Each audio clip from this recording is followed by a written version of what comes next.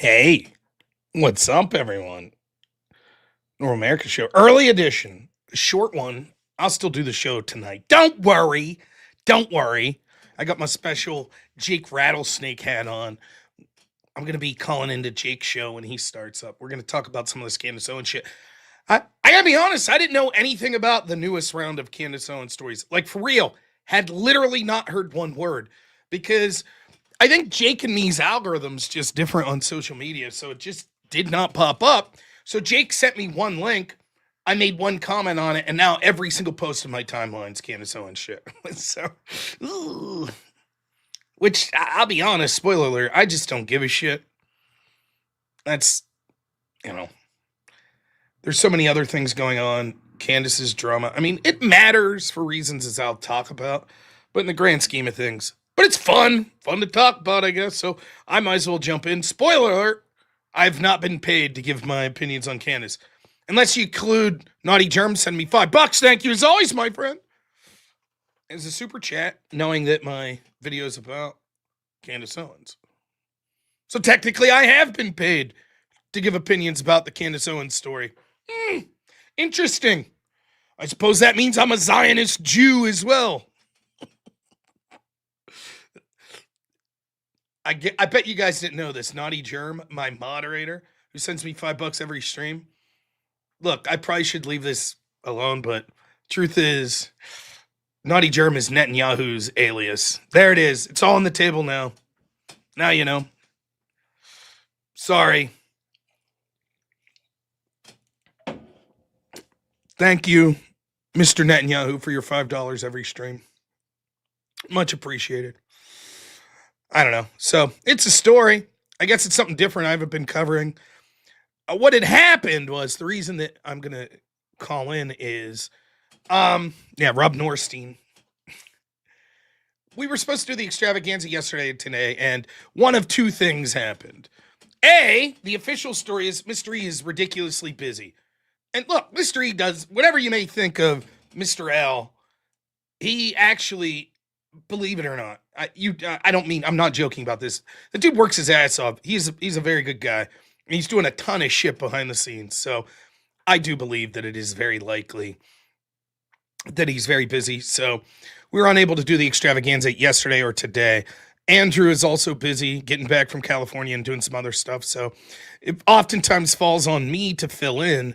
But without Mr. E being there, we're unable to do that. Of course, the other version is, and even though I believe that Mr. E may be busy, I don't think that's the reason. I think Mr. E's still crying his ass off after that ass whooping that our American boys gave those Canadians in hockey. I think he's afraid to show his face. Oh, wait, he never did show his face. Anyways, you get the point. That's what's going on. He's in a hole somewhere crying. I can't do the show today. The U.S. is still celebrating their gold medal. That's right. That's what's happening.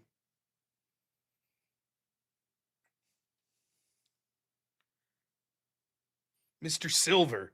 Wasn't that the name of the fucking bad guy in Karate Kid 3, Mr. Silver? Yeah, that's Mr. E. Mr. Silver Medal. Oh, Mr. E. Oh, I'm Canadian. The only thing we're good at is hockey, and we're not even bested in anymore. That's right.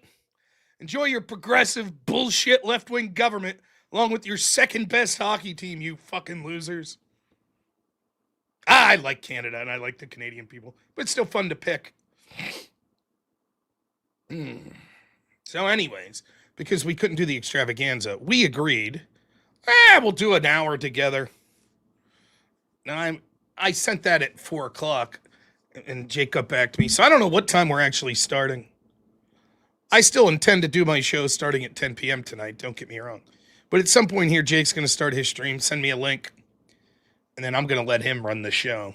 I'm just the guest. But you know, it'd be nice if us Norons donate more money than Jake and the people on his stream. Jake, like, he keeps tracking like Australian dollars or some bullshit. I don't know. It's all weird. I don't know what they do. He gets paid in didgeridoos or some shit. I don't know.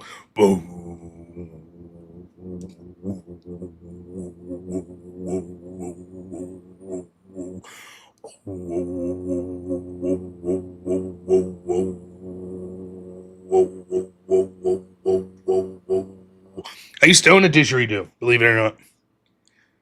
You can make your own. I found a tutorial online too.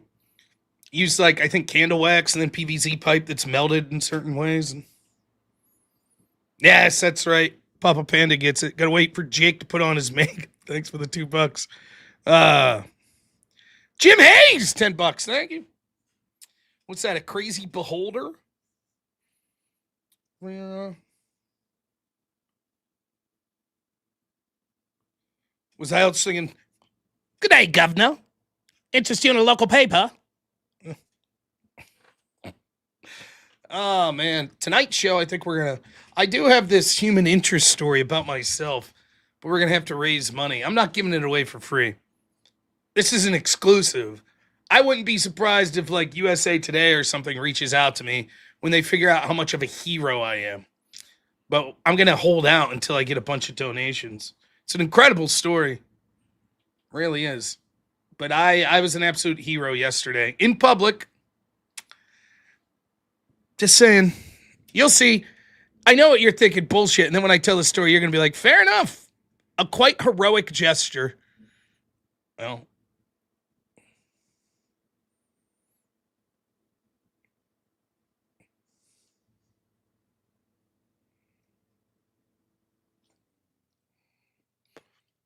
We'll talk about Trump's State of the Union. Not to bury the lead. We'll talk about it tonight. I said I'd be interested to see what, like, CNN always does polls on this. 2/3 of the people thought basically it was a good speech. 1/3 didn't. Pretty good. Pretty good. I mean, you're not going to get much better than that, especially with Trump. Any person at this point, 1/3 of the country is just going to hate him no matter what they do, but Trump especially. The thing is with Trump, here's the thing. The policies he talks about, the only policy he talks about that arguably wouldn't be overwhelmingly popular is tariffs. And even then, I don't know. Tariffs, here's the problem with tariffs, right? And I put myself in this category, I do. It's not an easy issue. And so people aren't going to have the average person isn't going to have really strong feelings on it. So it's going to be how you question the person or how you talk to them. Would you be willing to pay more money if we got more revenue through tariffs? Probably most people would say no. Would you be willing to pay slightly more if it means that we get better trade deals and bring manufacturing to the United States? Yeah. Most people would probably say yeah. But other than that, think of the issues that Trump's talking about. Voter ID, popular. Deportations, popular. Securing the border, popular. You know, other policies he talked about, the Trump accounts, that's going to be popular. Stopping investment firms from buying houses, that's going to be popular. The capping prescription drug prices, what other countries pay for them, that's going to be popular. Like most of the shit, it's like, now, whether or not it could get passed, that's a fair criticism. But the vision of what he's putting out there, like the trans stuff, popular. And you compare that to, like, what are the Democrats really running on? Green New Deal shit. It's not going to be popular. All these rights for illegals, not going to be popular. Against voter ID, not popular. So the big attacks against Trump and sort of the agenda he pushes out, the vast majority of the issues, they're just going to misframe it, or they're just going to be, Trump's bad. He's terrible.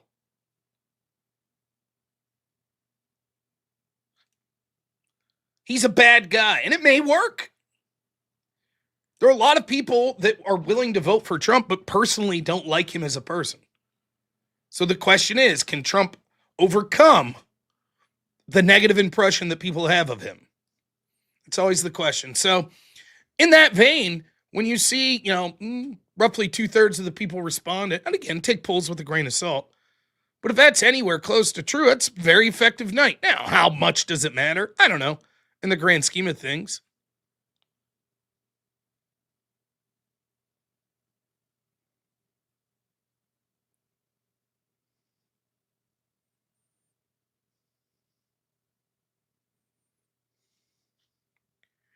The Candace Owens story that we're going to be talking about, obviously, I'm going to let Jake introduce the story more, but the gist of it is this. I don't even fucking know what, I saw a clip. The only thing I haven't seen a clip for Candace Owens in probably 2 weeks. A couple days ago, I saw Ian Carroll was just saying that, here, I'll show you the clip I saw of him. And Ian Carroll, I think, is very, fair to say, critical of Israel. I think that's a fair, I don't know much about the guy, but that seems to be his central thesis. Fair enough, whatever. Let's see if I can find the clip.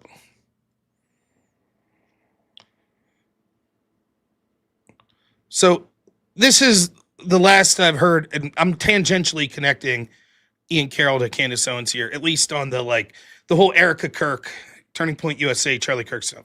Zach, in case you weren't aware, she's up, which is kind of her MO ever since she's been a CEO. She's up bigly. Defamation.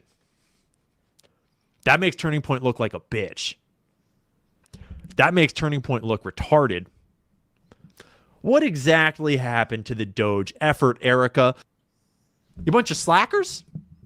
Are you a bunch of slackers, Erica? You slacking off on your Doge effort? It'd be a real shame if Erica were to do some Doge effort. Listen, Turning Point, listen, Turning Point, and all of y'all shills. Just because you're retarded doesn't mean we all have to be retarded too. Erica is his wife. And she's out here trying to convince us that we're the assholes. I mean, I don't know. He's welcome to say what he wants. People were putting that out and they were super offended. I don't see a problem with being you're an a-hole, you're a moron on these particular things. But I saw that and was just just making its rounds. That's it. That's the last I heard about the sort of crusade against Erica Kirk and Turning Point. And then a couple weeks maybe before that, I saw the last Candace Owens clip I saw was, basically her saying bad things about Erica Kirk again. I don't even remember what it was. I just don't give a shit at this point. YouTube chat's broken? No! How could it be?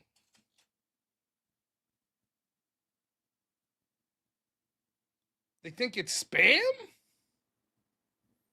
Can one of my mods, if you're there, try to switch it to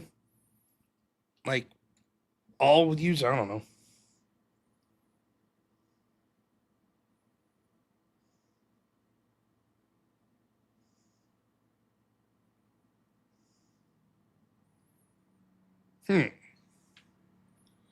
I don't know. Anyways, well, if that chat's broke, you can send super chats in other ways, such as at PayPal at robnoerr, buymeacoffee.com/robnoerr, or Cash App, $robnoerr. It's unfortunate.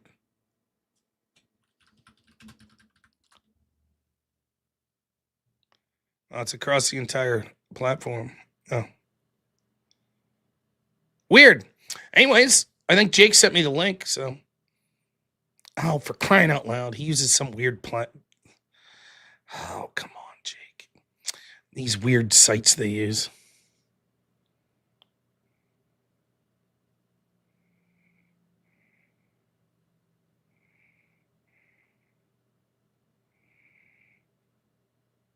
Oh, what the fuck?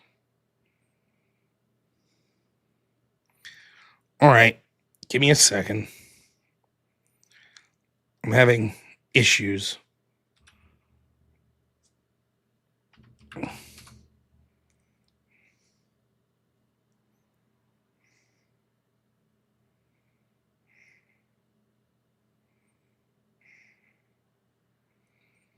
Oh, two-factor identification. Oh, my goodness. Here we go. Jake and his weird fucking...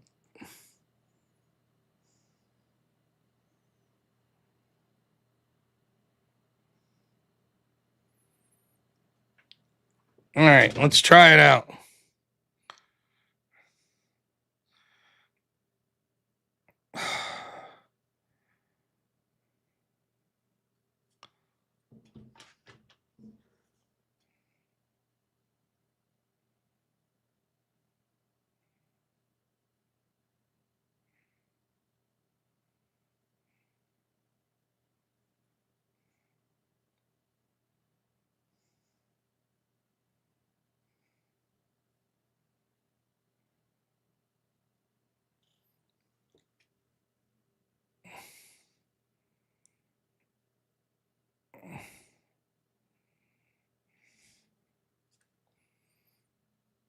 Jake, you fucking... Okay, give me a second. Boomer issues.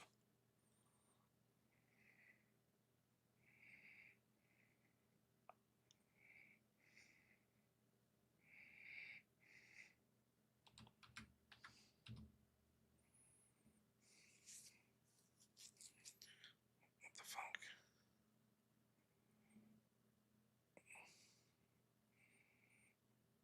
Microphone good.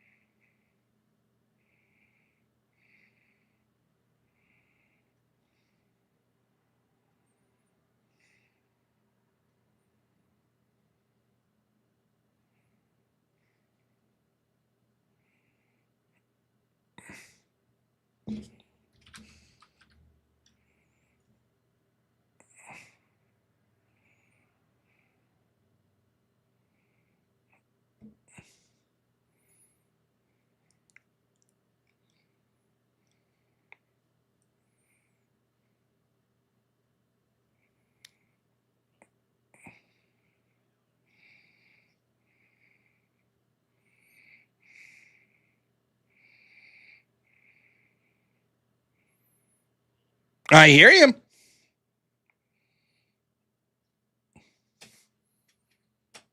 There he is.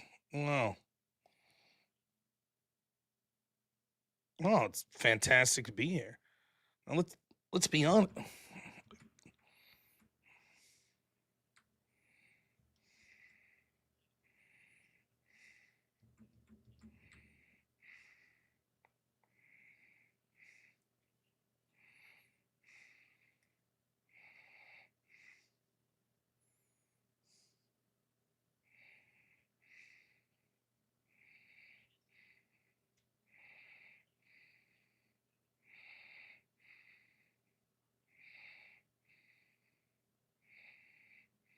The Erica Kirk reaction being like, there's just something just off about that, right? There's something just off about it. You can't quite say what it is, and the internet's been blowing up with all these memes of what stage of grieving we're in and these sorts of things. And if you're wrong about it, it is just such an uncharitable thing to do, and you really do end up with egg on your face if you're wrong about saying that she's not actually grieving about it. But there's just something there. I mean, the whole freaking fireworks and the white suit and all the ring and jewelries and the hanky that or whatever it is, the wipes and there's never actually tears there and stuff. It's just there's a lot going on that you just have to think to yourself, okay, well, this isn't how I would want my woman necessarily grieving for me. However, there's also the other explanation that it's like when somebody dies, sometimes you do have that adrenaline rush. I don't know if you've ever had this, Rob, but if someone dies in your family, there's like, all right, we're going to just freaking hold it together. We're going to weather the storm. We're going to get through it. We're going to be strong for everybody. we're going to put on a solid front, and then maybe behind closed doors, there's all sorts of, crying and devastation going on. But in public, you want to hold like a solid front. It's not a situation that anybody really knows intimately. But I don't know. What are your thoughts on that?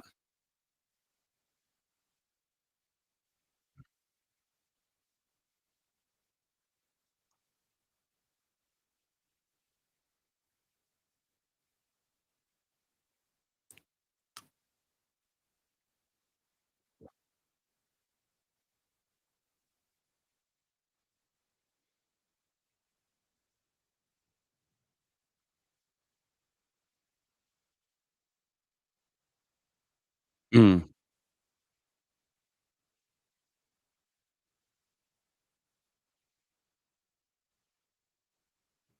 I'm not sure exactly what's going on with Erica. It could be that she's just trying to carry on the legacy of her husband, and the pressure is overwhelming, and so she's trying to be performative. It could be that she is. I mean, I hate to say this. It could be that she's like what we traditionally say is like a gold digger. That's like, great, I see good economic opportunity or opportunity to make myself in this, etc. Any of that could be true. I just don't know. I default to, look, I hope I'm never in that position. I love my wife dearly. I don't know how I would act. I'll tell you what I'd probably do. If my wife got assassinated, I'd probably come on here and be like super smiley face and then be the Punisher behind the scenes and be like stockpiling weapons and like, so I don't know.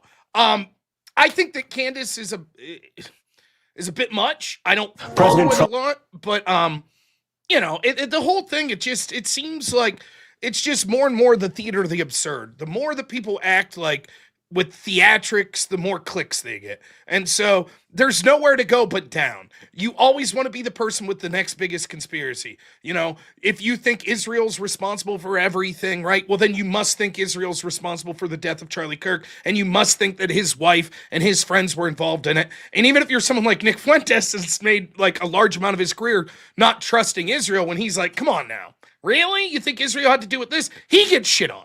And then Candace, if she's ever like gets to the point where she's like, well, wait a minute, this conspiracy is too much for me, she'll get shit on, and it's just this race to the bottom of whoever has the most all-encompassing answer that's the most nefarious world plot, that must be what's right. So yeah, this is the thing that's been going off recently. And I've got to say, Rob, in terms of marketing strategies, this is freaking genius, dude. I wish that I had this level of foresight.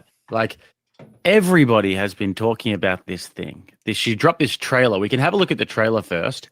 Apparently edited on her laptop in her living room, but I'm a little bit sus about that because it is, if she did, because it's a really freaking top quality edit. Now, listen, to be fair, we're used to dealing with Mr. E, so anything remotely competent is going to come across as like top notch, based on what I thought it'd be a great day to make fun of him and seeing as how he's not here. Yeah. Still crying about the Canadians losing. Let's only do that. Died after he was shot from a nearby building after being shot at Utah Valley University. The great and even legendary Charlie Kirk is dead. The cries of this widow will echo around the world like a battle cry. I didn't even get to give him a kiss goodbye. That young man, I forgive him. Take your time. Erica Kirk has been named the new CEO of Turning Point USA. My husband's dead. Like, I'm not trying to be morbid, but he's dead. It's weird to say excited. Describes her husband's funeral as the event of the century.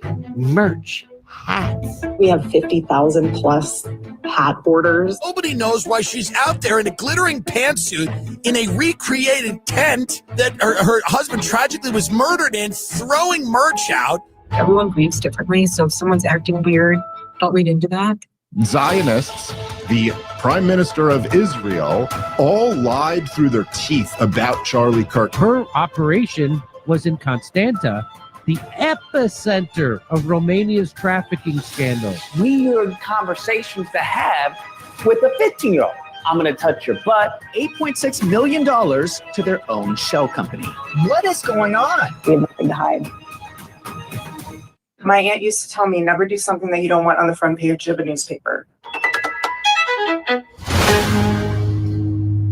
Okay, first of all, I have to say, because I actually do have a good editor with me in Vinny, who is actually a top editor.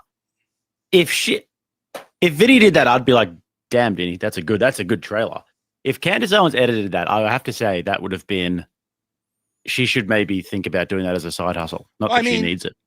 Look, the architecture of whoever did that, it's just phenomenal, right? It's phenomenal. Clearly a better editor than a linguist. We could give that to Candace Owens. Yeah, I mean, it's sharp. Yeah. It looks professionally done, for real. So The last bit there, look at the last bit. That is not amateur work. That's a professional editor. But anyways, off of that sort of topic, I mean, we have to give credit to the marketing here. The marketing on this, Rob, it's unbelievable. Dropping this trailer a few days before, getting everybody's fighting about it in the whole entire world. She drops the first episode today, a few hours ago. Over 200,000 people in the chat. You got to give some credit where credit's due. she's fantastic. I mean, look, without talking about the substance of what she says, yeah, she flubs words. All joking aside, though, she's very charismatic. There's something about her that's very engaging to watch. She's in a world right now where there is a good reason to distrust official narratives. I think we all agree on that, right? Yeah. And people are looking for answers, and people want to be on the in. You want to be the person that knows. Look at QAnon. How did QAnon get so big from like Trump's first term? It was because there's something intoxicating about believing like I'm one of the elites that know this thing that's at the center of controlling the world that no one else knows. And so she hits on that nerve, and she does it in a way where she's like very entertaining and articulate, maybe if mispronunciations aside. She's engaging. And she knows exactly how to play the controversy to her benefit. That's not to say that everything she's saying is garbage, or I'm not making that claim right here. I'm just saying you can't help. It's like something's going to happen. I want to tune in. And these taboo topics, if you're willing to jump in, you're going to get a lot of clicks. And so if you're the person that's willing to say, I don't know, I think Erica Kirk killed her husband, we're going to watch, so. Yeah, I've noticed it, man. I've noticed there's been a lot, like guys like Jimmy Dore, for example, just been absolutely raking them in, and fair play to you, I guess. But I guess I have to come and face the music every week on the extravaganza. That's the problem. Every time I make these claims, make these videos, go and do these clickbaity things, I then have to face the fucking principle. It's like what it is with facing Andrew about this sort of stuff. And then he's like, well, where's your evidence for it? I'm like, well, fuck you, dude. Why do I need evidence? Can't I just get some clicks? And by the way, okay, Andrew might ask for evidence, but shit, he's only there for 1 out of every 10 episodes. So who cares what he thinks anyways, right? Yeah, true. Look, it's something as a streamer, you know this. And if you're watching on either Jake or my channel, this is the truth. It is easier to be a streamer that talks about drama. And if that drama can also have political ramifications, even better. But if you're able to do a show that's like, oh, today we're going to talk about, Hassan shocking his dog again, and then lawsuits against this streamer, and that's big clicks. And if you could get in that drama, that gets in the center of that, there's just, and I'm not here to shit on people that like that, by the way. I used to watch professional wrestling in the 90s. I like watching some Judge Judy and shit. So I watch slop, and there's nothing wrong with that. Dude, I watch it all the time. Jerry Springer. We were literally watching Maury Povich reruns yesterday on stream of the You Are Not the Father. Yeah. Yes, it's good shit. It's fun. And so there's something about seeing these characters, and it's not just Candace Owens, but I remember everyone was talking when I did Tim Pool's show there a couple weeks ago. The big story was, what about Elijah Schaefer? This conservative, and he allegedly had an affair. I didn't know shit about it. I heard that he had slept with someone, and for me, I'm just like, I don't know. I feel like I'm on the street, on the streets, fucking trying to have Republicans win and criticizing them to get them to go in the right direction, and talking about Islam taking over our country and shit like that. And there's a lot of people that have a hyperfixation on Israel. Fair play, no problem. And this just jives right with it. If you could say that one of the most beloved, at least post-mortem, conservatives in the United States was assassinated by Israel, and his wife and his friends at Turning Point and his organization are helping cover it up. That's it. That's a jackpot for fucking striking gold for having a huge streaming career. And, what's crazy with her is it could start off as like, well, I'm just asking questions. And then the rabbit hole just gets deeper and deeper until all of a sudden you're talking about, well, Charlie and me, we went to like a school that was like Professor X's school for gifted mutants, and we're time travelers. And the movie The Matrix predicted this shit. And you're watching it and you're laughing, but she's making big bucks.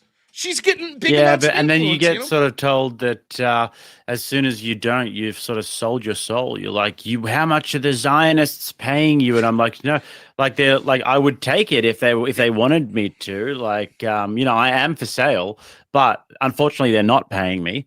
But no, like they're not. I'm just looking at it. I'm thinking, well, I always liked Candace. I've made many videos totally in support of her. When she was doing the feminist stuff, the college tours, when the British feminists would come up and she'd go at them, the Black Lives Matter stuff, she would go to the black events, the panels, and she would absolutely roast TI and these sorts of. That was fantastic. Loved that back in the day. And even the TPUSA events where she would roast the wokies in the crowd and stuff. Loved it. Always pregnant and shit. I used to love that shit. And even the start, like the Brigitte Macron, I liked that series. I thought it was, I was pretty convinced after it that that's a dude. But anyways, when it comes to this, there was that Mitch Snow thing, and that guy was like obviously just a complete fucking fraud when you looked into it. And the only thing we really had to go off was the credibility of the witness in that case. And the looking glass stuff, and people are saying, hold on a second, that's retarded. Like that's actually really retarded and dumb. And then when people call that out, she's all of a sudden saying, well, everyone's freaking out. We must be over the target because everyone's freaking out about Mitch Snow. It's like, no. It's just, we're not freaking out. We're just saying how objectively stupid that particular take is. And then that's, I guess, in the rearview mirror now, and she's done with that, and there's no further evidence to come from that, or the Egyptian planes or whatever. And now it's about Erica Kirk, and that's the next investigation series. So maybe I am just a Zionist shill. I don't know. Originally, it was like, oh, no, I'm not saying anything about Erica. At least that's what I think I remember her saying. When this first came out, I had people, look, I may average 300, 400 live streamers, which is great, but I'm nowhere in the stratosphere near, like, Candace Owens or the people she's dealing with, like interacting with, right? And yet I would still have people come on my channel and be like, why won't you talk about this? And I'm like, I don't even know what she's saying. It's no offense to her. I'm not watching her content. There's a lot of great people whose content I don't watch. It's no offense or anything like that, Yeah, we're busy, yeah. I'm too busy, eating and watching chess videos. So, what am I going to do? You watch chess videos? Oh, yes, Ginger GM. He's my favorite chess streamer. So you watch like the tactic videos where they break down the tactic. I've watched a few of them too. Yeah. I've watched some of the ones where they're breaking down Andrew Tate's dad, his chess tactics and how he was super offensive and everything. And there's this one guy, I don't know if maybe it's the same guy you watch, but he gets so into it. He's like salivating about all of these different tactics and everything. There's a lot of good. I find it entertaining. That's what I do for escapism. I watch stuff like that. I watch people that cover. I can't watch horror movies in my life because my wife's not into them, and I have a 5-year-old now. So I watch people reviewing horror movies and reviewing like old Tales from the Crypts episode and things like that. That's my entertainment. So one day people are like on my channel, they're like, Candace Owens, what about the stuff she's saying? And so I'm like, let me give it a fair shake. Someone who like, I'm not trying to misrepresent her. Can someone explain to me what her theory is? And this is almost verbatim what I was told from people in my audience who are good people. They were like, well, there's these Egyptian planes. I'm like, okay. And they're like following Charlie and Erica. Like 40 something times they were following them. I'm like, just like in the air. Yeah. Okay. Mm-hmm. And I'm like, okay. And well, it turns out they're probably Israeli because they were going to Israel. I'm like, okay, if I accept that, what's the implication here? And they're like, well, she hasn't said. And I'm like, I don't understand. Like, if I'm trying, here's the way a conspiracy theory works, and I'm not shitting on conspiracy theories. There has to be a logical story. Like, you could be like, I think that LBJ killed Nixon or killed JFK. Why? Well, because of Vietnam and because of the CIA and blah, blah, blah. It's a story that could make sense. Now, maybe you'll say, I don't agree with that, or the proof's not there, but the story makes sense. The planes thing, I was like, so if I'm trying to steelman it, it's like, so they were spying on the Kirks? But wouldn't you send like a human spy? Why would you send something that like at the end of Goodfellas, spying on the where he's looking up in the air and he sees the helicopter chasing him or whatever? It's like, really? That's what you're gonna do? I was like, unless the idea is. Well, that's the thing that I thought. I had a similar sort of thought when I was reviewing it, because I was thinking to myself, if you were going to get a spy, or if you were going to get something along those lines, why would you need a plane to do it? Aren't the Mossad unbelievable at getting agents to actually just position themselves in the countries that they're in? Like, they've had people who have infiltrated. There's that famous case of that guy who was killed because he infiltrated the Syrian government, got all the way to the top of the Syrian government, that was eventually executed because they found out that he was a Mossad agent. They would have plenty of access in the United States. If they can do it in Syria, they can do it in the United States. And they would have somebody who would just be a Mossad agent who would get close to them and would be able to give intelligence that way. But you wouldn't need a plane to be following them around. That just doesn't make it. You can have a car. That doesn't really make any sense. Right. And what I would say is like, well, I guess the only way that would make sense is like as an overt, see how powerful we are? We could actually be in the airspace that requires like government acceptance ahead of you. But wouldn't it be more, if it was me and they're trying to intimidate me and my wife, I would have it be like our limo driver or our cab driver. Be like, see how close we could get to you? See that the whole time you were in there giving your speech while your wife was outside waiting in the car? Guess what? The driver was Mossad. If that's the theory. Yeah. And so it was just like, you know, and I believe the people in my audience that were kind of giving Candace's version, that were Candace fans, and they were like, well, she hasn't said. And I'm like, well, that's odd, because the way she phrased it's like, I'm just asking questions. And then, I don't know if this is true, but then there's another host of people in my chat that are like, yeah, this whole thing's bullshit. It turns out 70% of the time she said these planes were in the air over Erica Kirk, it wasn't true. And then it became, well, it wasn't Erica, it was Turning Point members in general. And then people are like, yeah, but still, the dates and the numbers that they had, it's all wrong. And then she was like, well, you know, it's still a working document. And, you know, if that's the sort of stuff where it's like, the problem is, and I'm not even saying Eric or Candace is doing this from a bad place. You know, when Alex Jones got in all this shit for Sandy Hook, you know, one of the things he said on Joe Rogan, I don't know if he's just faking being contrite because he owes billions of dollars now, which is bullshit. Free Alex. You know, I'm a big Alex fan. But I do believe this part. He's like, once you start going down to like conspiracies and you get to the point where everything's a conspiracy, there's no coming back because everything's just further proof of the conspiracy. Right? So at this point, if like there was proof positive. It's a sunk cost fallacy. Yeah. At this point, if there was proof, like, look, here is literally the chart logs for these planes. They weren't there. Then it would be clearly someone powerful's manipulated the logs. And what do you say to that? You're just like, I don't know what to do with this. Maybe you're right. I'm not saying it's impossible, but in my day-to-day operation of life, am I supposed to just be like, well, I guess clearly the Trump administration's implicated and everyone at the highest level ever is implicated and all ran by Netanyahu and they clearly killed Charlie Kirk and his wife's clearly in on it. And then, of course, the problem becomes, you know, one of Candace's things was, well, who's benefited more, you know, than Erica, or who's benefited more than, well, I'll tell you who's benefited. Candace Owens. She's made a career. She's made shit more money than anyone covering. So maybe she's implicated. Of course, I don't believe that, but you see how it'll come to eat your own eventually. Like eventually it's just like someone's going to come along and they're going to be like, but wait a minute, you're withholding shit because you must be involved. You're leading us on a So the whole thing to me, it's just like, I kind of shrug my shoulders. And by the way, it's like this with a lot of the Epstein files.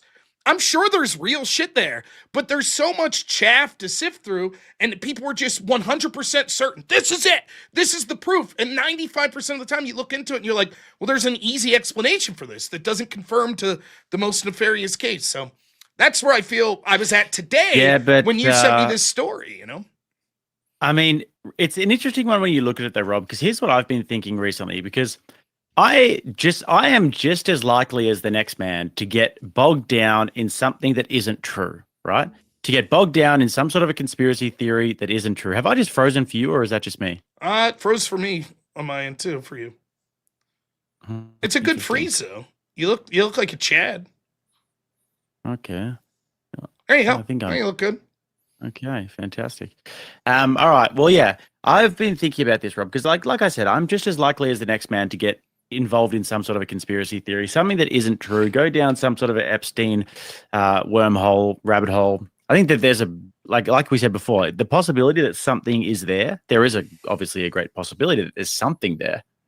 But is it necessarily smoking gun proof? And to what extent do we need smoking gun proof for things? And then when we're looking at all of these various different stories as well, it's like, is it good or bad that we get taken on the journey so much? So back in the day when we used to have more of a monoculture where people would watch, what was that 1960s journalist called that everybody used to watch in America? Cronkite?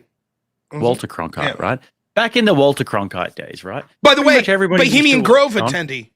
Just saying, Really? ask Alex. Oh, yeah. His voice was that of, what's the owl god? Was it Moloch?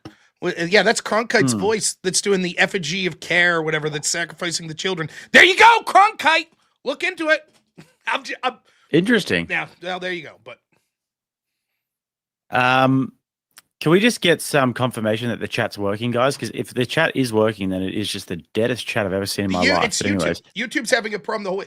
If you're on Jake's chat, try typing like you're typing Spanish. Like type El Peniso. That'll show up. For some reason, if you're putting vowels at the beginning and the end, that's what my audience is telling me. So yeah, it's all of YouTube right now is down for some reason. that is bizarre. Yeah. Okay. Well, anyways, so I've been thinking a lot recently about monoculture, Rob, and whether or not monoculture was a good or a bad thing, because everybody used to kind of get behind a unifying message in a way back in those sort of Walter Cronkite days. And yes, we didn't have access to all of the information that we do now. And yes, we didn't have access to the internet and to everything so that we could go and make our own conclusions about everything.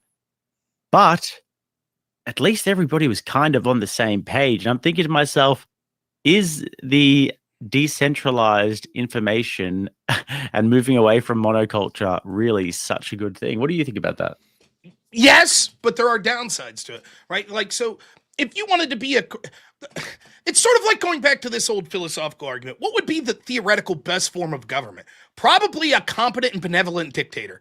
A guy who knows more than anyone, who's totally moral and just. And he's trying his best to have the best society for everyone. Probably that's the best society. The more you spread that out, the more you get less of a chance to have the best government, but also less of a chance to have the worst government. Because the worst form of government would be a corrupt, incompetent, evil dictator.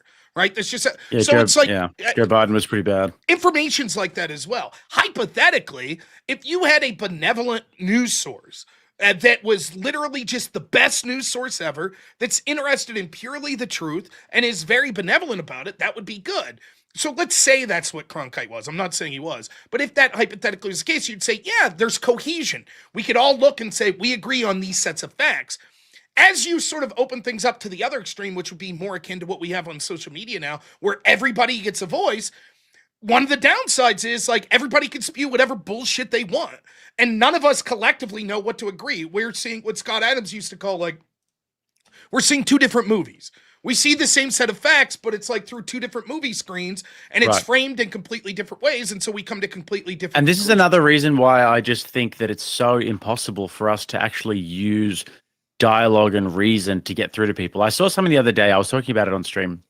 So in Australia, we have Australia Day, the 26th of January.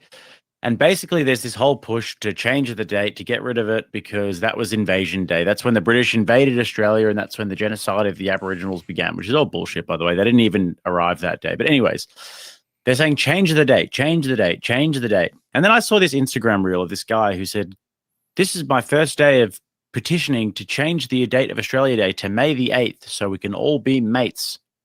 And I just thought to myself, oh, I wish I was that naive. It would be so blissful to be that naive, because what they don't understand, obviously, these people who have just listened to something political for the first time and they think that they've got the answer, and the answer is to just love each other, right? They don't realize that we are, like you said, watching two different movies. We have a different fundamental view of reality. And the sort of leftist, Marxist, egalitarian view of reality is basically anything old, bad, anything new, good, anything progressive, good.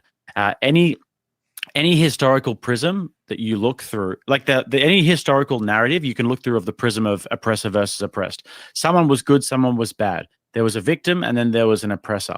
And then they can sort of formulate their worldview through this. And everybody is essentially a blank slate at the end of the day. Everything is socially constructed, whereas we will view things as very differently to that. Obviously, there's a lot more, I guess you could say there's a lot more nuance involved when you're looking at these different realities about history, for example. Like, just a good example is the reality of the relationship between men and women over history.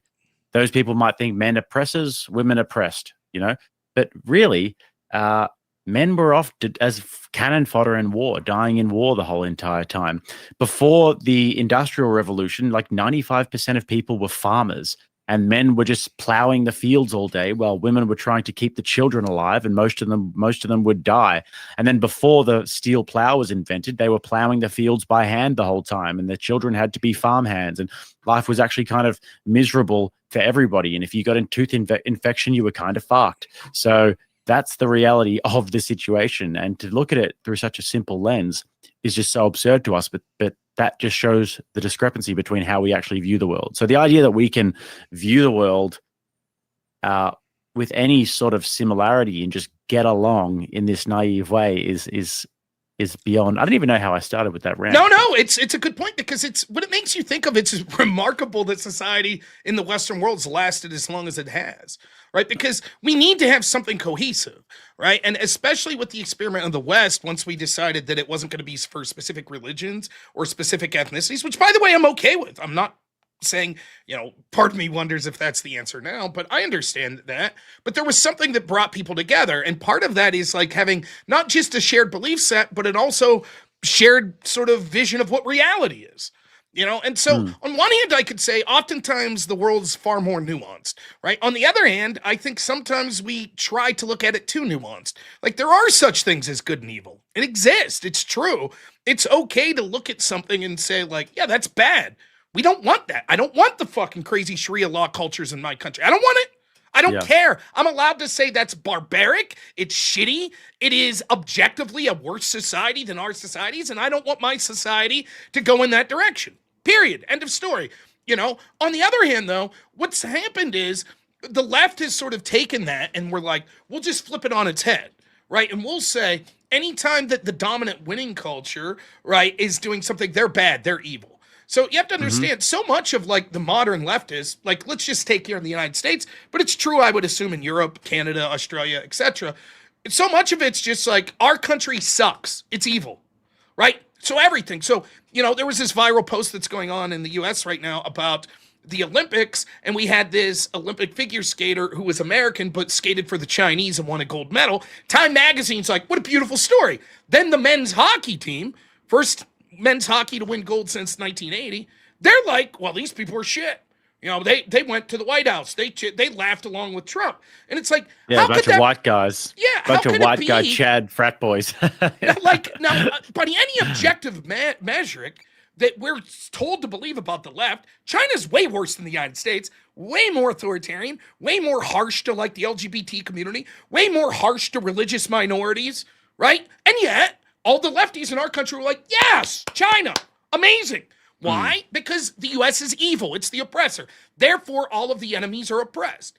Now, to tie it back into the Candace Owens shit, you can see where this goes on the opposite end, right? I fucking hate the FBI. I think the FBI should be disbanded immediately. I hate them. I think they're so unbelievably corrupt. Now, my view is a minority. No one's going to get elected that does what I do. But I can still acknowledge, even saying that not everything the FBI says is the opposite of the truth. For example, if the FBI says, there's this serial killer on the loose in Virginia, lock your doors, here's the 9 people that have been killed, they may very well be telling the truth. Is that actually the case? No. But you see the point. Okay. What happens is now, like you can see with the Candace Owens things, it like starts in the assumption, Israel is the oppressor. And so every story, ultimately the bad guy is Israel. And so it comes right down to the point where, like, I've seen these people where it'll be like, bad hurricane, unseasonable hurricane, hitting New York. Must be the Jews. And you're like, what? And like, I debated a really smart dude, smarter than me, on like similar topics once, and this was during the Rittenhouse trial. He told me, you realize every single one of the prosecutors involved in Kyle Rittenhouse trials is Jewish. I was like, really? I looked into it, and like the first guy comes up like Ben Smith, this black guy. I'm like, this guy? Well, he's controlled by Jews. And you're just like, it just never ends. It never ends. It's like, and so it's like, it's very similar to the left's pattern behavior, where it's like the white man, the straight man, the Christian, the Republican, they're evil, they're responsible. So anywhere you see something, oh, Democrat-controlled Chicago, crime's up. Well, it must be because Republicans in the next state over have gun fairs where the gangsters of Chicago are going to get the guns. It's their fault. It's Trump's fault. It's Republicans' fault. It's white people's fault. It's men's fault. And it's the same thing that I see so often now on the left. That's not to say there's not legitimate criticism of Israel, but it just becomes oversimplified where it's like, well, it must be Israel. And then if you don't like Candace Owens, well, you must be getting paid by Israel. It's the only explanation that makes sense, right? And it's like, I mean, maybe, I'm not saying there aren't people being paid by Israel that are criticizing Candace, but I don't know that I could just accept at face value that anyone that said something like Candace Owens is demonic is literally on the payroll of someone or of Israel. It could be that people could come to that conclusion themselves. So I don't know what to do with it. It becomes frustrating because for me, it's like, I don't begrudge anyone free speech and they say whatever the hell they want. And maybe you believe it. And there's solid reason to believe that Israel's bad and U.S. intelligence agencies are bad. Okay, fine. Right. But I'm just not willing to jump down the rabbit hole. The other thing is, I'll just say real briefly, which is tough for me. It's once you start criticizing specific people, then you have to be a little more tight. Like if you want to say in general, I think Mossad does X, maybe they're responsible for Charlie Kirk's death. That's one thing. But when you're like, I think his widow is, what if you're wrong? Like if you're wrong, you're doing something real shitty there, right? If you're just saying that without like good reason to say it or good proof, I mean, you're maligning a woman whose life is totally torn upside down, who, regardless what you think of her as a wife, has small children that will never have a father. And you're saying she's at fault or implying that she is? That's fucked up if you don't have the proof. Unless, yeah, that's the thing though. Unless you've got the proof, if you're going to say that there's, yeah. Look, I think that if there was some sort of an explanation here, and this is just looking at female psychology, and generally speaking, the red pill kind of talks about this idea a lot, that guys who are virgins until marriage in the modern world might find themselves in some trouble, especially if you're a guy like Charlie Kirk. You're tall, you're successful, you're a CEO, you have the potential to be the president of the United States one day, you have no experience with women, and then somebody like Erica comes along, or somebody like that comes along and basically knows the game, they've eaten from the tree and they know how to just manipulate a guy like that who hasn't had any, like, basically the idea here is that you could get eaten alive by females in the modern dating market if you're a guy who's a virgin until marriage. Not saying that the sexual act is going to give you any sort of experience, but in terms of dating and these sorts of things, but you get what I mean here. So I think that there's a more likely explanation that potentially Erica was never in love with Charlie to the point where they were together from a young age and he was just her absolute first choice. And she has this monkey-like attraction every time she sees him, and that when he died, perhaps it was the opportunistic part of her where she was able to sort of take over the company and all of that was a little bit more at the forefront than the grieving side, if that makes sense. Yeah, it could be. And it could be that. And she did love him. And she, I mean, look, I don't know. Life's a funny thing, and greed could be a funny thing. Like, so for example, if I die, my wife's a stay-at-home mom, right? She doesn't work. She doesn't have an income. We have agreed as a family unit that I'll be the provider and she'll be the person raising my son. If I would die today, like my wife might say she would grieve. I think she loves, maybe I'm wrong, but I think she loves me. She might come to the conclusion, I want to continue Rob's channel. I want to do what he was doing to make money for my son, for myself. I have to provide now. And, and I think Rob would have wanted me to carry on. Now, maybe the specifics of what she's doing is over the top. Maybe it's like, whoa, what are you doing? That wasn't exactly what I would have done. But that doesn't mean she didn't love me. It just means like she switched. Similarly, if you die and 4 years later, your wife meets another guy, does that mean she didn't love you? Maybe it was like, hey, fuck this guy. I'm just with him but maybe it's like, look, she's moved on and she met someone. I don't know. There's all sorts of possibilities. For me, I have two minds of this. On one hand, I don't think anyone should be above questioning. I really don't. I think that it's absurd that we use that as sort of, I don't know if you remember that. I'm older than you, so you probably don't remember this. There was this woman named Cindy Sheehan, and she was a big Iraq war protester. Her son had died in Iraq. And so the media loved this lady during the W. Bush years. She would go outside of like wherever Bush's campground was, Camp David or whatever, and she would have all the media there, and like Michael Moore was a big fan of her. And it was like, how dare you? My son died. Now listen, I didn't like the Iraq war, but I was also like, yeah, but like to act like no one could question or disagree with you because your son died is fucked up. Like, I understand where you're coming from, grieving mother, but at the same time, and I could give a personal story about this. I had a roommate that got a DUI, and you're supposed to, in the United States, at least in my state of Pennsylvania, you could go through like classes to get your penalty lowered if you get a drinking and driving. So he has Lex to go to this class, and normally what you do is you go with your parents or like your mom, but his parents weren't around. They're not in state. So he brought me. I was his roommate. And so you sit there and it's just like crazy. It's like, some guy will stand up and be like, I was at the bar and I was drinking with my buddies and we were doing shots and we left and I slammed into a parked car and I blew like a 1.8 or, a 0.18 on the breath alkalizer. And then they'll go, and how did you feel, Mom, when you got the call? And you know how it is. I was ashamed. I couldn't believe that my son, and then, so I was like, I had to tell my story and they were like, where were you when you found out? I was like, I was in the passenger seat. And they're like, well, if he was drunk, why weren't you driving? I was like, I was more drunk. It's made sense to me, But anyways, at the end of it, they bring this guy on who lost his son to a drunk driver.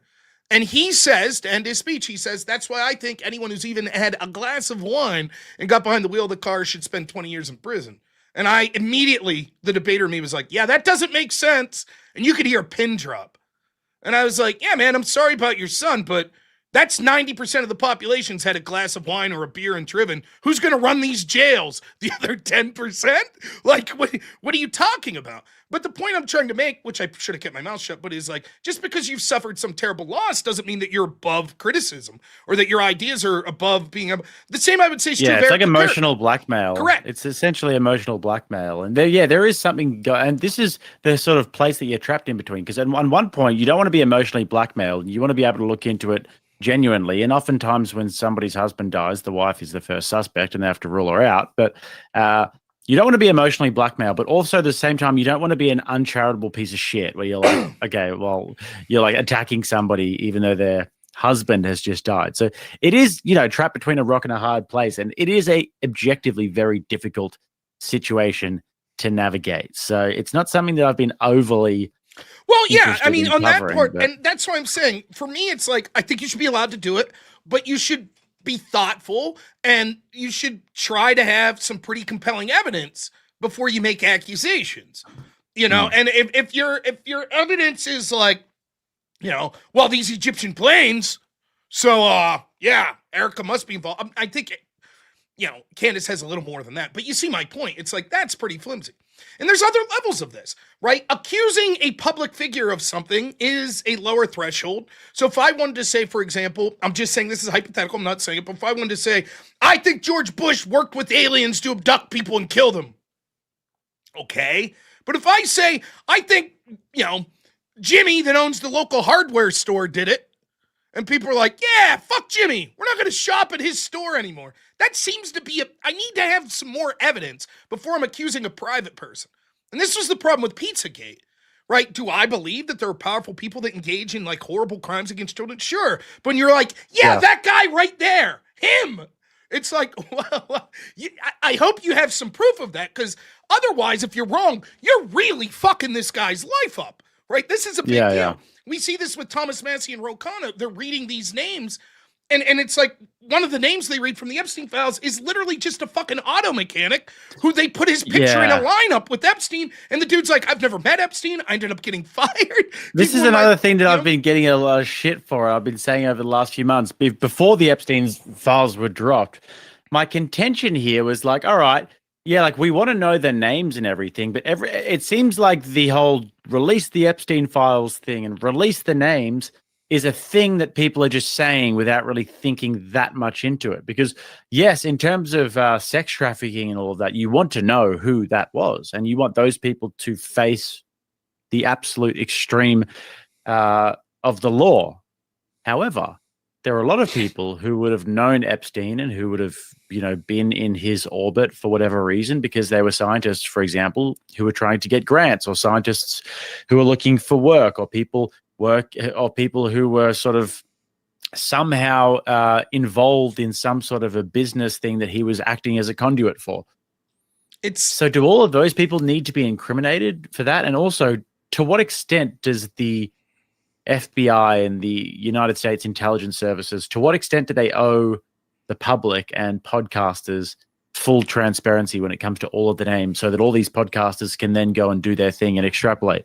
It's like some of the things on there are legit. Don't get me. Like, I think that there are some legit things on there. For example, like, it's not a smoking gun, but people are messaging Epstein saying, one of the guys emailed Epstein saying, "I've been thinking a lot about the thing that you said to Bill Gates the other day about how we can just get rid of all the poor people." Now, this is directly in line with Bill Gates' ideology. Bill Gates is somebody who is a depopulation. He's somebody who wants to manage population control. He's somebody who's been funding population control. He's a Malthusianist. He's been involved with all of these different Malthusian groups, exploring various different vax measures all around the world. So that, I think, was like a corroborating piece of evidence for the theory that was already there, that Bill Gates has some sort of a Malthusian worldview and has a depopulationist worldview. So those sorts of things I think are very interesting and cool. Then there was the torture video thing, where it was the guy who was the Emirati businessman who was speaking with Jeffrey Epstein about a torture video. And this Emirati businessman is also running one of the biggest logistics, trade, shipping companies in the whole entire world. Now, there's a few questions to be asked there. Now, let me counter on the torture video. Yeah. So, here's what I was reading about that, and I looked it in, and the timeline makes sense, but make of it what you will. There was, I can't remember the specific details off the top of my head, but there was like some specific investment deal that the United States was about to make in like Qatar or, UAE or some shit like that. And it was being held up. I think it was during Obama. They decided not to put it forth because this torture video came out from the country. And what it was it showed like dissidents being tortured. And so Obama was like, shit, we can't put this bill up yet, because he was worried that in Congress there would be this like, well, we can't send this government money because of this. But this was this investment opportunity that was sort of popular with a lot of business people in the United States. So the context is this guy's like, I like the torture video, meaning like, I like the propaganda of that. The way it reads, though, is like Jeffrey Epstein's torturing people, like children. And this dude's like, yes, I like that. I like that video you sent. Maybe he's saying he liked the video. I think it was Epstein saying to him, "Love the torture vid." Yes. So yeah. Now, it's hard to spin it as a positive that someone likes a torture video if it's real torture. I mean, if it's the movie Saw or some shit, one thing. But I don't know that it means, like, there's all kinds of, there was another one that came out where it was like, I think it was Leon Black, right? And the email says like 7-8 years, hurt their private parts until they were bleeding. And people are like, oh my God, a 7-8-year-old. Well, no, when you looked into it, what really was going on was he was being sued by his ex-wife. And what he's saying in this message is like, I was with this bitch for 7-8 years, and here's what she fucking accused me of. And then it was dropped. He won the suit, right? But if you just read that, and it is like, think about it this way, right? Let's say you have a friend. I have a friends group. We say all kinds of fucked up shit to each other, right? Like, we're just texting each other. Like, a lot of slurs being said, maybe some words that you would hear in the extravaganza a little more, being said in that group chat. But there's shit on there would be like, someone would be like, hey, you're gay. And you're like, yeah, I guess I do like butts or something like that. Bam! Someone takes that out of context and puts it in a serious congressional file. All of a sudden, everybody's like, oh, Rob admitted in a text message he's gay. The context is lost. And if you think about that, if every one of your communications got released, there might be some vile shit in your communications, but there might also be stuff that you would look at and be like, oh, that's silly. That was me and Jake joking around about X. There's nothing to it. But the rest of the world's going to be like, what do you mean joking around? You said, that you like torture. And it's like, Yeah, we were saying that listening to Taylor Swift's Torture like 10 emails before that, and that's what we were talking about, and so, and then what makes it so difficult, it feels like we're saying nothing, but we basically are, because there's no right answer. So I would say something like this. Here's my general thoughts. When I said I wanted to see the files, I wanted to see like a curated version of serious shit, but done by good faith people. I didn't need to hear every allegation anyone made up until 2024 that they sent in an anonymous tip and said, this famous person did something heinous to me in Epstein's Island. I don't see the utility of that. If there's no evidence to back that up, I don't know that we need thousands upon thousands upon thousands of accusations like that out there to ruin people's lives. However, I'd still, if I had to pick one or the other, total releasing everything or releasing nothing, I guess I favor what we're doing now. I say that, my editor puts it out in a video, go look at the comments under that video. Never thought I'd see piece of shit Rob covering up for horrible Epstein and his crimes. I mean, what are you supposed to do about it? I don't know how to be more honest than that. I've been called a pedo apologist and stuff a fair few times over the last few weeks, and look, man, but sex sells, bro. That's the way it goes, Rob. Sex sells, man. And if you want to sort of do that, then it's gonna be pretty lucrative for you. So, there are all kinds of different narratives that you could make, and I think some of them more plausible than others. And are you going to find smoking guns? Probably not. Can you speculate on things that are, could be true? Perhaps, yeah.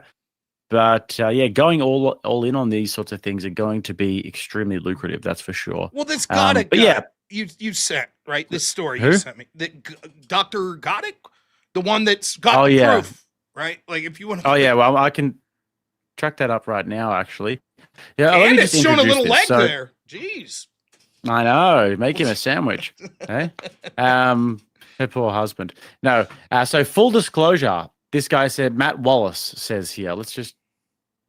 Matt Wallace.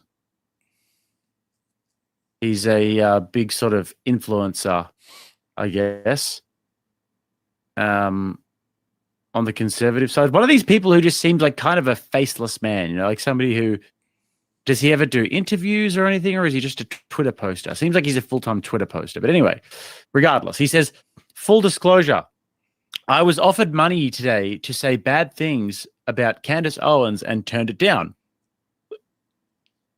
Some of the replies. I'll do it for free, Mike. They don't offer me any money anymore. But I don't doubt for a second that this is true. Candace is a real one. Okay. Why don't you doubt it for a second? And then people are saying, you're telling me that this is organic, all the people calling her a demon. How much? Someone's doing it for free. Wallace has been involved in some hoaxes where he's been accused of being wrong. And the other thing is, I thought the best comment I read under that, someone was like, in other words, not full disclosure. Full disclosure would be who offered to pay you, then tell us.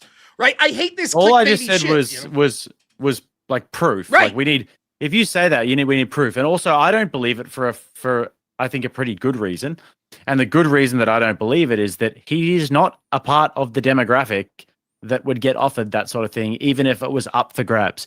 He's a guy who, like, if you ask people like Dan Bongino and Ben Shapiro and people like Seth Dillon, these sorts of people, the people in the thumbnail and others, and maybe, Gunter Eagleman and these sorts of people who are regularly saying bad things about Candace and who are really on the other side, then sure.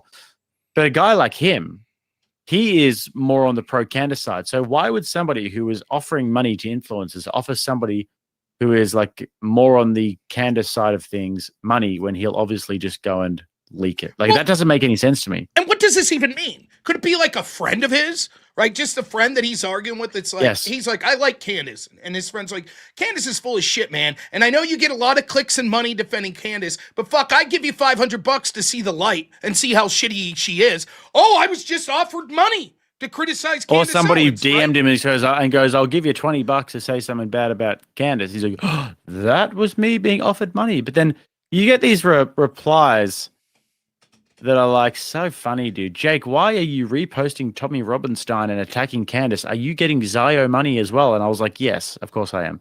That must be the answer to absolutely everything that you can't understand. Tommy's based. Fuck you guys. Like, you might disagree with his stance on Israel. The guy's actually put skin in the game. He's been arrested how many times? Had death threats against him. Been physically assaulted because before any of us knew of it, he was living the reality of these grooming gangs. And because he's came out and been like, I don't know, I think Israel's fighting these horrible cultures, so I agree with them. So many people are like, well, now fuck Tommy. Like, all the good work he did fighting these grooming gangs doesn't matter because the number one thing has to be hate Israel above everything else. And if not, then you must be taking money from Israel. It's so dumb. It seems so obvious to me what's happening there. Like, first of all, Tommy Robinson was a trailblazer and a thought leader when it comes to this thing. He was a successful guy, and I've met Tommy. I've interviewed him in London. Yeah, good lad. He was in Luton. Living in Luton, he had a successful business where he was making good money and he had his family and everything. And then he noticed that his towns were being completely destroyed by Islamic immigration, that young women were being raped constantly, and that this was happening all around. He took a stand. His name's Stephen Yaxley, but he changed his name to Tommy Robinson so he could be a little bit more anonymous. Eventually he gets doxxed. He goes to prison a few times. And it's like, it seems so obvious to me that the reason why he takes the Israeli side is because he needs allies, right?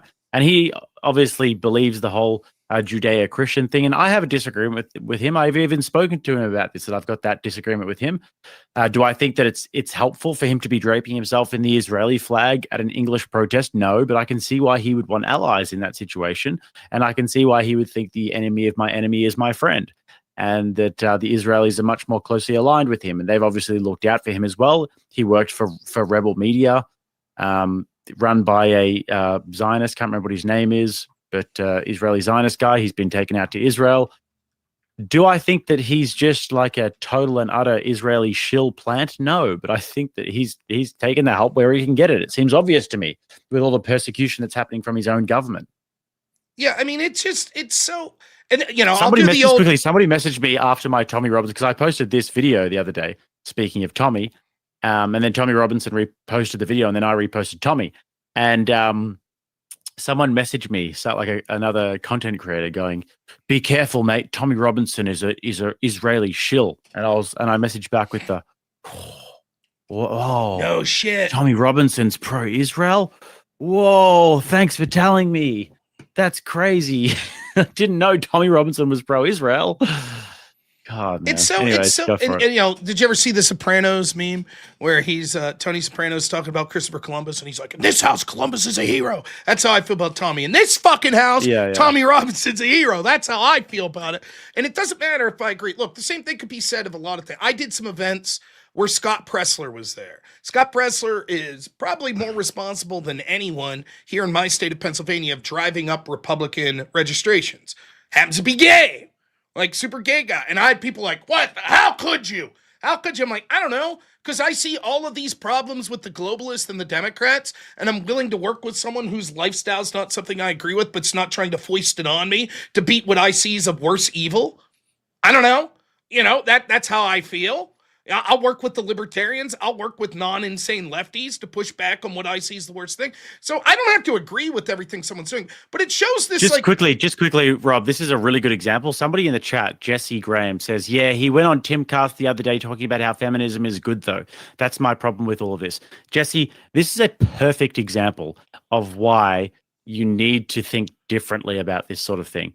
Tommy Robinson is not an anti-feminist. Tommy Robinson is an anti-Islamic grooming gang raping little girls in Britain. That is the thing that he is a bulwark against. It's not that Tommy Robinson is going to go out there and be a based anti-feminist crusader. That's the job of somebody like Rachel Wilson. She's an expert at being an anti-feminist. Tommy Robinson is not that guy. Tommy Robinson is not going to be the anti-Zionist. He's not going to look into all of the history of that and understand the difference between why Christian Zionism isn't really a thing. Tommy Robinson has only started to really understand Christianity and take that more seriously over the last few years. He has a role. Everybody has different roles, and you have to be able to compartmentalize and think, okay, maybe he's not the best anti-feminist crusader. Maybe he doesn't understand that topic as well as he should, as he probably could. And if you explained it to him, maybe he'd be more on your side. But that is not his function in the culture war. If I was in a trench in World War I, right? And I'm about to be overran by the Germans. And I find out the guy, next to me that I'm, depending on for my life, that we're in this foxhole together, it's like, actually, this dude's, thinks women should have the right to vote and is a feminist. Am I going to be like, well, I'm sorry, you're going to need to go away, sir. I'm in this myself. Like, Tommy and me, by the way, and a lot of other people, I view this sort of globalization and the erosion of our borders and mass immigration as an existential threat.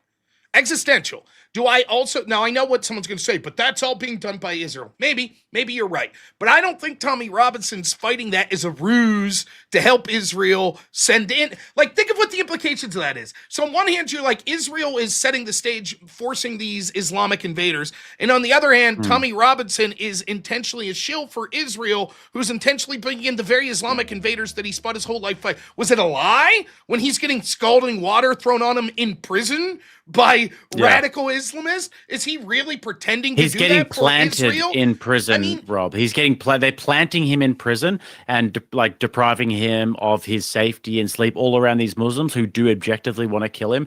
And then he's coming out with the big beard and the frizzy hair looking like he's been in a mental institution. That's all a part of the greater plot. I'm not sure if you know that. So maybe you disagree with him. Maybe you're like, I think he's wrong in Israel, and I think strategically he's doing things that will end up harming his mission. Maybe so, but that's different than being like, he's a shill. He's a bad man who's intentionally taking money.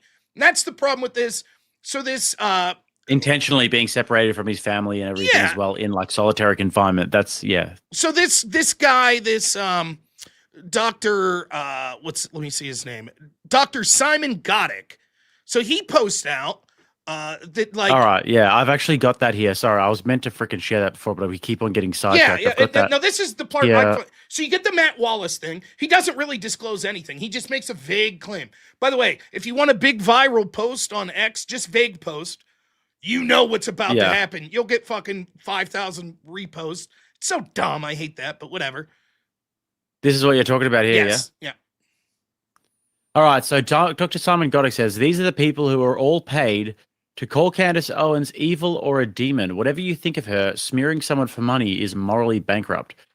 So it says here, verified table, accounts pushing memo-style language. Plus 10K followers, confirmed post, Feb 24 to 25, 2026.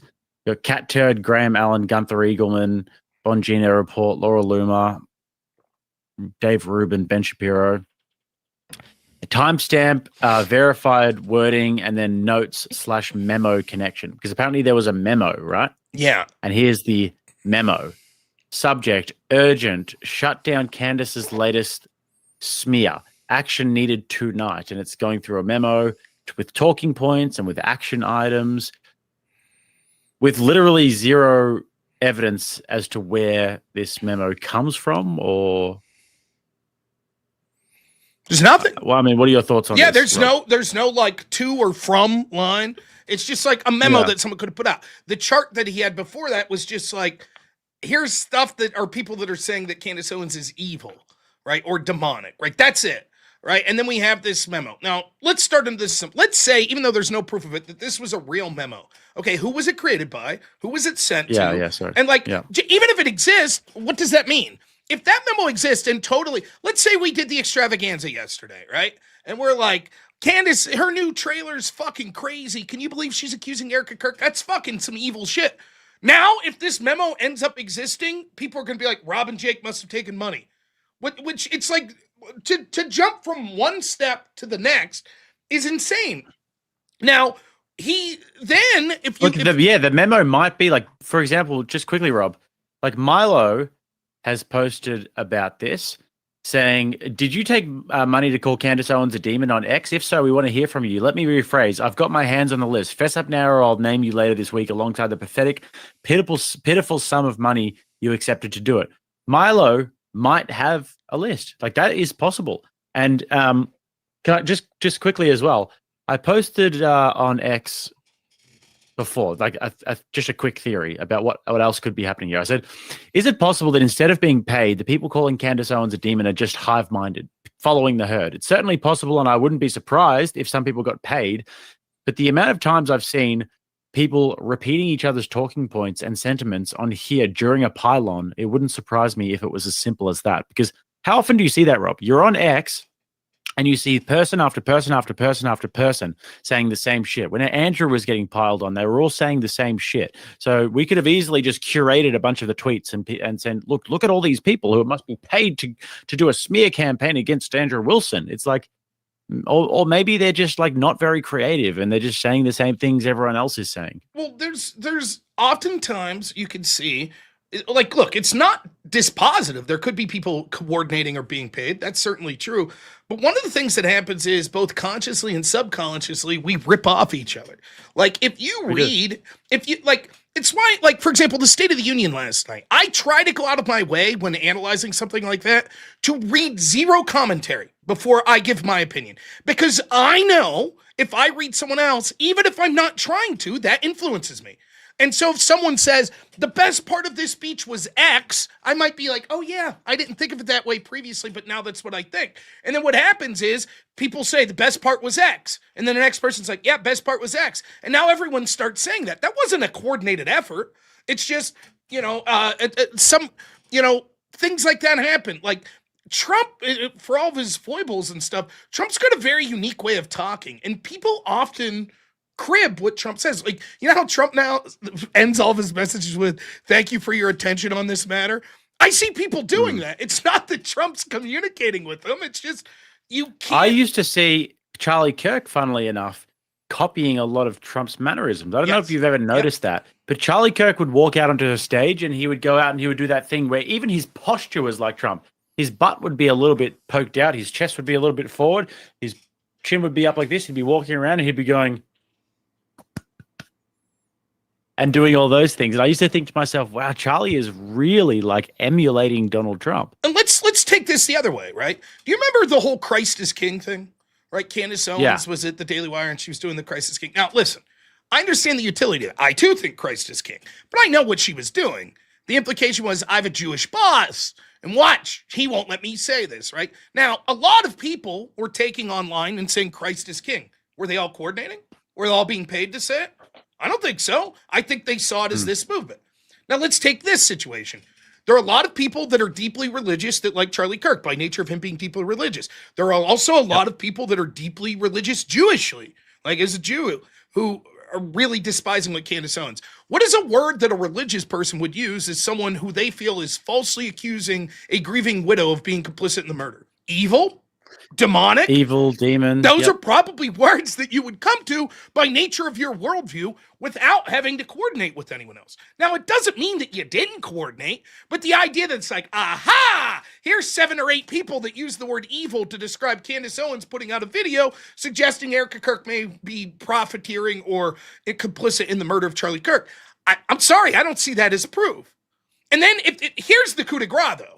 And if you can doubt me all you want in this. So if you go to Simon Goddick's account there on X, right? Now look at like one of his more recent posts, right? Because a bunch of people are like, fuck you, we're suing you.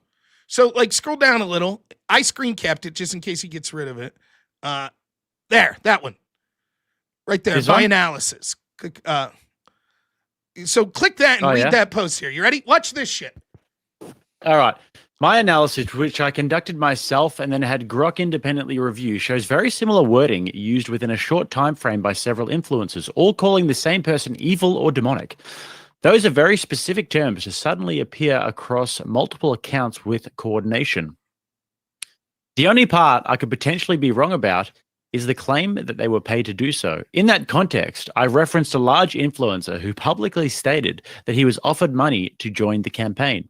If that claim turns out to be false, I will apologize, retract that specific assumption, and call Matt Wallace out. However, the pattern analysis itself stands. This is a doctor, remember, Rob. Now, instead of addressing the substance, some of these same individuals are publicly threatening to sue me and even encouraging efforts to get me doxxed simply for analyzing publicly available information. Larry Luma, or Laura Luma, even said she hopes to see me sleeping on a cold street in tropical Brazil. Lol. I lost everything during COVID because I spoke my mind and stood up for what I believed in was right. I'm not afraid to lose everything again for calling out what I see as coordinated attacks and double standards.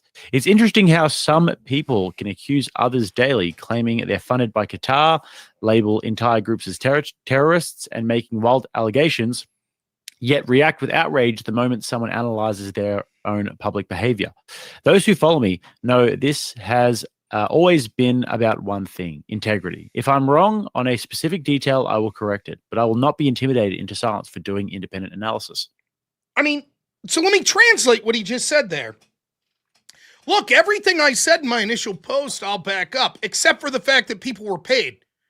That's everything he said. It was a 2-sentence That is the post. He said 2 sentences, and both were, these people are getting paid, and it's a shame that they're saying this shit for money. And so it's like when people are like, yeah, that's bullshit, we're going to sue you, and your response is, I stand by everything I said, except that you all were getting paid. But that's everything you said.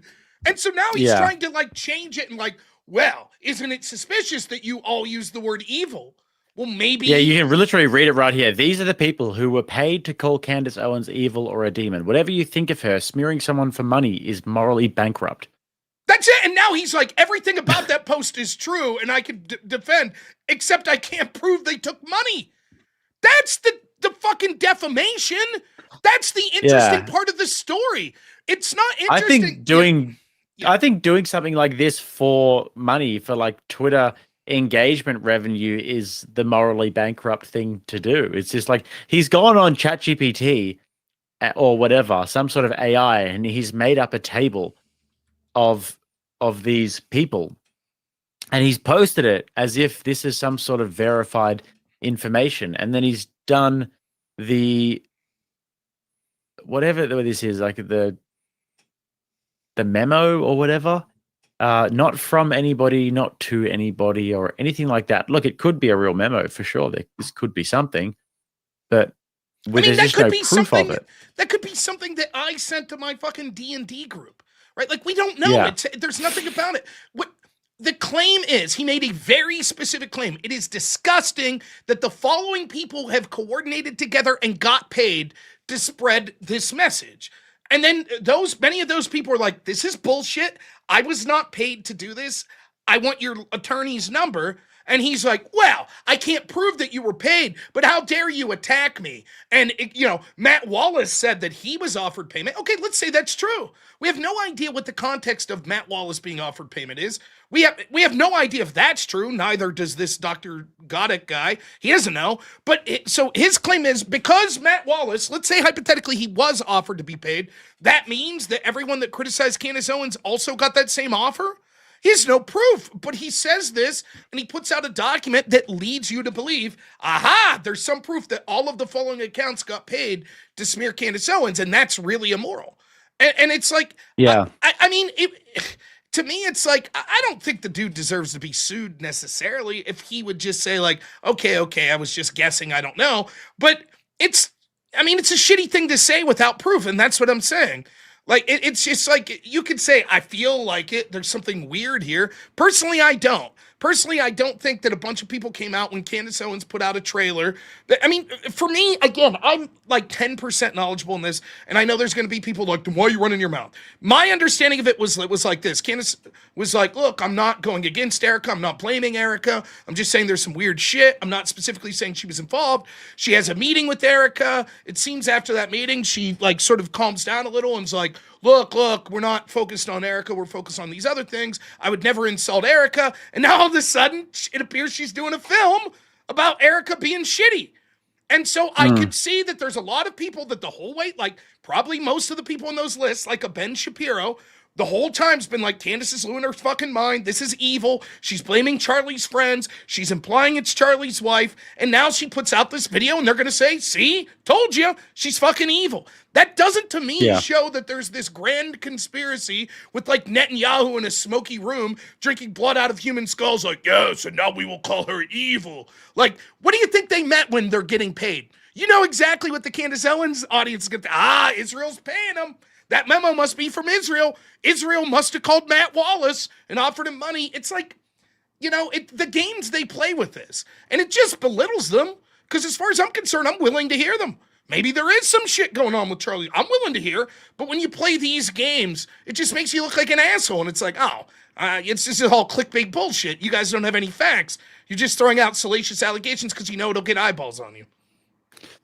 Yeah, he also said pro-Israel influencer clique runs a coordinated smear campaign calling someone demonic or evil. Matt Wallace drops that he was allegedly offered money to join it. Just the worst piece of evidence ever. I dig into the wording patterns, run it through Grok for analysis, and suddenly the same people who call for wars and excuse the indefensible and are threatening to sue me for researching and reporting on publicly available info and claims. Clown World doesn't even begin to cover it. And then he's posting this of these people who are saying, let's do a class action lawsuit. Laura Loomer says yes. Seth Dillon and Gunther Eagleman as well. So he didn't even there. No, it's not that they're, I was just showing publicly available data. You said as clear as day, these people took money. That's immoral. Yeah. So it's not as if you just said, look, Matt Wallace said this. I wonder if other people are being paid. I noticed these accounts are saying similar things. People should ask them if they took money. Okay. You might say, well, that's shitty to imply it, but when you definitively say these people took money, and then you put up a chart, here it is. I ran it through Grok, which is, my gosh, what are we doing? I ran it through Grok to analyze speaking patterns. Get the fuck out of here. What are you doing? It's so silly. And that's what I mean. Why can't you just be honest? I don't know. I don't know if these dudes were paid or not. Wouldn't surprise me if they were paid. What's wrong with just admitting that? But you want to make it seem like you have some bombshell evidence. I put together an Excel spreadsheet using Grok, so I must. I'd like to know who is this. Someone says isn't Gunther Eagleman from India. I would actually also like to know who this Gunther Eagleman guy is as well, because I see him commenting on absolutely everything. Just milquetoast takes on absolutely everything. Is he actually a human? Do you know anything about him, Rob? Just that he's one of these guys. It's like Cat Turd. It's like him. It's like Ian Miles Chung. It's just these people who have, they build up an audience, and it's just they get enough followers and enough engagement bait that they just post stories every day. That's the most vapid, non-thought out, I mean, that's Gunther from WWE, not Gunther. They showed the picture up there, which is kind of funny. But, I don't know. For me, it's you start to get a pattern of there seems to be some character. Ian Miles Chung, I have no love for him. I think he's garbage. Ian Miles Chung is literally just the mouthpiece for Elon Musk. That's what it is. If you ever want to know what Elon Musk is thinking about something, go see what Ian's saying. Because that's all it is. Ian's just parroting what Elon wants him to say. That's it. And oftentimes it's shit. So Elon was a big H1B fan. There you see. Ian Miles Chung, H1B guy out there, it's everything. A lot of these dudes, I don't know, let me rephrase that. I don't know these people listed here, but there were allegations on something as silly as should SNAP benefits be allowed to be used for soda purchases? And all of a sudden you had a lot of these accounts that are just the type of people that are we're talking about here. I'm not saying these specific ones, but all of a sudden they were all simultaneously being well, free choice, blah, blah, blah. And then it turned out that there was, in that case, people admitted, yeah, okay, I was sort of paid to say that. And people admitted that. And so, there's precedent. I get why this, doctor got it. Yeah, there has been. I think there was even one about Candace or about Fuentes. Maybe. Where people had egg on their face because they were literally caught out doing paid posts. Who was it?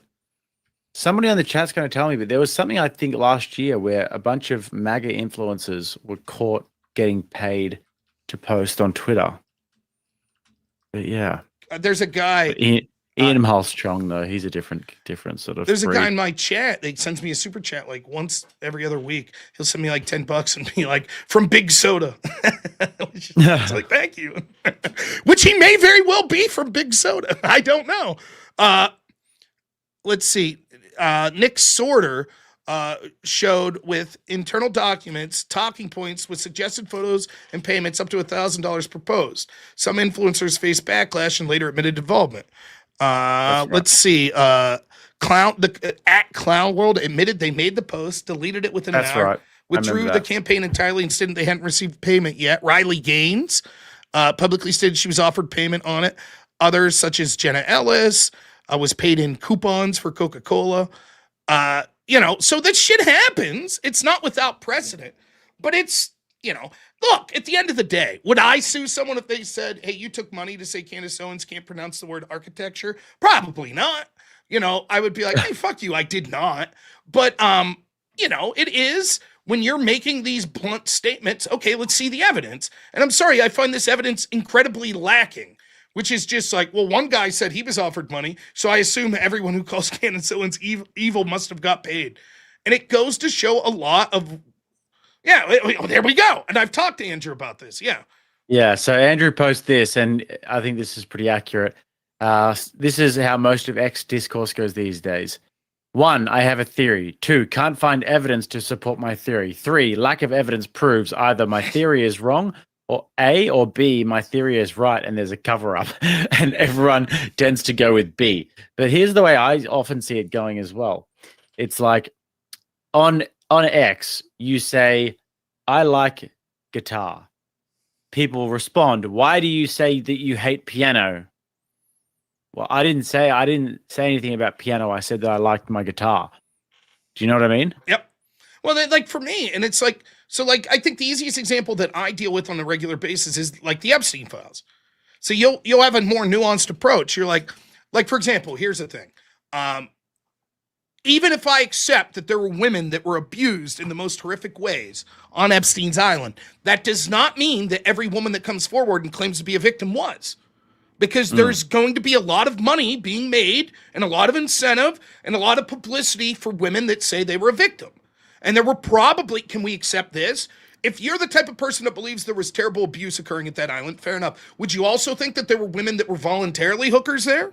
I would say you'd be an idiot to not believe that was the case, right? I don't actually believe, unless there's some sort of like a crazy evidence, that some chicks, like video evidence or whatever, of some sort of assault going on. I don't believe any women that come forward that were adults at the time that went to the island that say that they're abused, because I have seen so many over my travels and everything, Rob. I've seen so many times where women are getting flown out and women are positioning themselves intentionally in places where the guys who own the boats are so that they can go with the guys who have the boat. So the idea that they would be positioning themselves to get on the private jet to get on the island is completely and utterly just Jake, you're self-evident and obvious to me. So none of the women that come out that were adults at the time, I don't believe a single one of them. They can all get fucked as far as I'm concerned. But the ones who are children, that's a different story. Well, then you're covering up for PDFs. Yep. That's it. That's the discourse, right? Or in the opposite directions, if you're like, I believe there was abuse, I believe, so you believe all women all the time, no matter what. So you believe he's Young Carroll. And so you find yourself, and it's like, no, what I try to do is look at it on a case-by-case basis and say there is a threshold of evidence that I'll accept to say something's more likely than not that it occurred, right? And so I don't just believe women on, like, for example, I think her name's Hostins. Ro Khanna took this lady to, last night to the State of the Union. Now, she claimed she was 16, was paid to go give massages, and was basically offered money by Epstein to have sex. So that, as a 16-year-old, now that's a crime. Now, that's not the same as hooking up with the 12-year-old, but it's bad. It's not good, right? Then, she says, for months, she operated as Heidi Fleiss, the D.C. madam, getting girl after girl after girl, underage girl, to go to the island to have sex with adults for money. In other words, as a 16-year-old, she was knowingly putting other 16-year-olds in a position to be molested. And she's brought to the fucking State of the Union as a victim. Now, in my opinion, I'm like, yeah, she sounds like a monster, if that's true. And what happens is, for me, I think what happens is there's a lot of these ladies just bullshit. You remember during the Kavanaugh hearings, the second or the third woman that accused Kavanaugh, this was her story. I went to Brett Kavanaugh's house, and they used to have these, how do I say this to be TOS friendly? A situation where you have multiple men assault a woman at the same time. They would have these parties like that, right? And she was a victim of it. Now, she happened to be, she turned 21. So she, for months, bought the alcohol to get girls drunk to suffer the same thing. So imagine you get gang attacked like that, then go back every night, to get booze for 15-year-old girls to also get gang attacked. And that was the victim. I'm like, wow, if I accept your story is true, you're a fucking monster. You deserve to be in prison if what you're telling me is true. And you know the truth, she's full of shit. She's just making up a salacious story. Oh, I was the victim of this. Well, how do you know there were other victims? Because I was there for that too. And you were 21 and you were buying booze there. Yeah. And you don't see how that makes you a monster. No, I was a victim. And it's like, oh my God. So it's like, these questions are more nuanced. You know, there are people in my chat right now. They're just saying, we're buying into Ben Shapiro's bullshit. It is absolutely 100% clear that Mossad killed Charlie Kirk. And here's how we know. One, people have testified that Charlie was worried about Mossad before he died because he was starting to get off the Netanyahu train. Second, there were Google searches where people were searching Lance Twigg, the person that supposedly killed him, and then like other people, this Zin guy that's connected with Mossad. How could you argue with that? 100% proof. 100% proof, see? And you're clearly a shield for Israel. There's also you know? great evidence here in my chat too. You know, somebody's pointed this out. This has completely and utterly destroyed my world. This is why I was looking at the Epstein files before, just to sort of, you know, get. So somebody pointed out to me here that Tommy Robinson is an asset to Israel, an Israeli blackmail scheme for the politicians, or like Epstein is, and that Robinson is in the Epstein files, and this is how they know. So you can see here it says, Jeffrey Epstein said, Tommy Robinson, they're always illiterate for some reason, full stop, space, exclamation, exclamation mark, good work. And then Steve Bannon says, thanks. Rob. Proof. Fuck. What are we going to do about this? Proof. And you interviewed him, which basically puts you 2 steps away from Epstein. I might be Epstein. You might be, in fairness, you know, odd.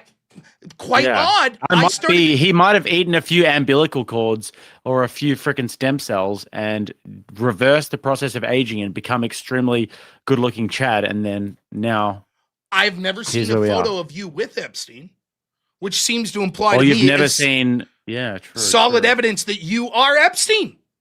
As far as we've I'm never concerned. been in the same room together, so there's every chance that I am Epstein. Yeah, I mean, it's just, you know, I had someone say, like, yesterday they said this. They were like, well, here, how about this for proof, right?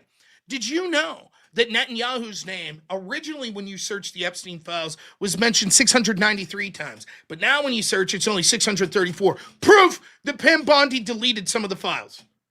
And I'm like, well, seeing as how everyone was like hyper fixated on searching Netanyahu, right? Surely someone immediately downloaded all 690 files because it was up there for some days. Can you show me the 60 or so that was deleted? Because surely they're damning, right?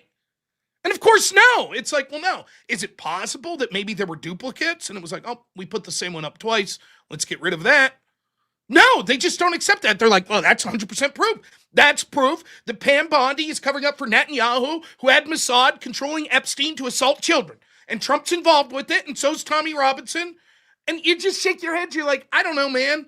Like, I don't know what to say. It's not even real here. It says, what you guys are doing is why people believe Candace.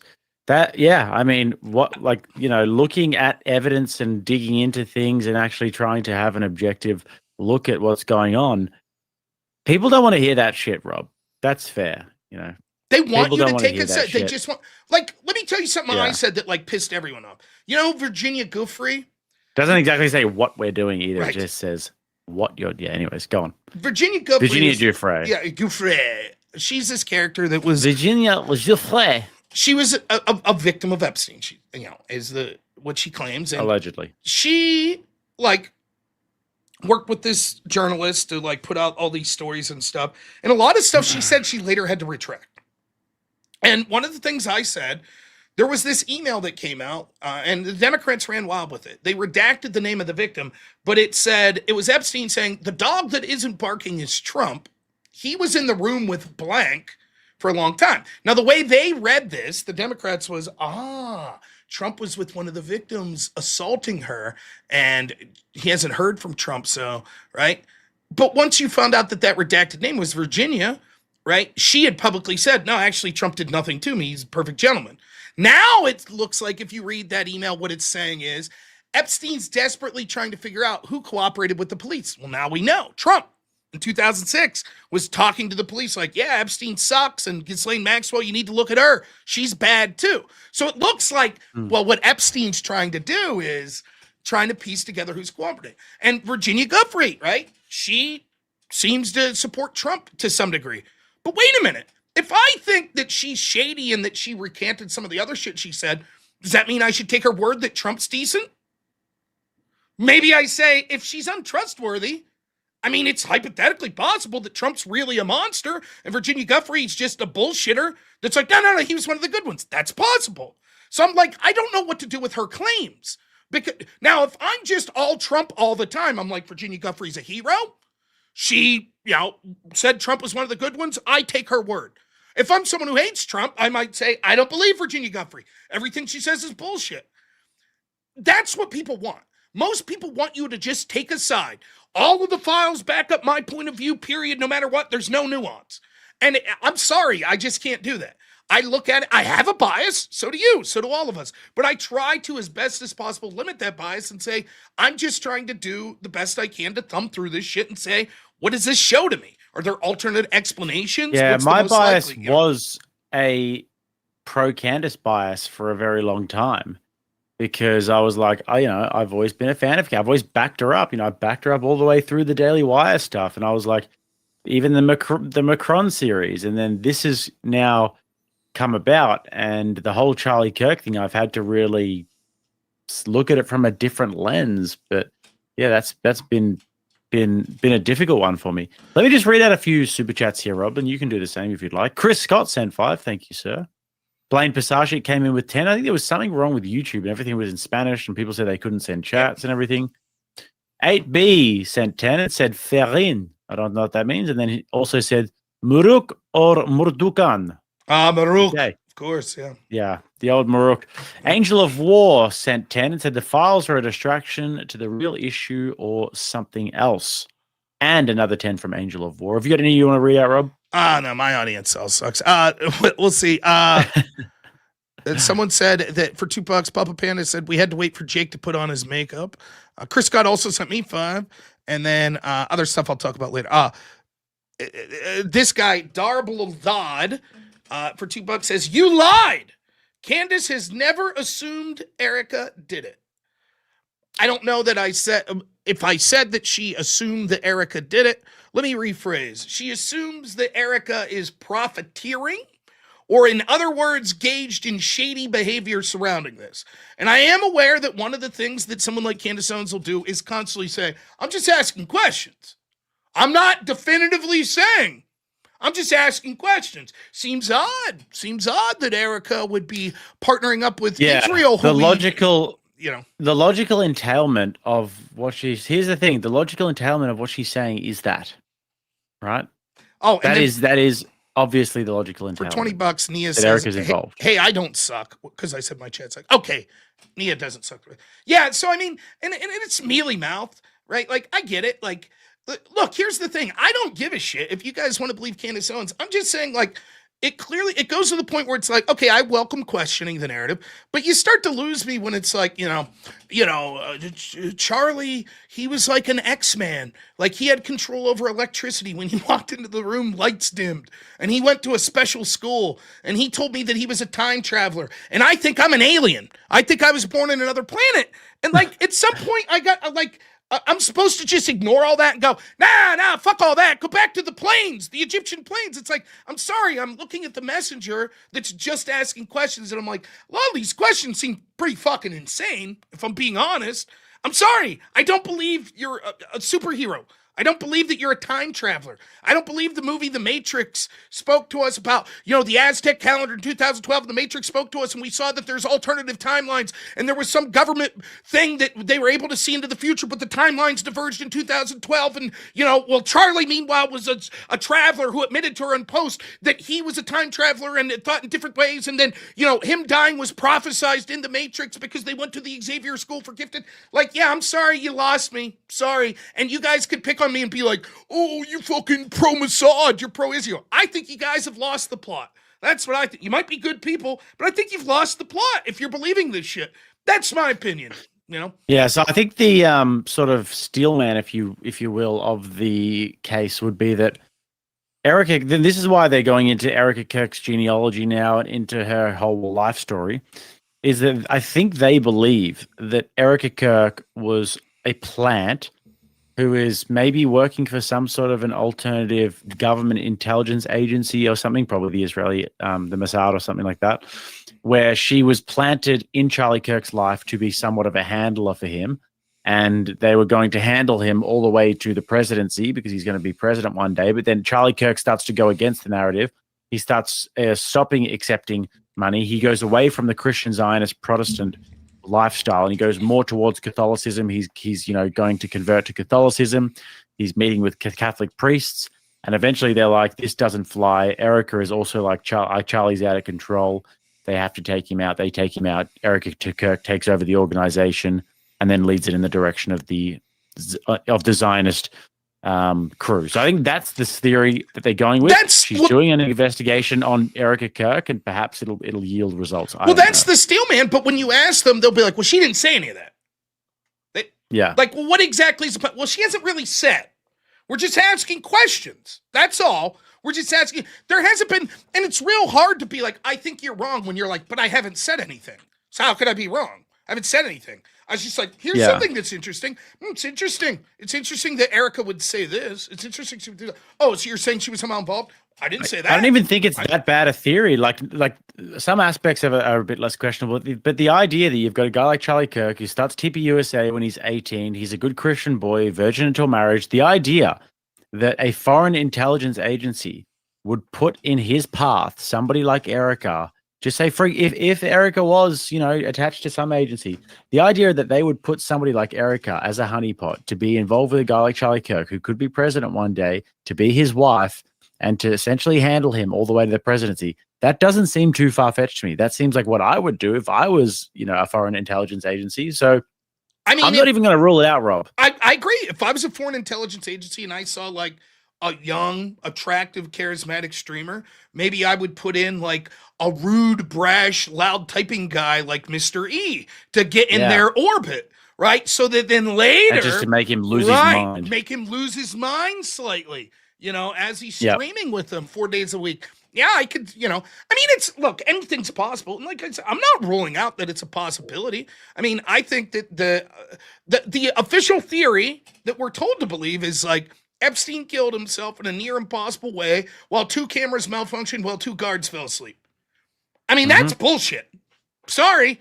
I just like the likelihood of that being true is bullshit.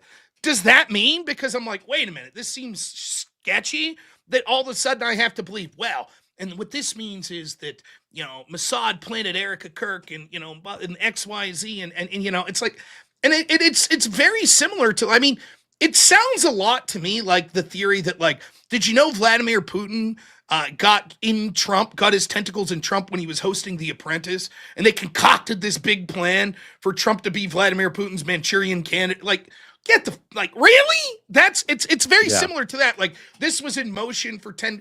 I mean, I suppose anything's possible, but and again, like, here's this guy, like, he's adamant that we're wrong. This is what he says. Explain to me why people from Israel and Washington would be looking up Tyler James Robinson, N888KG, Losay Center.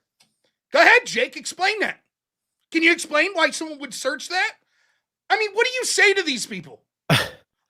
Oh, yeah, you're right. So Erica must have done it with Mossad. Well, no, we're not saying that. We're not saying that. Okay, what are you saying then?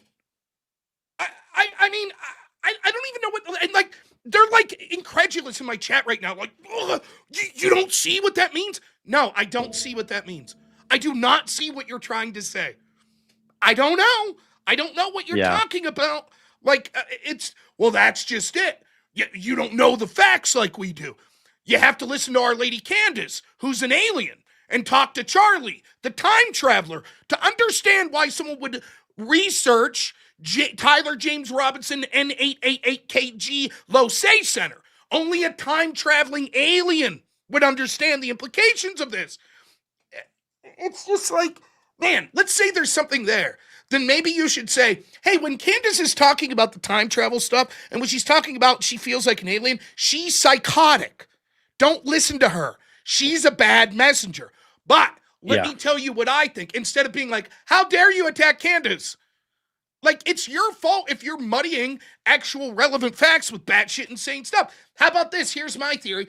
Candace Owens a Mossad plant because she's giving just a little bit of the truth while saying batshit crazy things. And then these people in my chat also planted by Mossad. Why else would they be in a seemingly middling streamer like me's chat saying this thing? They're dropping little kernels of truth. That's right. You see, it's the only thing that makes sense. So surely all these people are in with Mossad, right? That's my theory. Well, actually, I'm not saying that. I'm just asking questions. And I mean, at the end of the day, there's no getting to the bottom of it. And I've tried. I was like, hey, come on the chat. We'll talk as much as possible. And it's always circular. It's like, well, what about this explanation? You know, you give a story. Here's 10 other explanations what that could mean. Of course, you would say that. What are you talking about? Like, and I'm pro-Israel all of a sudden. It's like, I mean, I've criticized the shit out of Israel. I think that Israel, along with every other foreign country, ought to get the hell out of our business. I think it's absurd when I hear Ted Cruz say something like, you know, my religion tells me I have to cheer for Israel. Kiss my ass. No. Ridiculous. I'm tired of both the Republicans and the Democrats focusing on foreign interest above my own. Even the Trump administration. So much of it's been foreign policy. But that doesn't mean that I have to jump on the bandwagon. Well, clearly then Mossad killed Charlie Kirk and Kash Patel and Pam Bondi are in on it and Trump's under Israel's thumb. And I mean, it's just all or nothing with these people, you know?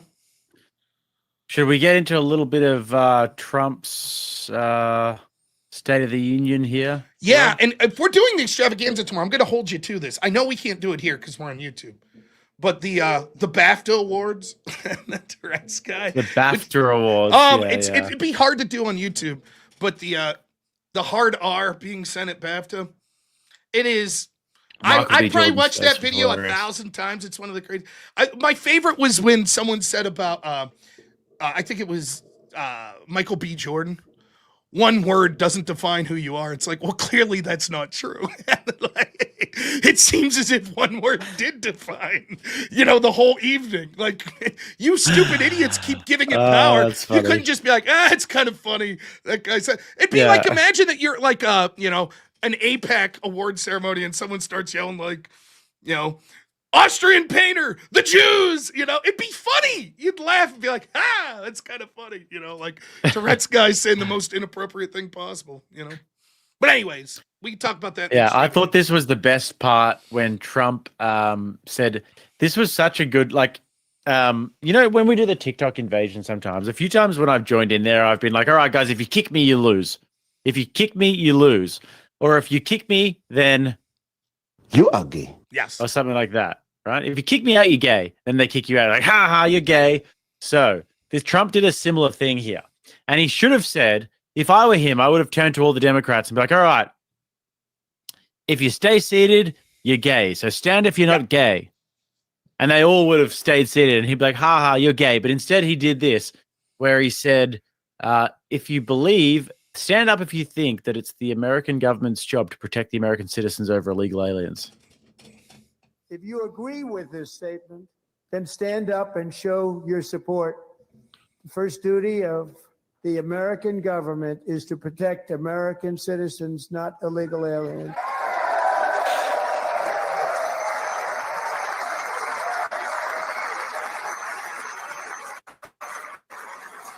Look how many are seated, bro. I mean, it's incredible. Here's the thing. Like, this is all... Like, it's all performative slop, no matter who does the State of the Union, Republican, Democrat.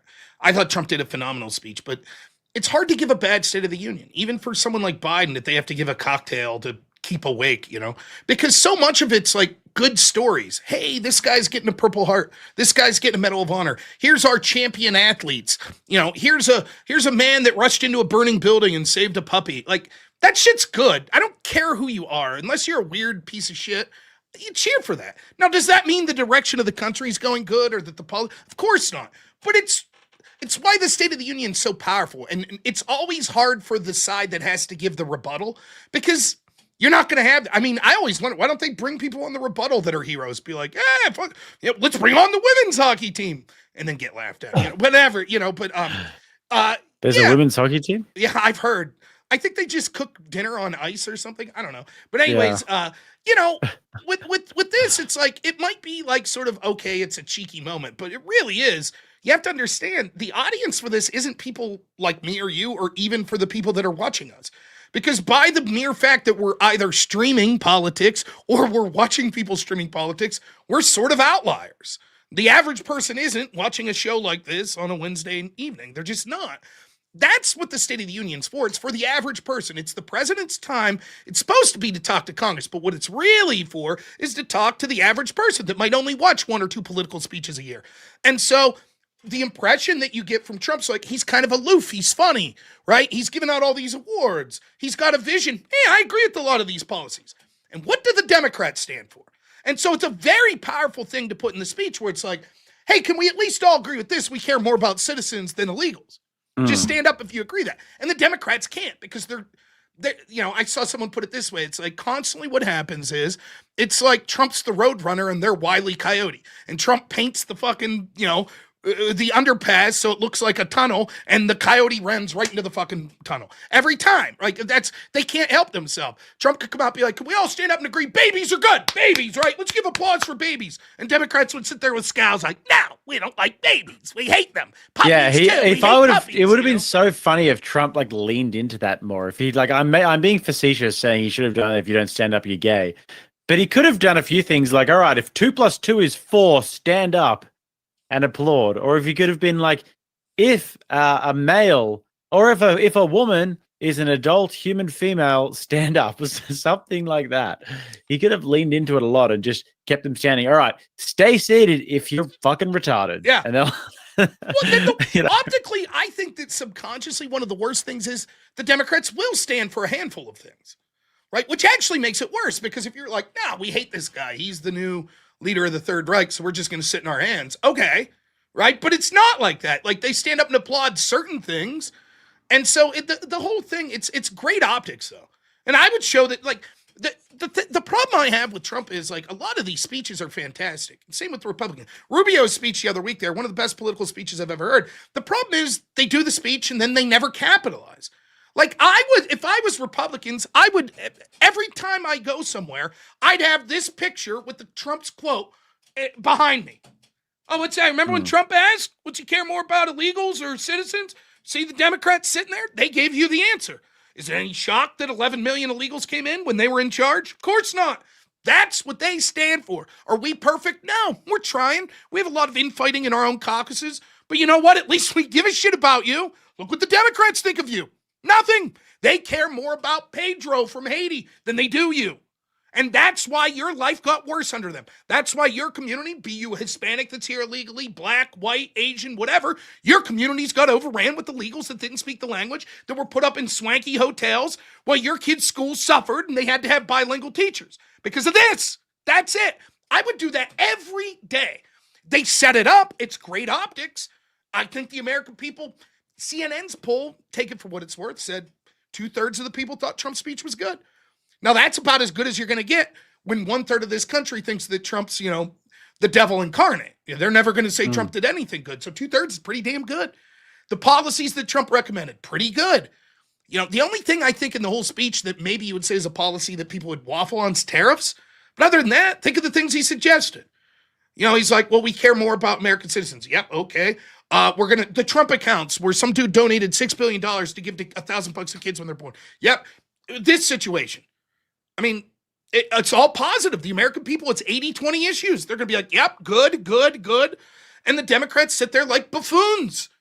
It's I don't know. And, you can play this. This is sad. Ironically, sitting next to Erica, and I'm just going to say that's what grieving looks like. But anyways, everybody grieves differently, I guess. But that's what a grieving woman looks like. But anyways, let's play it. He slashed a knife through her neck and body. No one will ever forget. There were people on that train. No one will ever forget the expression of terror on Irina's face as she looked up at her attacker in the last seconds of her life. She died instantly. She had escaped a brutal war only to be slain by a hardened criminal set free to kill in America. Came in through open borders. Mrs. Zaretsky, tonight I promise you we will ensure justice for your magnificent daughter, Irina.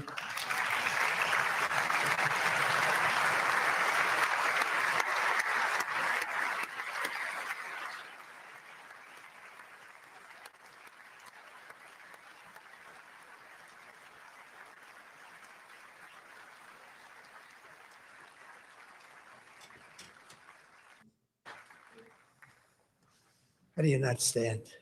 How do you not stand? I'm asking this Congress to pass tough legislation to ensure. So, yeah. How do you not stand? I don't know. I mean, if I'm steel manning their position, it would be this. We think that you use that death to divide the country, and so it's clearly we support her. But they can't help themselves. And the truth is, it's just hard to say. And I know people aren't going to believe it. They're going to roll their eyes. But the truth is, he was oppressed in the eyes of the left, and therefore he's the victim. It's that simple. I mean, you can see it all over them. They just type in angel moms on the mainstream media today and watch clip after clip from people like, one of the most disgusting things I've seen, angel moms, like this concept, and why do they get a special category? And it's surreal. What is it? Angel moms. Angel moms. So an angel mom, if you didn't know, an angel mom is someone who has a mom who has a child that was killed by an illegal. So I think I have to say, so we have CNN panel, AP and CNN's Sung Ming Kim refers to, quote, the so-called angels moms.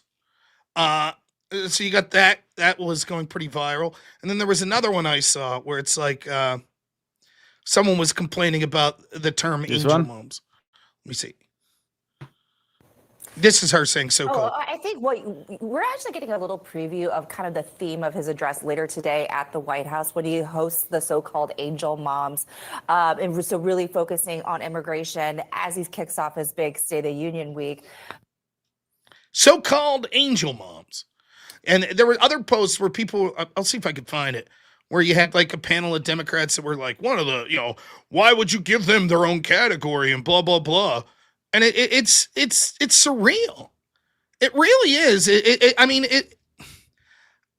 You can't help but come to the conclusion that it's like they don't, it's not that they wanted Irina to die. I'm not saying that. It's not that they wanted Laken Riley to die. It's that, hey, it's tragic, it happened, but time to shut up about it. Because the person that committed that act is from a group that we consider oppressed, so it's best to shut up. It's best to shut up. We don't want to talk about it.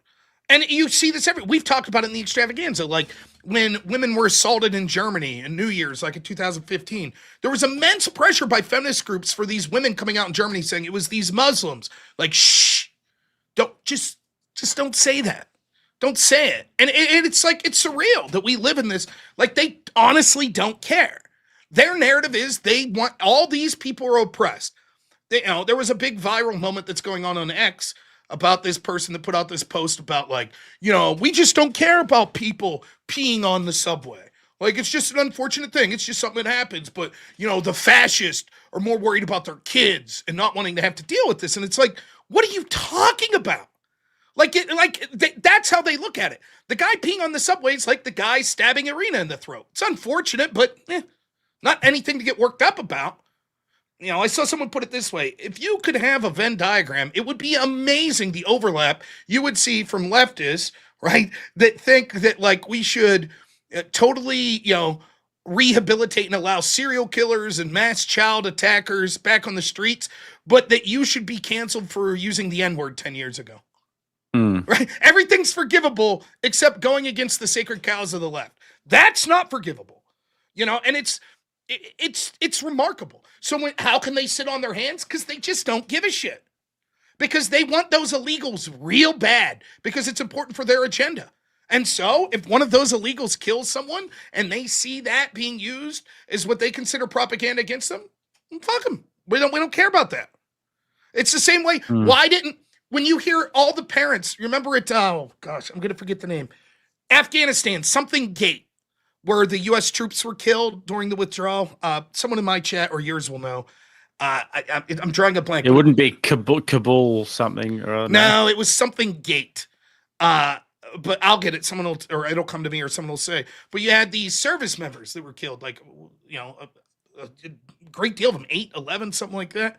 I remember that. And the parents were like, Abbygate, that's it, yeah. The parents were like, dude, like, Biden was looking at his fucking watch at the service. He didn't say shit to us. Why? Because they knew they fucked up. It was a black mark on Biden's, and he didn't want to be like, we're sorry. Our mission was a failure, and your child died because of that. So, better to just ignore it. Just ignore it. This is going to be propaganda that our opponents will use against us. So we'll just ignore it. And that's what we see all over the place. Same thing with the grooming scandals in the United Kingdom. Well, this looks bad for us politically, so just ignore it, you know? Last video I wanted to play, Rob, just on like kind of a light, funny note at the end here. Some lib woman goes up to a homeless person and they try and film the interaction. It's like, look at me, like interacting with a homeless person, filming the interaction, taking care of homeless people, and look what goes down. You all right?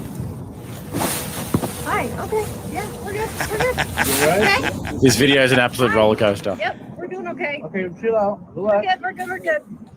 All right. Like she's right now in between a rock and a hard place because she has to try and humanize this homeless person as much as possible and not like run away and be like, get off me, you fucking freak. But at the same time, you know, she has to like sort of try and toe that line of being safe, but not, you know, overtly acting like, holy shit, this person's fucking crazy, get them away from me. Amazing. So, yeah. I've been in this situation. Okay. Calm down. Okay, stop. Hey, Stop. Hey, Stop. Hey, Stop. relax. Calm down. It's okay, dear. Calm down. So, dear. Calm down. Calm down. Yes. Calm down. Let go of her. Let go of her. Let go of her. Let go of It's her. okay. Everything's okay, dear. Everything's okay. Now you're trying to talk to the person like a child. Hi. Yeah, she's rubbing my face. Let her rub my face. Look. Let go of her. It's okay. Everything's okay, dear. Everything's okay. Are you okay? All right. You know, she doesn't want the homeless person rubbing her face, you know, because the hands look pretty dirty, but she has to like just take it. She's like, oh, I can't act like the homeless person's dirty. It's so funny. It's like, holy cow, it goes on for quite a while here, huh? It does. It goes for 2.5 minutes, Rob. It's a roller coaster. Are you waking up? Go for it. No. I was going to say, I worked with people with like disabilities. This is how it be. Like if people, shit'll get crazy. And if you know the person, you're like, stand back, right? Don't go near them. Yeah. And you have these people, how are you? Blah, blah, blah. And you'll have this like 400-pound guy and you're like, back the fuck up. Guy's about to punch you in the mouth. And everybody wants to infantilize. Yeah, I worked at the Salvation Army for a few years. I worked at a homeless shelter, and it's exactly the same thing. Like, even if you sort of know that you have a rapport with these people, you don't let them get close to you because, unfortunately, a lot of the time, you've got to be careful of hepatitis C. You've got to be careful of HIV, all these sorts of things as well with people who are using needles all the time. So, generally speaking, I would be really keeping my distance with people, keeping them at arm's length. And if they come at me, like, I'm going to like do whatever I can to get away from them, not let them touch me, avoid sort of any contact. But these people, they just this woman has no fucking idea what to do in this situation. Look, it's, you know, if you want to take it like to a religious point, I'm not saying this is universal or anything, but Jordan Peterson, back when he was like based, like 2016, Jordan Peterson, he would talk, he's like, you know, you'll be in a city and you walk to that area of the city where it's like, you know, Skid Row, where you see all the homeless. And he's like, you feel like demonic.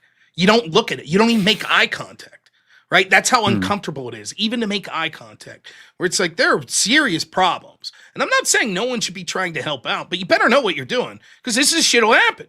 And then you find yourself in this position where you're like, uh-oh, what do I do? Because you know what you want to do. If you wouldn't have approached this woman and she did this to you, you'd shove her in the round and be like, get the fuck out of my face. What are you doing? Right? But now you're in a position where you initiated it.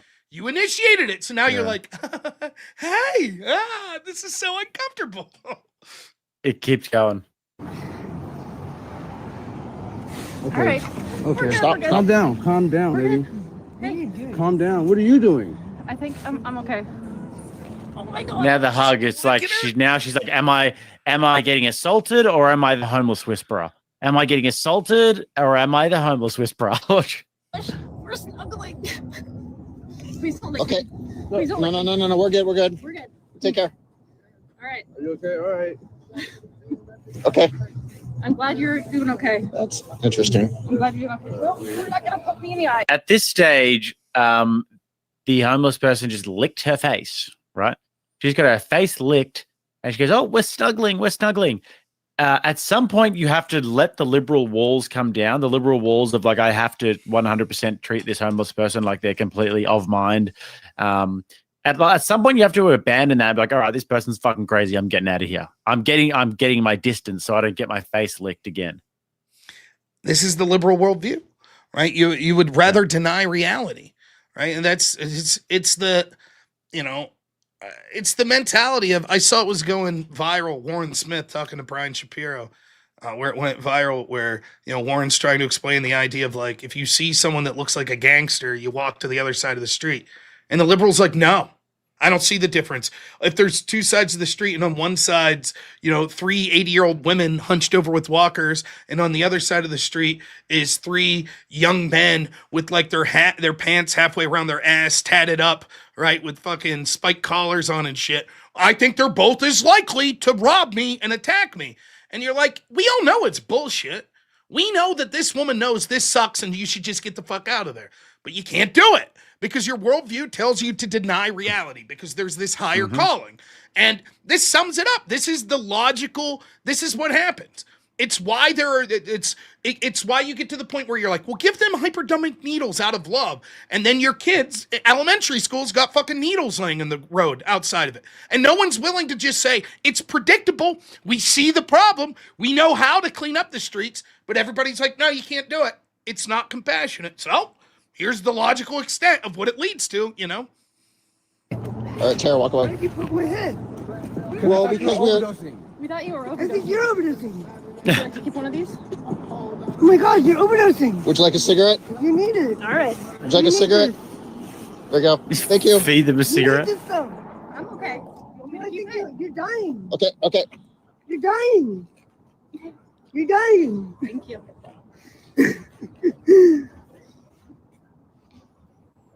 Okay. You're all right. Why are you annoyed? Don't be annoyed. You're being aggressive right now. You're being You're being aggressive. aggressive. How am I being aggressive? Holding on to someone that doesn't know you. Yeah, we were just trying to help you there. What do you mean? What did you do to me? And oftentimes as well, Rob, I don't know if you know this, but like so when I worked at the Salvos, we would have guests that would come in, right? So we would have volunteers that would come in. A lot of the times they were like volunteers from the public, but then every day we would normally get volunteers who were from corporate, right? So the corporate would send in 10 or so employees and they would help out around the day. It was at a cafe where we'd basically like they would make food for the homeless and then they would serve them like they were at a cafe, bring them out the food and everything. Pretty good setup if you ask me. So anyways, these corporate volunteers would come in and oftentimes there was a lot of middle-aged women and everything that would come in and they would come out and they would speak to the homeless people like they were victims, like they were children, right? They were, hey there. Hey, how are you doing today? But what the funny part is that people don't realize is that oftentimes these homeless people are so hardened by life that they have been through and seen shit that you could not possibly even imagine in your wildest dreams. So they like to speak to them like children is such an insult a lot of the time because they have been through the fucking hell and back. And these Karens will come in and speak to them like they're little children. Did you ever notice that? Yeah, and I would often notice medical professional too, which you would think would be the opposite. Like for me, the guy I worked with that I liked the most, I worked with like 14 years, was like autistic and stuff. His favorite people were like, we'd stop in like local taverns and bars and we never drank, but you get like a soda, beef jerky, use the restroom, whatever. And the dudes in there would be like, hey, did you see that chick's ass? Dude, love that. That was fun. Because they're talking to him like one of the guys. Then you go to the doctor. How are you? Have you been working on your shapes? Oh my gosh, did you tie your own shoes? That's amazing. And you're like, man, it's so pandering. And you can see my guy might not have the ability to express himself very well, but you can see he's getting pissed off. You treat me like a fucking idiot. You know, stop it. Yeah. I'd rather the person be like, get away from me, than be like, oh, you're so special. Like a puppy. That's how they would treat, you know, and like, there's also these, like, there's an unrealistic look at this. The one guy I took care of, I could talk for hours about it, but I'll suffice it to say, he's probably 420 pounds, I think he weighed, was like 6'3", was the strongest human being I've ever seen. And he would, situations he would get into, you wouldn't believe. I watched him rip the, a dresser, rip the front of it, like solid oak dresser, rip it off and smash himself in the face until there was so much blood you couldn't see his face, right? And there was nothing as a human. I'm a decently sized guy. He could have snapped me like a twig. There was nothing I could do physically. This man attacked himself on a regular basis worse than anything I could ever hope to do. And eventually he got put into a facility, and I was the head of the house. I was like the supervisor when they put him in. And they started asking me all these questions at the facility. I'm sitting in this CEO room with all these doctors and CEOs and shit. And they're like, you know, why doesn't he like go swimming in the community pool? And I'm like, because he tries to kill people. And they're like, well, he'll be swimming in general population like within a day. Why doesn't he brush his teeth? And I'd be like, well, we try to help him, but he's smart. When you get in, he'll goad you in and try to beat the shit out of you. And so we have to like kind of keep hands off. Oh, we'll be, you'll see. He's going to be doing arts and crafts. Okay. So my job was then I was going to go visit this gentleman every Wednesday in this facility. So the very next Wednesday, and it's a serious facility, man. You got to go through a metal detector. You got to have credentials. So I go through the metal detector, the credentials the very next Wednesday. And, hey, man, these doctors are going to show me how it's done. I get in there. I'm like, oh, I'm here to see so-and-so. They're like, he's not allowed to have visitors. There was an incident. I was like, no shit. Really? Turns out he broke some nurse's arm. And it's like, I fucking told you people, but they know better. They know. They're just like this. Oh, we know how to go in and soothsay. Okay. Because I spent I probably spent on a weekly basis 90 to 100 hours with this guy. And he liked me more than anyone. He tried to kill me 3-4 times a day. Threw a cinder block at me one day. Came like this far away from my head. Ripped down the power lines that go up the side of your house. He ripped them down and it snapped the power line. He fucking chased me with a live power line. Like this shit happened. Like I was in a car driving one day and luckily I had a button down. He grabbed me by the fucking hair in the back of the shirt while I was driving. I almost went off the road. Fucking ripped so hard that my sleeves were still in my arms. He ripped my fucking shirt off, swung at me like 3 times, gave me a fucking huge black eye. You know, and they're giving me shit because I'm not taking them to the community pool.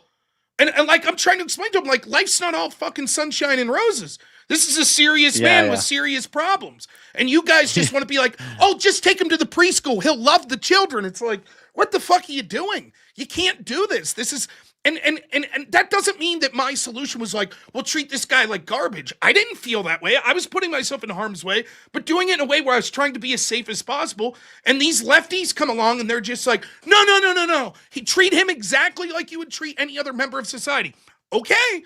And that's what happens. Someone gets seriously hurt. Then you know what the consequences are? We'll throw his ass in jail. Now, see, if you wouldn't have monkeyed in the first place, he was in a situation, while not great, that was better than being in a cell. But you had to fucking monkey. You had to be like, oh, no, we could do more. We could bring him into general populace. We could have the woman go up to the homeless lady. Now, what happens if this homeless lady stabs this lady? Now she goes to prison? Arguably better? I don't know. But that's the problem. There is like toxic compassion, where you're doing shit that you think makes you a good person, but sometimes no. Sometimes you don't know what the fuck you're doing, and you make the situation worse. So, yeah, 100%. I mean, and oftentimes it's like you have to have some like this is why it's funny when you see the sort of white urban liberals who want to talk on all these issues about gangs and homelessness and everything. It's like you guys wouldn't last 2 seconds in that world, because there's a certain thing that you have to adhere to that is not, that you can't really read in a book when you're in those sort of situations. And it's a way that you have to maneuver those sort of situations. Like sometimes if you're in these types of situations, the best way to de-escalate is to escalate, especially if you're with men. Sometimes they only really respond to some sort of a prowess or power. And there's many times when I've had to do that, especially working at the homeless shelter. And sometimes the best thing that you can do is just shut your mouth and listen. And there's a certain way that you have to maneuver around those situations that you really can't sort of like read in a book and that can't be taught. This chick here I can tell has absolutely zero idea what she's doing, even though she's trying to do the virtue signaling thing to check if this person was overdosing or whatever it is. First of all, you don't touch them if they're sleeping there, unless you actually think they're dead, unless you're not getting a response from them. First of all, you would be like, hey there. Are you okay? Can I just checking that you're okay from a distance? You wouldn't go up and fucking touch them like an idiot, because then you're much more likely for them to sort of attack you. Yeah, and it's unfortunate. There's just a way that you have to maneuver that. I don't get it. And there's no perfect way, and that's why the book teaching can't, like, from person to person, it's different. Now, put yourself in the shoe of like a police officer, right? You know how many violent situations police have to deal with shit like this? You know, and it's like, I'm not saying they always do it correctly, and I'm not saying that there's not room to criticize when police handle things poorly. Fair, that's all fair game. But I'm just saying it's not as simple as people lead out to believe. And, you know, again, I'm not going the other. I have a deep look. Some of the people I worked with severe mental disabilities and stuff, some of the best people I've ever met in my entire life. Like, we as a society will piss and moan about little things. These are people that have been given a raw deal in life based on how they were born, and they just want things like, I'd like a job, I'd like a girlfriend, you know, I want to cheer for my favorite sports team, you know, stuff like that. And like, I get a lot of inspiration from that. So I'm not shitting on these people. I'm far from it. I really respect people, and I tried many, many years, about 16 years working with them. But at the end of the day, you have to be realistic. Like, you know, everybody just, so many people, you know, they just want to look at it like, you know, no, these homeless people are all victims and they did nothing wrong. And if you have some sort of mental disorder, you're a victim, and therefore we have to treat you with these kid gloves. And it's like, yeah, and that leads to Irina Zertos being killed, right? That's what happens. Oh, that guy had mental problems, so we kept letting him back out on his own. Yeah, and look what happens.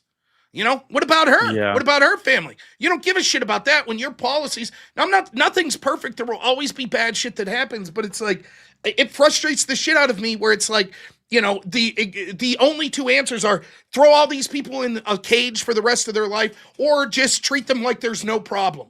I don't see the problem with the homeless people doing drugs out in the, like, it's like, no, I'm sorry, man, you gotta go.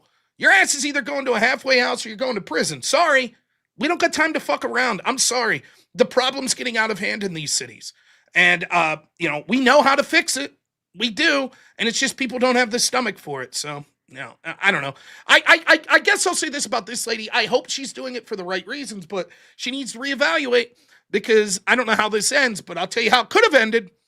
And, you know, you don't want to do that. You don't want to throw your life away like that. So, yeah, I hope she's doing it for the right reasons as well. But to go up to, like, just from experience, man, like, to go up to somebody who's in that sort of situation on the street with a camera, filming what they're, first of all, cameras are a big no-no in those sort of situations. Even at my old job, like, you just, one of the things we tell people is never have a camera out on the floor, because these people hate being filmed. Some of these people have sort of like on the run from the police, like all sorts of problems. So never ever, if you go down a skid row with a camera, they're going to fucking lose their minds at you. Right. So yep. Yeah. So just don't do that, first of all. But yeah, hopefully she's doing it for the right reasons or whatever. So anyways, she gets her face licked. We'll watch the rest. You were dying. No, you didn't. Yes, we did. No, you wanted to annoy me, but Nope. that's okay. Okay, why don't you let go now, please? Let go. I love you. I know, let go, let go. Thank you. You opting in annoyance? Let go. That's so stupid. Let go of her. It's okay. She wants you to let go But of her. you still feel annoyed. Let go of her. I do feel a little annoyed. Yeah, you need to let go. Well, then why did you do that? I wanted to make sure you're okay. Let go. No, Can you let go of me now, didn't. please? Why don't you love yourself? I'm trying. Let go You're of her. trying, Let go of her. but you don't Let go. try. Let go, Okay, please. we got it. Let go Thank of her. you. Okay, there you go. What are you doing? There you go. Thank you. Let go of her. Thank you. Have a good day. No, thanks. No, thanks. Sorry about that. You're welcome. Have a Thank good day. you. Be blessed, lady. Be blessed. Bye-bye. Yeah, I don't know. It is what it is, Rob. She's sort of based, that homeless lady. Yeah. You weren't trying to help me. You were filming, right? Bullshit. Yeah, you were doing this for exactly. your content. You wanted to annoy me.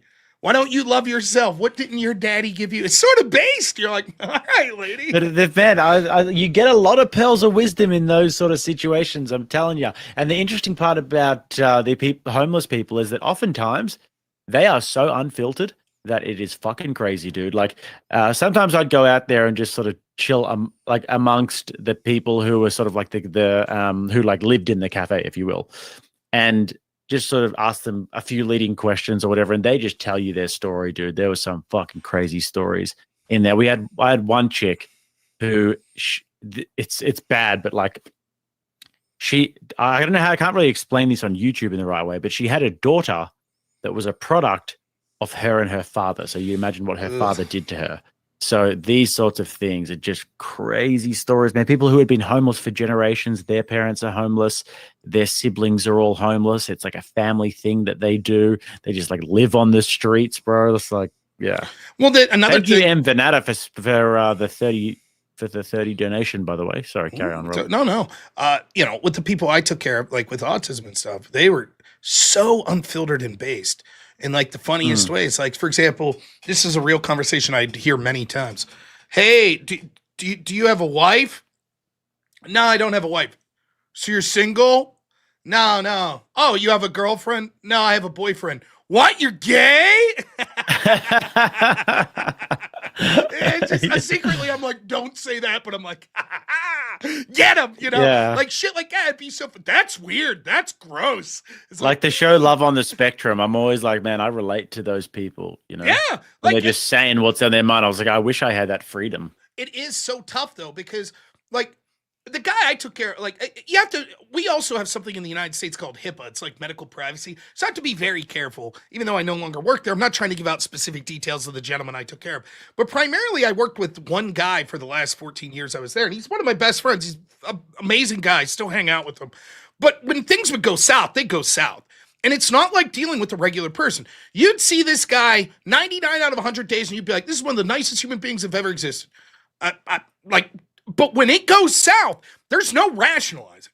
Like there's nothing. Like it could be his mom and it's on. It's fucking, and when it's on for keeps. It ain't like I'm shoving you. It's like one of us is going down till we can't move.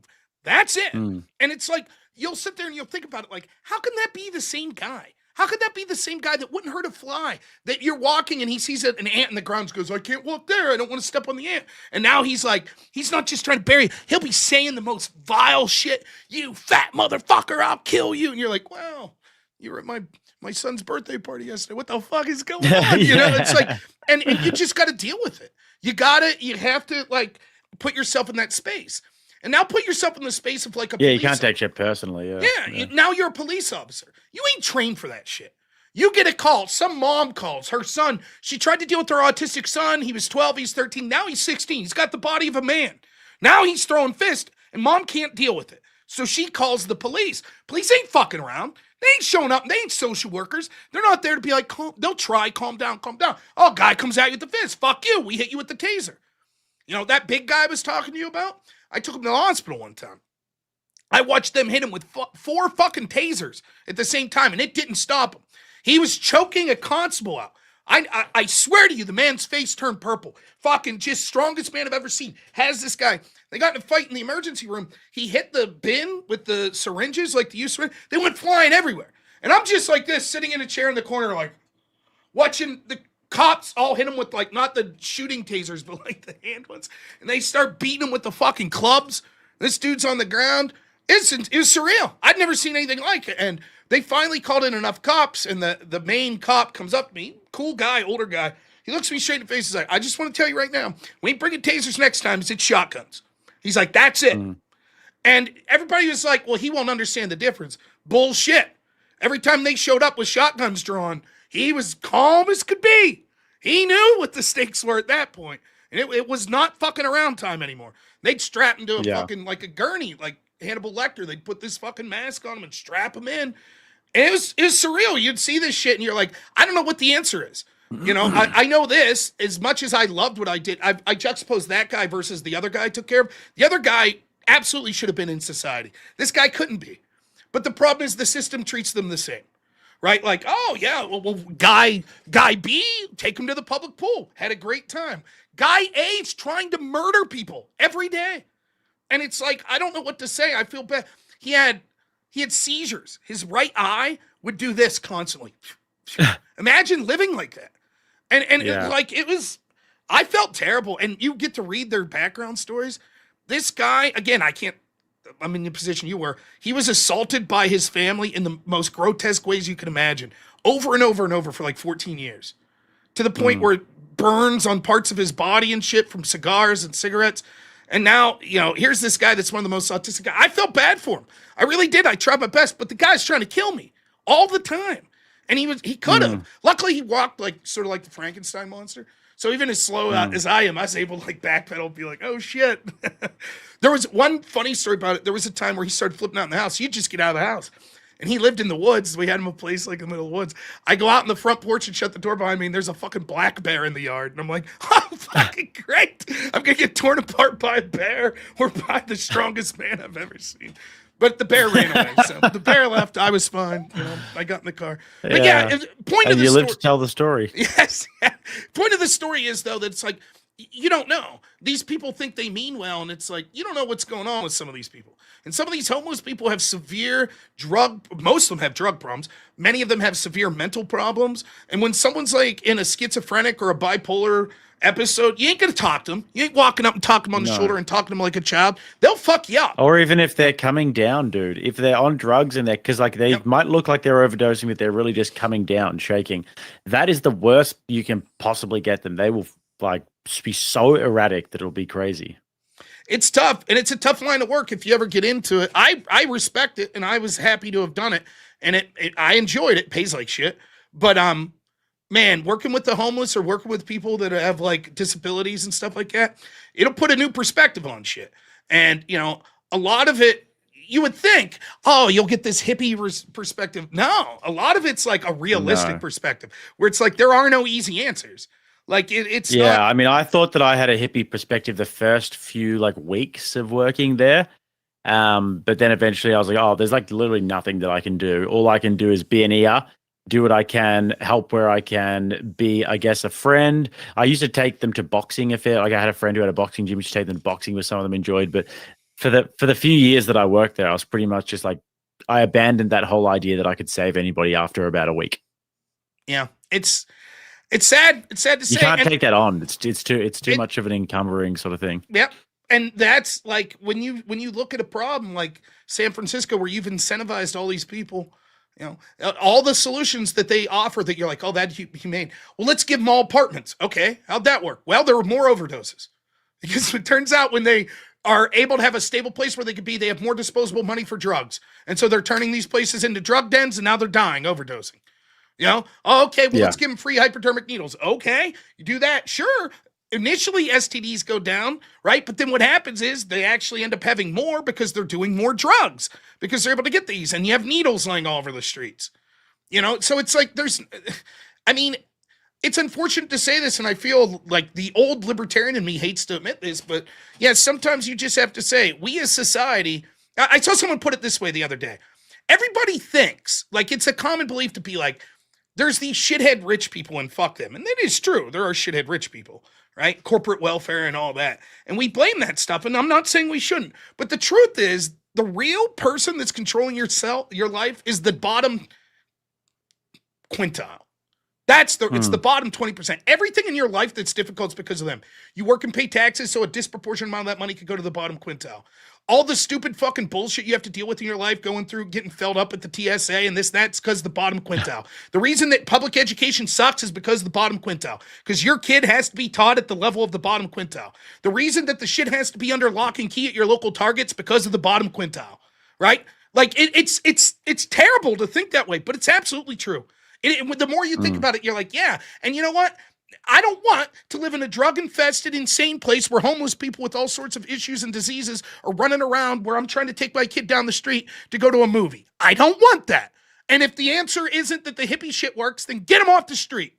Take their little homeless camps, throw them in jail, whatever you got to do. I'm not saying that we can't use some resources to make their life better, but enough's enough, Yeah, mental institutions as well. I mean, that is another great thing that we need back, because oftentimes these places that you and I would work would be the replacement for that. Instead of there being in a mental institution, there'll be out in public in some sort of like a social work or social care facility, and then someone like you has to take care of them instead of them being institutionalized and medicated and everything that they might need. So there's this place near where I live. It was called Polk, and it got pseudo famous. Nancy Reagan toured Polk, like what you would think of as like a facility like that. She toured Polk in the 80s. And there was this story about Polk where when people would die there, they'd only bury them like 3 feet. So there was a big flood in the town and a bunch of bodies washed up because they didn't bury these people deep enough. And the stories were horrendous. And then they're terrible stories. You would hear about them, people in straitjackets for weeks at a time, bad stuff. And my guy that I deeply cared about was in Polk, and he couldn't eat mayonnaise. And you'd be like, well, you just didn't like the flavor. No, because what they would do is if he wouldn't take his medicine, they would straitjacket him. Then they would dip his pills one by one in mayonnaise and shove them down his throat. And he still has that memory as an adult that it just triggers that in him, like him being manhandled like that. And it's horrible. And this is a great guy. And you're like, that's fucking shitty. And I hated Polk. Then I talked to some of the nurses there. And they're like, well, let me explain to you what was happening. They had staffed one nurse for like every 10 patients back in the 80s. And you're talking about most of the nurses there probably weighed 140 pounds. You have men in there, 250, 300 pounds, right? All of a sudden, they start throwing fists. They're beating the shit out of other people. They're beating the shit out of the nurses. There's 10 of them for every one employee. What are you going to do? Strap them down. Next. Grab the sedative. Fucking put them to sleep. Next. We got to move on. Now, I'm not saying that what they did was right and that there weren't mistakes made and people do power trip with that shit. But it's not as simple as just like, oh my gosh, we can't do that. Okay, then what's your suggestion? You want to pay? You want to pay an extra $10 billion so that each person could have a guy like me that's sitting in the house with them every day? Is that what the plan is? For the increasingly amount of people with the, every fucking Democrat seems to have a mental disorder. We're going to have some dude like me and Jake sitting in the house like I'm like, now you're not a woman, you're a man. What the fuck are you talking about? And so they just get paid. And at the end of the day, there's no easy answer. It's a huge problem. We don't know what to do. And I don't know what the answer will ever be as a society. My policy was, I said, as much freedom for people as they could handle. But once they become a danger to themselves or others, you can't give them that freedom. So I think that if the disabled person could go to the public park and be safe, great. That's awesome. Let them make that choice. But if they can't because they beat the shit out of someone there, then no, you can't go. And if you can't be in public, then you have to be locked in your house. And if you can't be safe there, then you're going to be locked in a cell. And I'm sorry, we as a society have the right to say that we shouldn't be held prisoner for the people on the bottom end of it. I'm sorry. We should treat you as best as possible, but in a realistic way. And no one wants to come to those harsh truths. It's either fuck them, just throw them all in fucking jail and to hell with them. Or it's, we have to unleash the mental institutions. You can't have people in there. It's cruel. So I don't know. It's a tough thing. It really is. And I know you deal with it too with the homeless. If you're working the Salvation Army, it's tough. You have a big heart. You try to do that stuff, but oftentimes it makes you more bleak about it. You're like, shit, you'd like to think if we all just worked at the soup kitchen, it would work out. No. One of the bleakest parts about it is realizing that a lot of people are generationally homeless and they like being homeless. Like we had a situation we had an initiative where there was a part of the Salvos that would try and reintegrate people into society. And one of the ways that they would do it is that they'd take their Centrelink or their government payments, a small portion of it, they would put it into rent for a house, and they would try and get them off the streets and into a house. And then they would go and do checkups on them, and they'd all be sleeping on the floor with the windows open and shit, or they just wouldn't be sleeping there. They'd be sleeping back in the on the streets or in a car park, and they'd just be using this as some sort of like a crack house or something. So yeah. Anyways, Rob, I do need to head off, but you're still streaming for a while? I'm going to keep streaming till 1 or 2 in the morning. My wife hates me, so I need any excuse. No, I'm just kidding. I normally stream around 10, so I'll just go right into my stream. Right. So. Well, I'm going to raid over to you, man, but I might see you for the extrav tomorrow. Yes, I have a human interest story about me being a hero I would love to share with the extravaganza audience. So I'll leave you. I'm not going to tell you what it is, though. I assure you, though, when you hear this story, you're going to be like, hot damn, I do this show with a hero. So. All right, man. Well, I'll see you tomorrow, and we're going to raid over to you now. Thanks so much, man. Thank you, Jake's audience. You guys are the best. All right. Peace. See you later. See ya.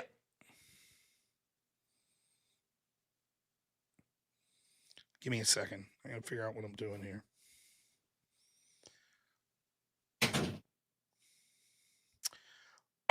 we'll wait for Jake's audience to come over.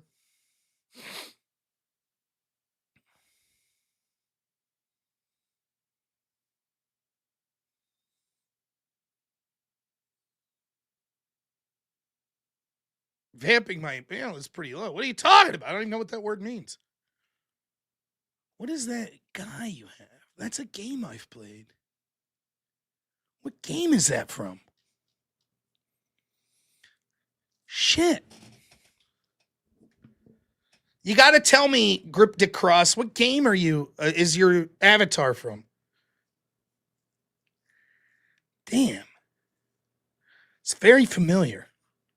Jake is a good guy. He's a good guy. I love doing the shows with Jake. I think we have a good rapport. Jake is the exact type of guy that I talk to in real life. Like, smart dude, but also just a regular guy. You know, he's not, you know, it's not like talking to some dude with a PhD or some shit like that, you know?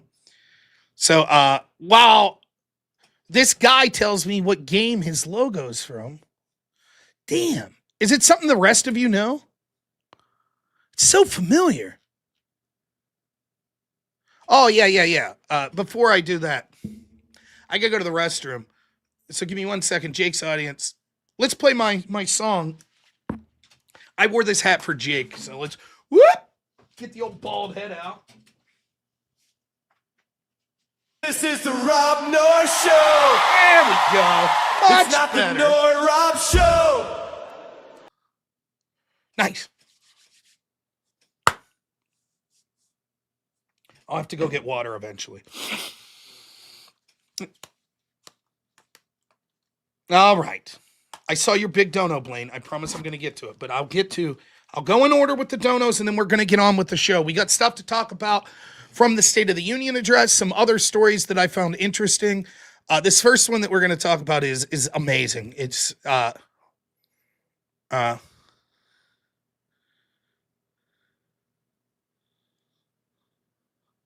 ooh, yeah, we'll listen to that too. NHL's back on, so you get a lot of these people that are talking. We can talk more about sort of if people are interested in me working in the field that I worked in. Oh, and I got to do this. Boop, boop, boop. Normal America Show. Hey, let's do it. Theme song. All right, that's enough. You got it. Yeah, we're officially at the Normal America Show. Welcome, Normal America Show host Rob Noerr. Thank you all for being here tonight. Good show lined up for you. Vita for $2 says, did you comment on Pisco chat doxing drama? I did not. I haven't heard of it. So I'm unaware. Someone can tell me what the Pisco chat doxing drama is if they like. I did see that someone I don't really care for, Soy Pill, had his X channel deleted for what I think is bullshit reasons. Now, I know that Soy Pill probably wouldn't give a shit if my channel got deleted, but I'm just calling a spade a spade. I think that he made a joke, and I didn't think it was all that offensive anyways. It did mention celebrating someone dying, but it was in an abstract and a joke, clearly. So I did comment on that, but I don't think that's probably what you mean about chat doxing scandal. Dara Billrod, $2 says, you lied. Candace never assumed Erica did it. Okay, dude. Nia, $20 says, I don't suck. We know Nia. It's everyone else. Kirk Sense, $5 says, Candace is a drama channel. Agreed. Nico Pluto, $20 says, I'm here to see Jake. I heard much about him. Jake's a great dude. Birdie the dog, $10 says, to hear the hero story. Oh, we have to get to the goal. We'll have to get to $1,000 tonight to hear the hero story. It comes with visual aids, which I know people don't want aids, but yeah. Reverse Massage, $5 says, Epstein had a Gmail account, so clearly Google's involved in the Epstein files. Whatever effing email he was using, right? I know, it's... Just an average couple. Thanks so much. $2 says we was time traveling and shit. Yes, this is good. Nico Pluto, $2 says I'm a time traveler's delight. Amazing. Nico, another 20. Thank you. Says what all she said. Candace, I don't know where to even begin. Mr. B, $20 says there it is, gentlemen. We were wrong. Someone did a Google search in another country. Candace is right about everything now.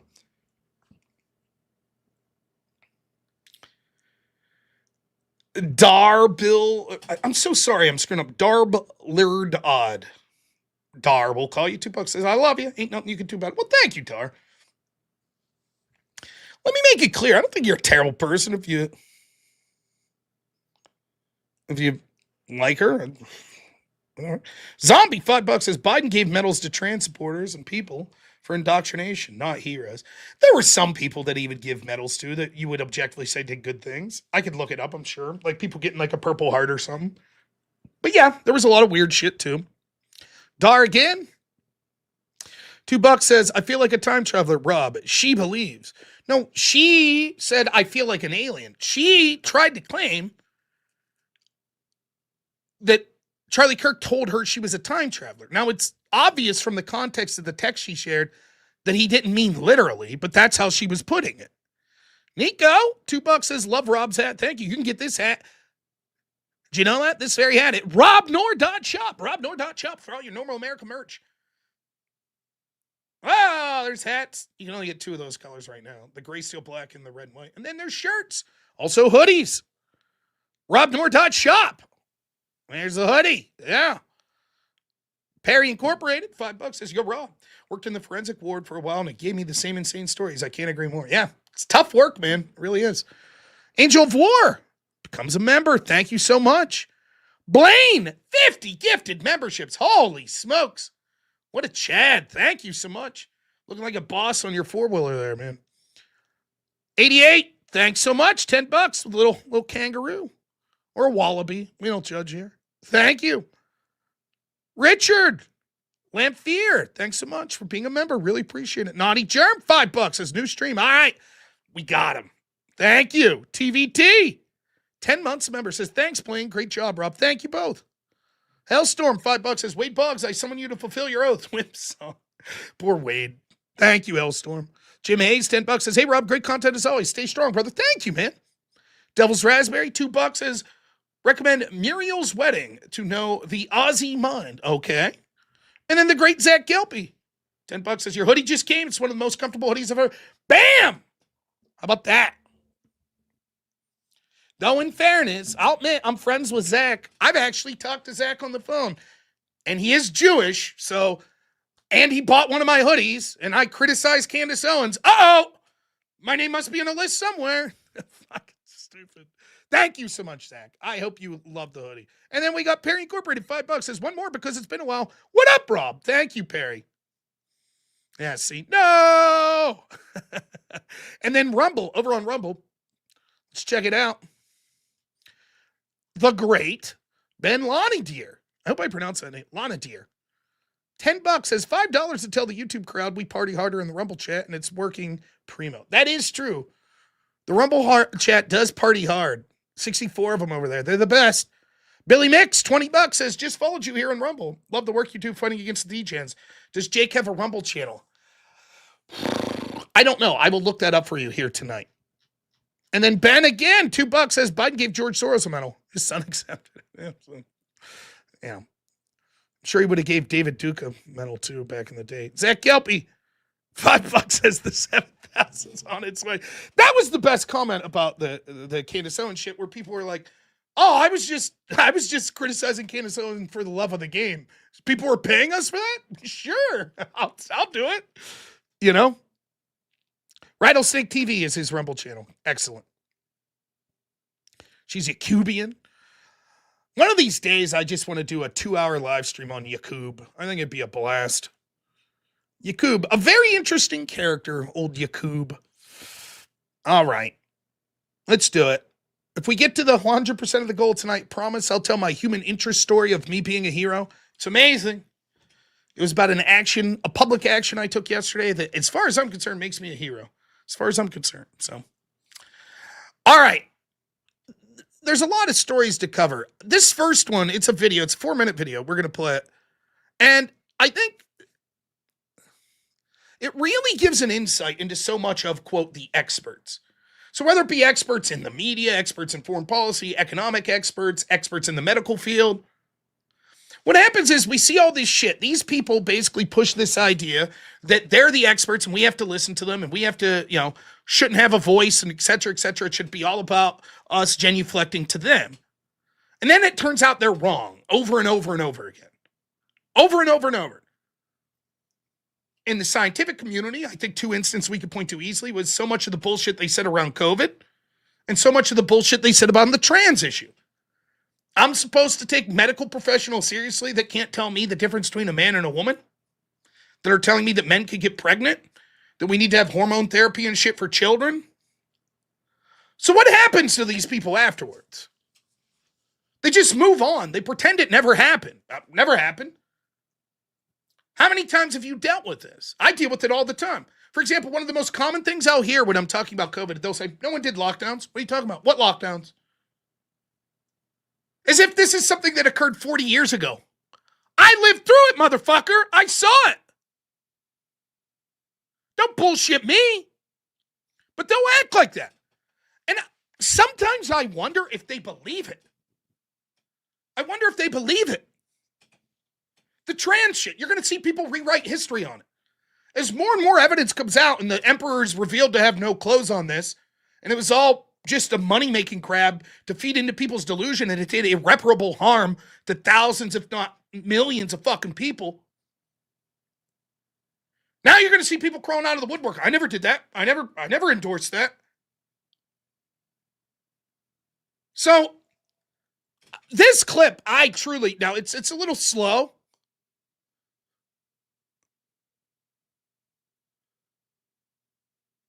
But I forget the gentleman's name here. He's considered like the godfather of, quote, evidence-based medicine, is how they're touting him. And he's going to have a little exchange with these two ladies on this podcast. Now, I just want you to listen to this and understand what this means for society, all right?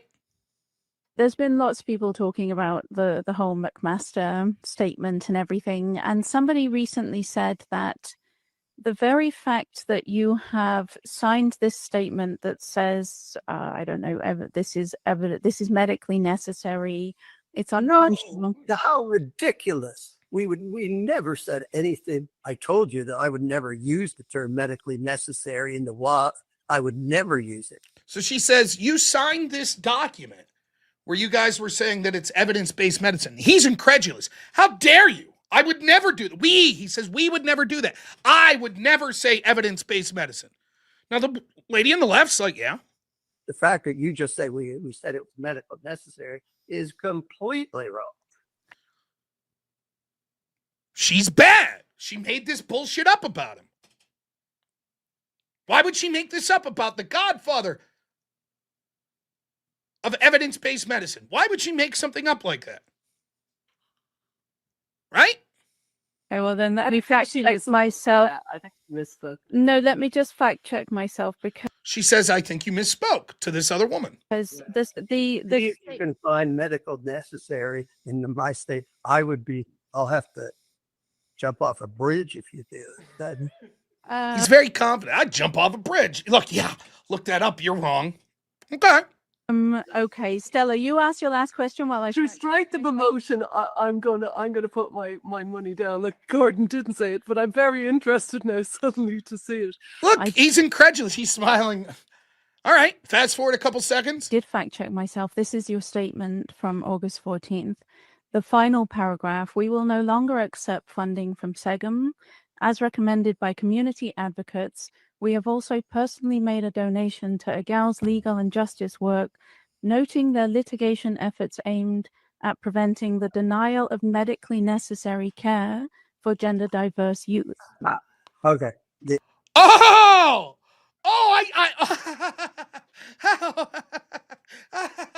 Okay. See, she was wrong. And she's like, no, I'm pretty sure that's what the statement said. Oh, that's ridiculous. Oh, my goodness. That's ridiculous. We wouldn't say that. I would never say anything like that. I'd jump off a bridge if I ever said that. Now, I just want you to look at this guy.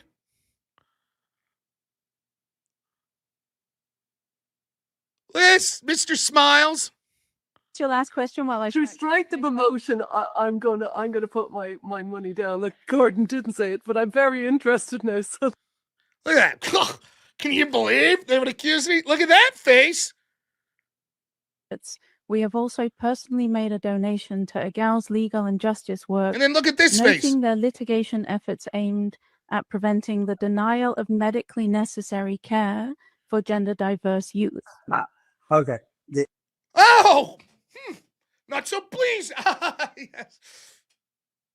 Not so pleased now. So let's hear this explanation. Now here's the godfather of medicine, or evidence-based medicine. He would never say that these trans treatments for children were medically necessary. Never say it. Of course, he signed a letter saying it and donated money to it.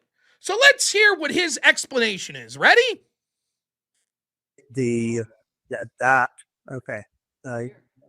was not my paragraph, and I didn't read carefully. Oh, he didn't write that paragraph, and he didn't read it carefully. Well, then, no harm done. I mean, he did sign off to something using his expertise and his credentials, to a statement that would then be used by politicians around the UK and other places to say, see what the doctors think. But now he's admitting to you, actually, when I sign on to shit like that, I don't really read the bullshit. I don't read it. You can't expect me to fucking read when I'm putting my name to, so that people could then use my name as evidence that these claims are true. How could you expect that? I clearly didn't write that paragraph. Let's listen to him. So good. That You signed something that you didn't read carefully? apparently, so I would obviously, if I had, well, what I paid attention to was the part that I wrote. Oh! Now, where was that very excitable? I would jump off a bridge. Apparently, I didn't read that, apparently. Well, where's that boisterous man from a few minutes ago? Quite meek now. He says, I didn't pay attention to that part. I only paid attention to what I wrote. But you signed the whole document. Why would you sign off on a statement that's going to be used politically, using your credentials as a scientist, as a man of medicine, that you're like, I didn't read it? If you want to know what I think, read the part that I clearly wrote. But you signed a statement with something that very definitely goes against your position, which is medically necessary, is the phrase. Sorry, but to pick that out, that was in the context of is inappropriate. Now, what he just said there with that fucking word salad was, well, yeah, I said something that I signed something that I'm now claiming is the opposite of what I believe. But, for you guys to call me out on it is inappropriate.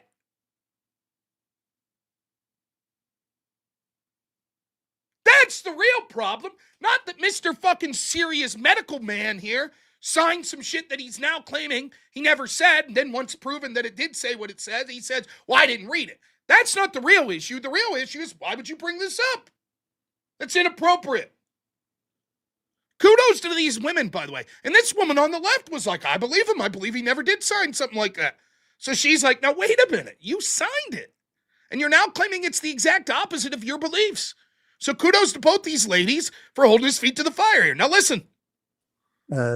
Yeah, sure. I should have read the last slide, but I did. That part of it was not what my focus was. If you can say, do I think this is medically necessary? It's not medically necessary, but I don't even, as I told you earlier on, I don't even use the term medical necessary. Now, when you see, this is what happens. You're to be debating some trans advocate, and you'll be like, these treatments are harmful to children. And they'll say, no, these treatments are medically necessary. And here's Dr. Such and Such and 12 other doctors that signed this document saying that. That's what these statements do. They're then used to push public policy. Asked me, what do you think about medical necessary? I said, I never used the term. I do now, though, because you signed something that... Come on. Oh, I have to. The fallout has been so immense. It's been so big. Don't pillory me for not having read something more carefully than I should have read. So, to be clear, here's what's happening. Now the medical community's going back. A lot of this trans and kid shit. So people are like, oh, okay. Now where are all the experts that told us it was necessary? Well, here's one. I never said that. Sure you did. You signed a document saying, nah, never. That's a lie. I'd jump off a bridge before I'd say something like that. Okay, here's the statement. Well, that's rude of you to bring that up. I clearly didn't read that. So now that all of a sudden, it looks like the science is actually going an opposite way. Why were you so wrong? Oh, I clearly didn't know what I was saying. I didn't know what I was signing. And why would you bring that? Don't pillory me. That's not my fault. But I have to give you your due. You rose to the position you rose to because of extraordinary work. And therefore we expect extraordinary responsibility and work from you. And I'm afraid you've kind of discredited yourself by signing something with a paragraph that clearly you don't hold with, and that is going to be positioned with your name. What I wrote, what? Okay, I was a dope. Okay, I was a dope.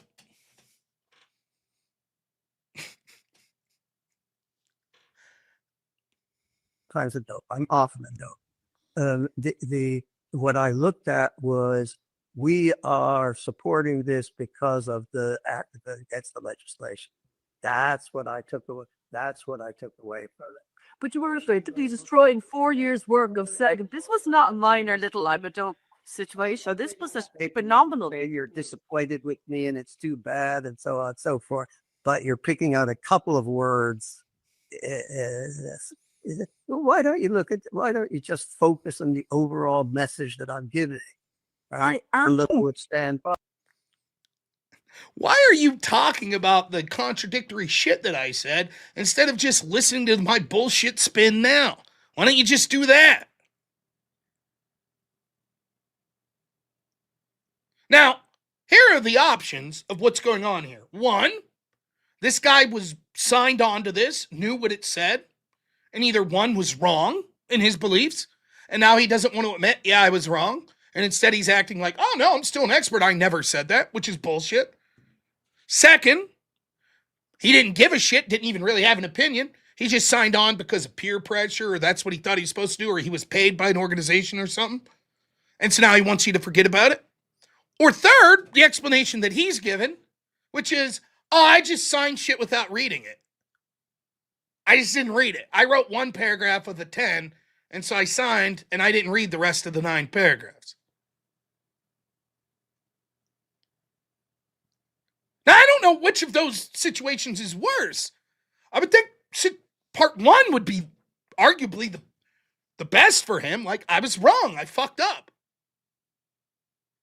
Part 2, I just go along with what everyone else is saying. What good are you then as a medical expert? And part 3, I just sign shit that I don't read. Then how can we trust any of these statements coming from the medical community? How many other doctors are in the same business?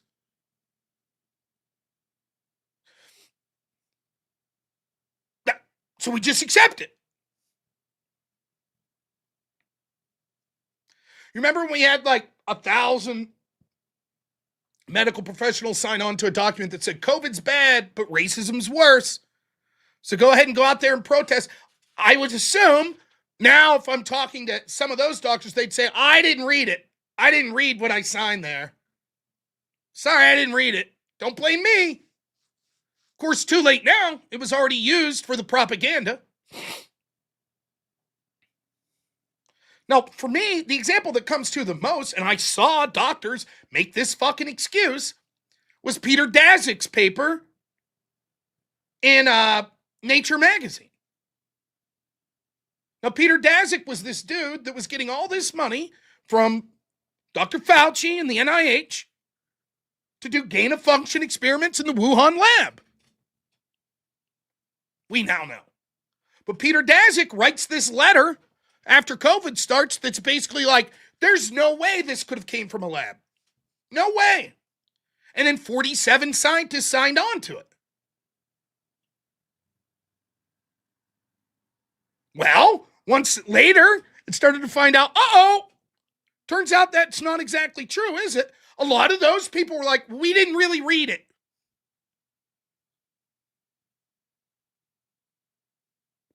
We didn't really read it. We just sort of saw. We didn't know Peter Daszak was the guy who wrote it. Oh, okay.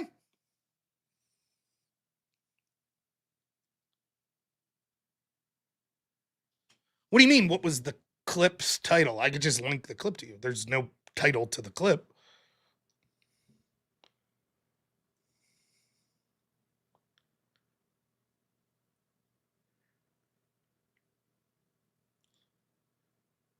That's so many of the experts, they're telling you just have to trust implicitly. Oh, I just sign shit. I don't fucking pay attention to what it says. But there's a consensus scientifically.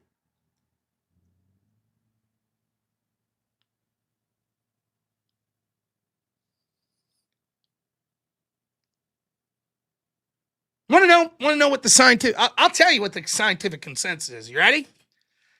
Forget scientific. How about scientist?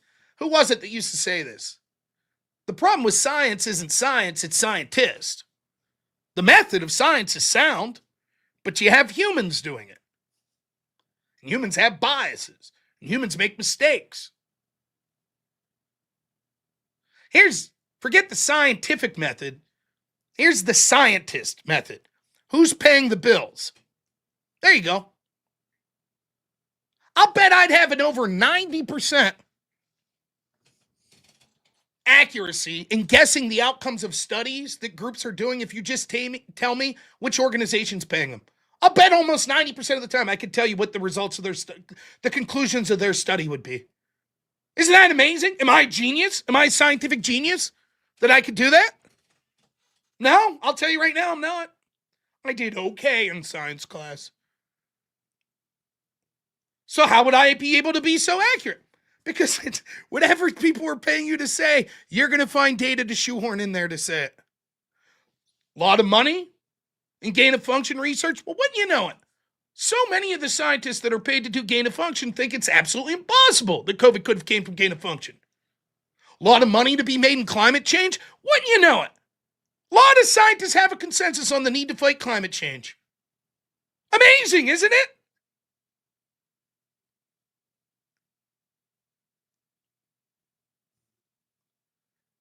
Truly, I'm a genius of epic proportions.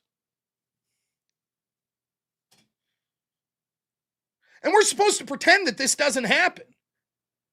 Well, WPATH says, the DS4 or whatever, so what are we up to, DS6? DSP6, whatever the hell it is. Oh, this is what it says about transgenderism. That's it.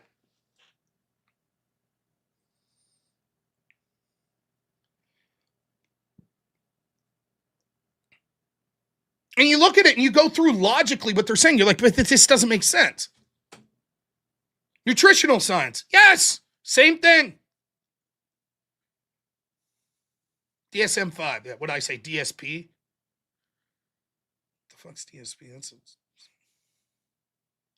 By the way, that guy never told me what that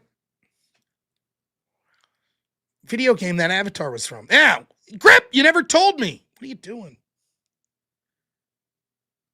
But man, it's so funny to see one of these people confronted.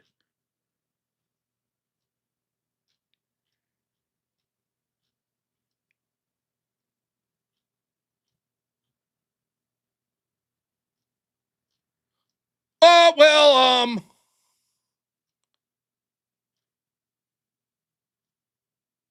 I never said that. Okay, I said it.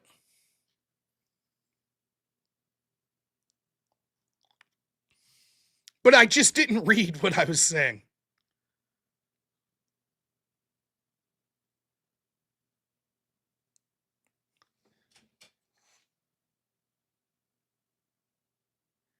I just can't get over how so many people just put their faith in, like, that's somehow beyond reproach. And this applies to a bunch of social sciences as well. Is it shocking to find out that a bunch of organizations that benefit from immigration put out studies saying how immigrants are better than native-born populations?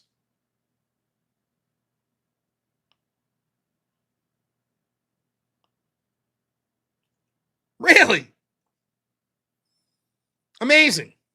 You mean to tell me all these left-wing organizations that are paid by left-wing NGOs come to conclusions that right-wingers are a huge threat and commit way more violence than the left-wingers? That's what the experts tell me. Must be true. And then watch how they'll, right, so watch what they'll do. So like when I debated Destiny on this, and we're arguing about it, here's the type of shit, I don't know if Destiny said this to me or if he'd say it elsewhere. He'd say things like this: fine, if you don't trust the science, if you get sick, if you get a headache, don't take Tylenol. Right? Science tells you if you're, have the certain symptoms, you're dehydrated, drink water. Don't drink water. Got to trust the science, right? So if you trust when you're thirsty, you should drink water, then you must trust when they tell you that we need to castrate children. Same thing. See how it works? Got to trust. Either you trust the science or you don't.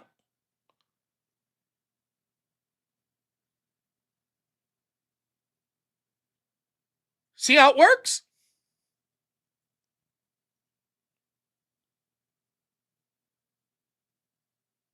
It's surreal that people believe this shit.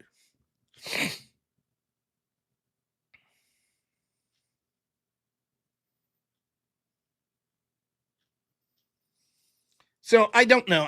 I had that pulled aside. I thought that would have been good on the extravaganza today because it's a little different.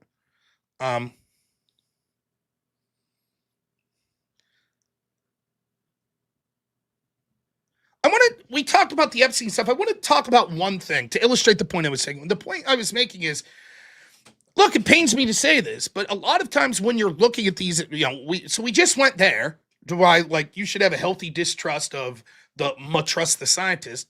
But then there's the opposite of this. And that is, if you're looking at things at too much of a layman, sometimes things get lost in context and you draw conclusions that are like, eh. So here's an email from the Epstein files, okay? Regarding Epstein. Thanks. Had my bench trial today. I think we're finally getting a 2020-50 conviction. Yay. Thought you might find this interesting just to show Epstein's smugness. This was in the Palm Beach Post gossip column on Saturday, but I think it actually ran on Friday in New York. There's a little thing, forget that. And then the assistant attorney here that's writing this says, I think it's interesting that blank thinks we should file a sealed indictment. Are you free to do a conference call? I'll be working in Miami. Now, Ryan Grimm says, email from an assistant U.S. attorney indicates somebody at DOJ was pushing for a sealed indictment against 2008. Why is this person's name redacted? Now, this is incredibly shaky.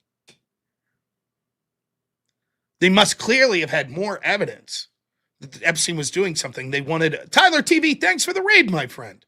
Thank you. Really appreciate it, man. They must clearly have something more there, right? Sounds like a cover-up. What's going on? They must have been going to charge him for other connections with, intel agencies or other crimes against children, right? And then someone I like listening to, Shipwreck Crew, says, see, not understanding the process or the timeline leads you to create a fake, meaningless story. Epstein pled guilty in Florida State Court on September 24, 2007. The non-prosecution agreement with the U.S. attorney was signed at the same time, but the agreement was only effective once Epstein was sentenced. The terms of his sentence that he had to agree to had to match the requirements of the non-prosecution agreement. But Epstein contested some of the sentencing issues. While he was contesting them, the prosecutor, assistant attorney Villifana, was considering filing an indictment under seal, just in case Epstein ultimately backed out of the state court plea or his sentence didn't match the requirements. In other words, it was like a backup. Let's file one under seal, so if he backs out of our agreement, we're ready to go. He wasn't sentenced until June 2008. The email is from February 2008, during the period where there was still an open question about the sentence imposed would match the requirements of the non-prosecution agreement. Villafana's first name is Maria. and appears to fit nicely in the spot where the name is redacted. Which it does. I think it's interesting that Maria thinks we should file a sealed indictment. Now, on one hand, it does. It seems shitty. Like, what was this? A sealed indictment that was never done? What's going on? Now, I'm not saying that I should just take Shipwreck Crew's opinion at face value. He could be mistaken as well. But that explanation's like, yeah, I guess I could see that explanation, and that's not something crazy nefarious. Well, why would they redact her name? Because they're doing that to a bunch of people that were involved in the cases. They're redacting the names. And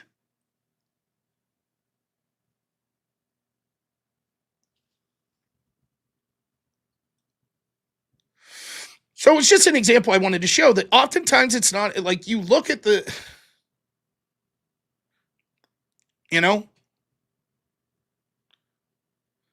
you look at these things and you're like, oh, that looks shady. And it's like, yeah, but if you look a little deeper, it's like, maybe not. So the truth is, you try your best to sift through a bunch of information out there and you try to make the best decision possible. But the idea that you should just implicitly trust the experts is oftentimes bullshit, particularly when it doesn't line up with things you could see in your real life. But at the same time, you should at least defer to trying to get more specific information before you jump to a conclusion that's too quick.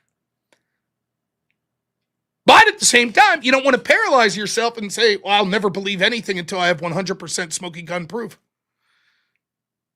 Difficult, but... all right, here's a video I haven't watched yet. I choose to watch it now because it's something that I'm very happy about. This is Jack Hughes speaking at the New Jersey Devils game tonight.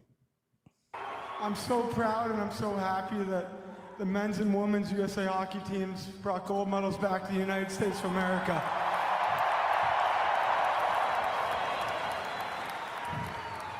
And you guys are making me emotional, but I'm so proud to represent the New Jersey Devils organization.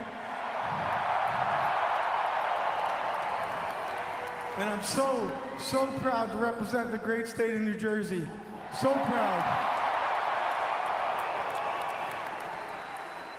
From the bottom of my heart, all my teammates, USA teammates, we just want to thank you guys for all the love and the support. We feel it. Thank you. Now, the context of playing that, first off, Jack Hughes, the man, great, awesome, go America, eat that Canada. But remember, oh, the lefties on X told you, on social media, on Blue Sky, the backlash against Jack Hughes is going to be immense. He's going to be the most hated man. Tony, what's up, my friend? Thanks for the raid. It's going to be immense, the backlash against the American team. And Jack Hughes. Quiet, old Joe. Turns out, average hockey fans don't give a shit about the fact that lefties that hate America, that want any excuse to cheer against white men or cheer against America, particularly if they go to the White House, turns out they're full of shit. No one gives a fuck what a bunch of lefties that never care about hockey in the first place have shit all to say about how we shouldn't like the American hockey team because Trump made a joke and they laughed. Fuck them.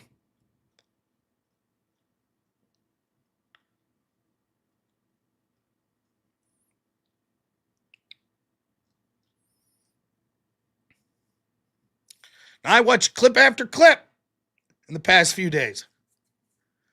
Journalists, of Democrats, about how terrible, how could the U.S. men's team, how could any athlete go to that misogynistic bigot, 37-time felon Donald Trump's White House? How could you? That must mean you're signing on to their bullshit.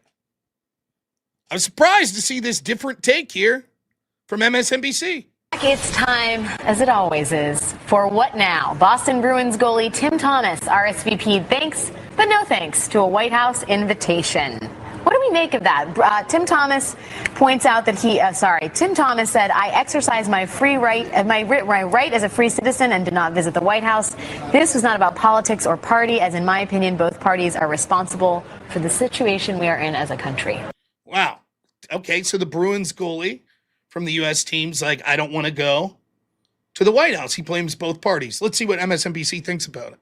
I think this is kind of the hyper-partisanship that just irritates everybody. It's like, just go to the White House. You don't have to run an ad or cut a commercial or anything. Just go to the White House, take part, celebrate, just like everybody else celebrates with Republicans or Democratic presidents. Especially when you're getting honored. Obama made specific mention of him during his 6-minute address.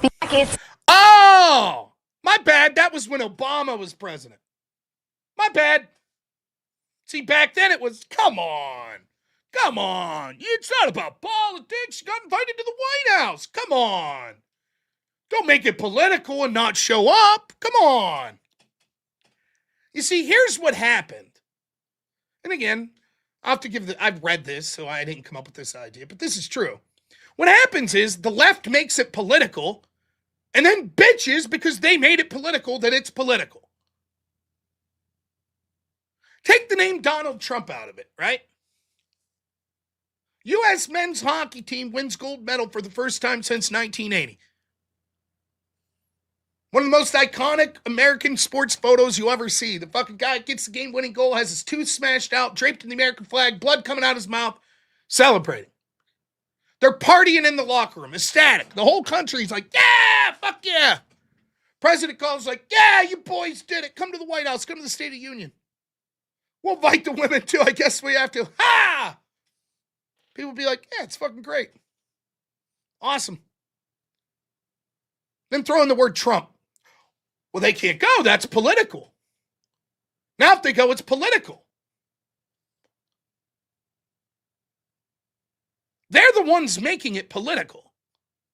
Now it's about why was Cash Patel there? Why was he celebrating? Trump's a 37-time felon. What about the Epstein files? How could they endorse what he did with the human rights abuses with ICE? How could he endorse this? When it was Obama, 2012, it was, oh, come on, go to the White House. I didn't like George Bush, W. Bush. I didn't like Obama. I've never done anything in my life that theoretically would get me an invitation to the White House. But let's say, hypothetically, when I was in qualified for the national debate tournament, right? And when was it? It would have been 2007. Let's say somehow, against all odds, I would have won that tournament and got an invitation to the White House. That would have been George W. Bush, who I did not like. I'd have went. And if it would have been a year later and it was Obama, I would have went. And I wouldn't have been an asshole. I'd just been like, thanks so much. Because for me, it's not about that specific person. It's about honoring something that happened that was good in the country, and it's the office of the presidency.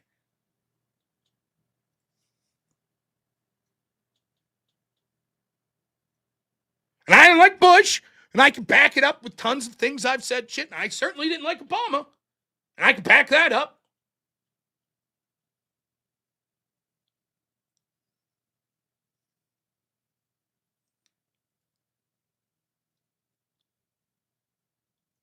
But it's just amazing. But, it's all about misogyny, right?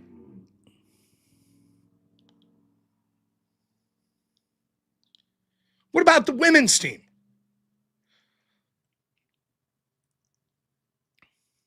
You mentioned the double goal. Jack and Quinn Hughes responded to all this by saying they're tight with the women's team. How would you describe your relationship with the men's hockey team?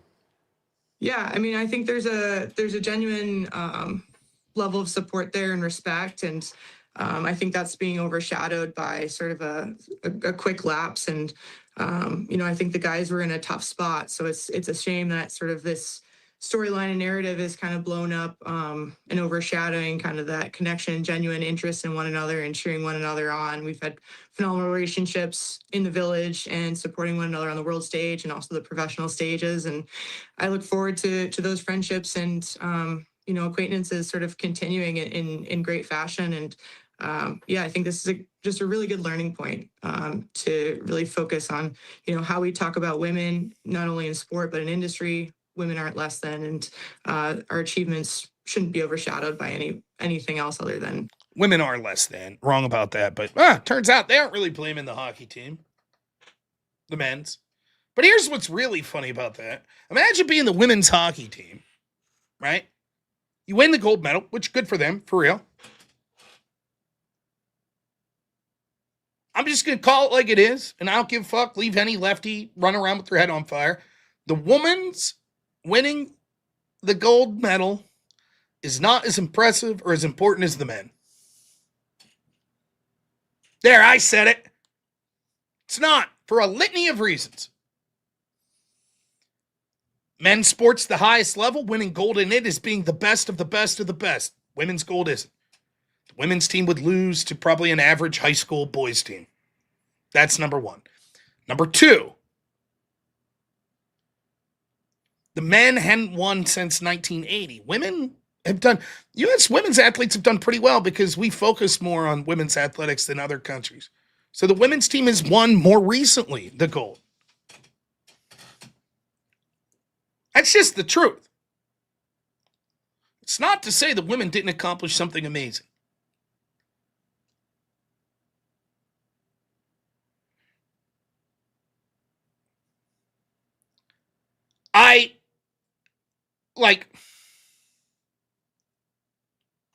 I coached a debate team that won the ADA Novice National Championship. For a state school like I coached at Clarion University, it's an unbelievably impressive accomplishment. Unbelievable. Huge underdogs. The team that won it, huge underdogs, and they won that.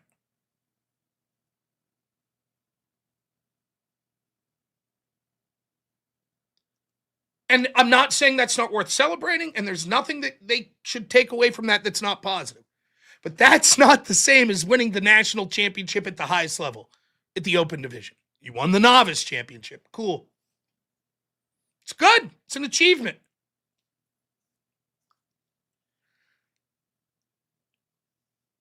I'm a Pittsburgh Pirate fan, and I'm a fan of the organization.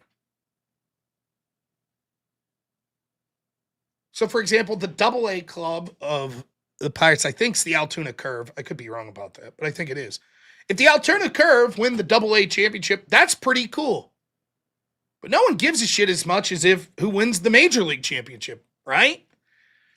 That's what women's sports is, most of them. Sorry. That doesn't mean that you can't celebrate that. And that doesn't mean as an individual woman that you didn't bust your ass to compete against people in your category to become the best of the people in that category. Take someone like Serena Williams. Serena Williams, an absolute insane, awesome women's tennis player. Serena's so good that she got pregnant and had kids and came back and was still kicking ass.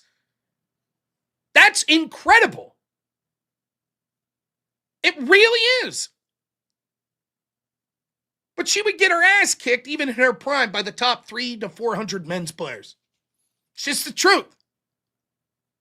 And so much about sports is wanting to celebrate the best.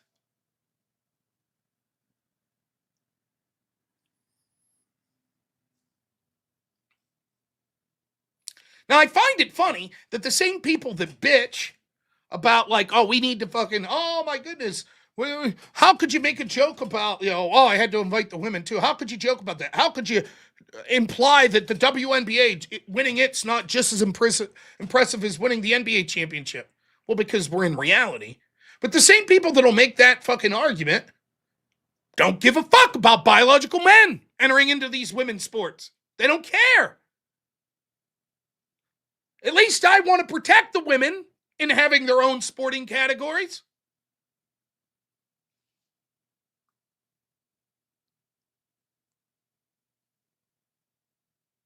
Meanwhile, you have people like Megan Rapinoe, after her career's winding up as a soccer player.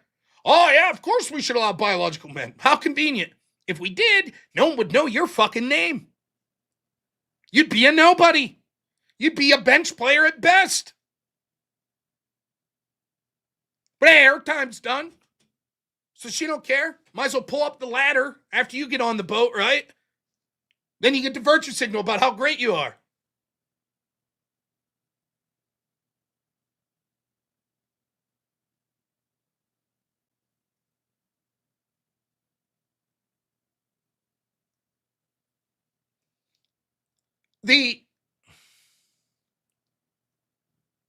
The other thing that's hilarious to me about all of these people, well, let's interview the women's hockey team. Notice that the interview is not about like the accomplishments of the women's hockey team. The interview is, what do you think about what Trump said? What do you think about the men's team? Isn't that funny? Don't you see some humor in that? Even the people that are virtue signaling like they give a shit about women's hockey don't give a shit about women's hockey. They don't care. If Jack Hughes somehow messaged me tomorrow and said, Rob, big fan of the show, I'd love to come on and talk to you. You know what kind of questions I'd want to ask Jack Hughes? Like, man, what was going through your mind, right, on that final, like, 3-on-1 breakaway? Like, you chipped it in? Holy fuck. What's that feeling like, man? What's that feeling? American hockey, 1980. You're playing with the Tkachuk brothers. Keith Tkachuk gets a silver medal 20 years ago. What's it like? Like, all that pressure, man. What would Johnny Gaudreau have thought, you know? How was that, like, did that help bring you guys together as a team? What happened to him? What did you think about Hellebuck? Like, as a player, when you're on the bench and you see, like, the biggest moment, and you see this guy just standing on his head, just keeping you in the game, what's the pressure like to you? What do you think? That's the shit I would be asking. I wouldn't be like, what do you think about the women's team's comments on the men's team? Who gives a fuck?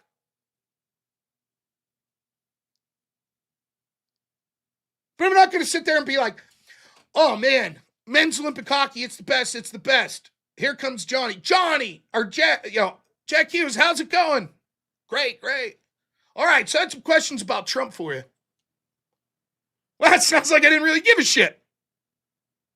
I just gave a shit for my political or cultural angle. Go ahead, do a little experiment. Go, and all the people you see bitching about Trump's joke about the women's hockey team, see how many of them posted out on their social media accounts celebrating when the women won the gold. And the answer is like 5%. They didn't give a fuck when the women actually won. Didn't have shit to say. But now they're going to pretend. Oh, my.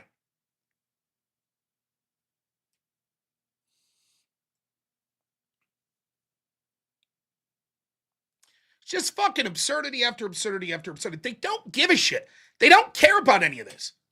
Now, listen. The last 2 shows I did, doing the whole America, fuck yeah, we won the gold, Shia LaBeouf's partying, making fun of the LGBT, awesome. State of the Union yesterday. Here's the thing, right? Don't go through life being a morose asshole. Don't. I fucking love this country. I love it. I love the idea of America. I fucking love it. I love my community. I love blue-collar workers that do shit that are real rednecks that I try to be, that are better than me in every way when it comes to working with their hands. I love them more than any people in the world. Obviously, my family and stuff like that. There is nothing. I feel at home with them, with a bunch of fucking rednecks that are drinking shitty fucking beer, working on a four-wheeler or putting a fucking lift kit on some 1992 pickup, bitching about their job. They're the best fucking people in the world. I love it. I love that shit. That's why I did this show. Those are the people I have pride in. That's what America is to me. That. And yes, I understand there's other communities. And cool. I hope people love them as much as I love my community. That's who I'll always be. I don't give a fuck if I go on to become a senator or something. That's the people I give a shit about. I don't give a fuck. Here's a little something, right? All this idea of like, Rob, maybe, your channel is getting a little bigger. Maybe you'll get to meet this person. Oh, you ran for Congress. Maybe you get to, yeah, it's kind of neat sometimes, but honestly, every time I'm like, I wonder what my friend Josh is up to back home. I wonder what he's doing. I wonder what my friend fucking Teabag's doing. He used to get so drunk we'd call him Tito because he drank Tito's vodka. Fucking hilarious, man. One of the greatest guys you ever meet. Fucking amazing. I like being able to look and say, fuck yeah, look at that. The men's hockey team won the fucking gold. I like watching a cheesy movie where the good guy fucking wins. I like that. And he's not painted as morally complex. But I like that.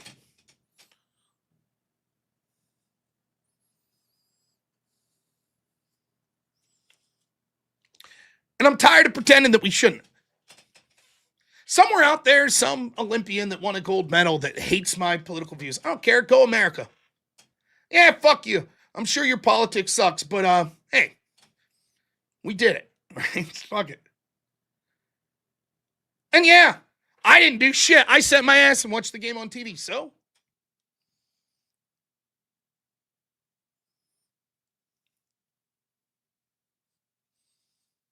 I'm not saying it's the most important thing in the world. Your family, church, real cultural and political issues. Other than this, many, go ahead.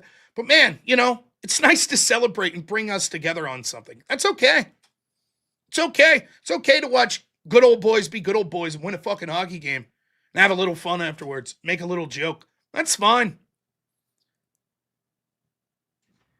Perfectly fine. And I'm tired of the people that want to bitch about what our country should look like. They don't give a fuck. They don't care. They hate this fucking country. Also, they want to talk about, what about all the sins of the country in the past? What about all the bad stuff now? When was America ever great? Make America great again. When was it ever great? Go fuck yourself.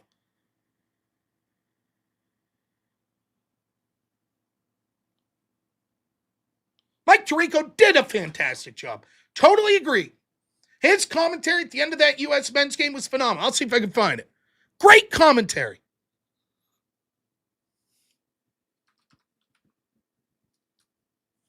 Let's see if I can find it.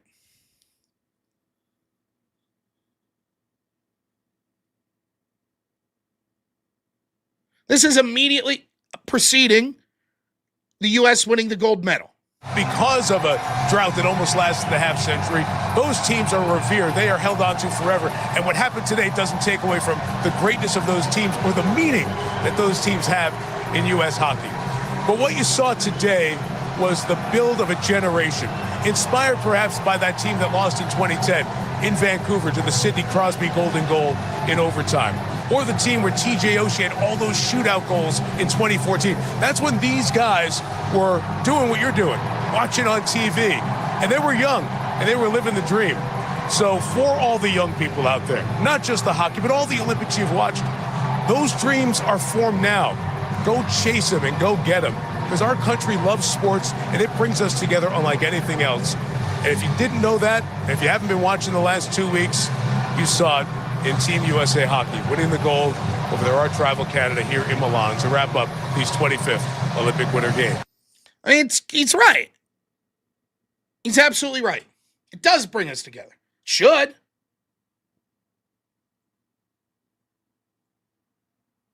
But not the Democrats. Not the fucking morose lefties. We don't like. Can you believe they were talking to Trump? Can you believe they laughed at Trump's joke that we should invite women? Go fuck yourself. You humorless scolds. Woke's back, baby. Dark branded. Yeah. We make fun of Charlie Kirk dying. Oh my God, I'm offended by this joke. Fuck you. And it continues. Last night, Jake Tapper was like, can you believe Donald Trump called Democrats crazy? Oh my God. You know what I can't believe, Jake? That you still pretend you're a journalist. Jake Tapper wrote a fucking book about how he was duped about Joe Biden being a human fucking vegetable for 4 years. And without skipping a beat, he proceeds as if he's some fucking unbiased journalist. Perhaps you missed when Joe Biden stood in front of the American people in front of a red backdrop and basically said that everyone that voted for his opposition were domestic terrorists. Perhaps you missed that? Or how about Nancy Pelosi ripping up the State of the Union speech behind Trump when he gave it one time? Missed that, right? But Trump saying these people are crazy because they won't stand up to applaud this girl who was attempted to be transitioned. Jake's very upset about that. You know what I'm upset about, Jake? Your role and complicity in trying to overthrow the duly elected president of this country by spinning the Russia collusion hoax for 4 fucking years. That's upsetting, Jake.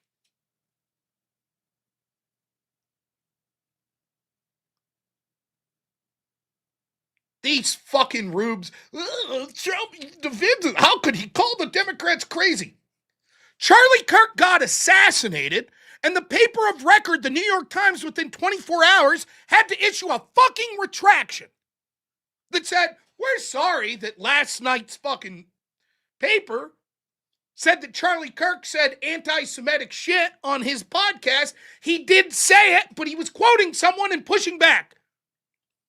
The body wasn't fucking cold, and the paper of record was smearing him as an anti-Semitic fascist.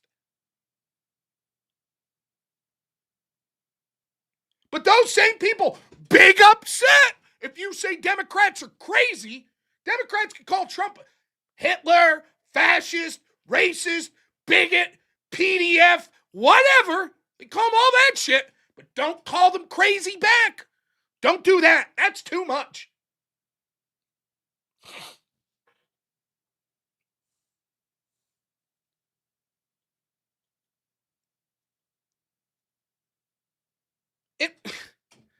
It's so fucking funny watching these people.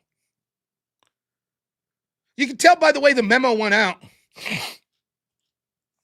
that all of a sudden they're supposed to stop bitching about the U.S. men's hockey team because turns out I'm sure the focus group said, yeah, not a good look. That's not good.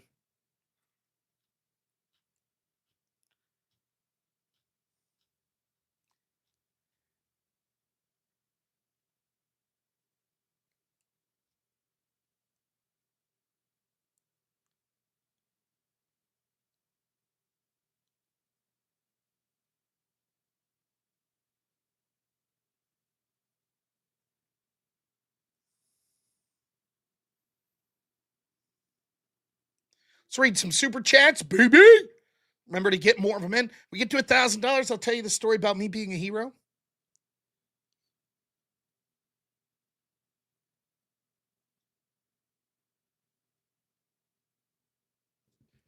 Chris Scott, $5 says if he doesn't read that doctor, then he also doesn't read the dosages for medicine, possible life-saving procedures, etc. in his daily practice. Great question. Community, $5 says search Gilgamesh in the files. I think it may be linked to George Church's work with cloning dinosaurs. Perhaps they're trying to build mindless bodies. Maybe so. GG, $2 says America. Come and save the motherfucking day. Yeah. Hellstorm, $10 says rules don't apply to them. They're the good guys. They apply to you. You have to follow them. You're the bad guy, but not to them. They're the good guys. Exactly.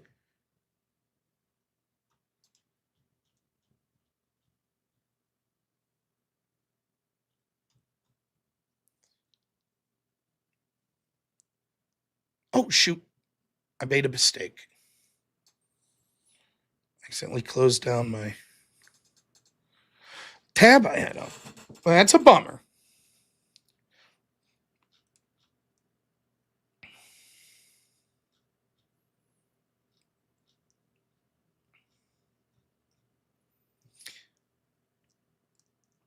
A little more on this hockey thing.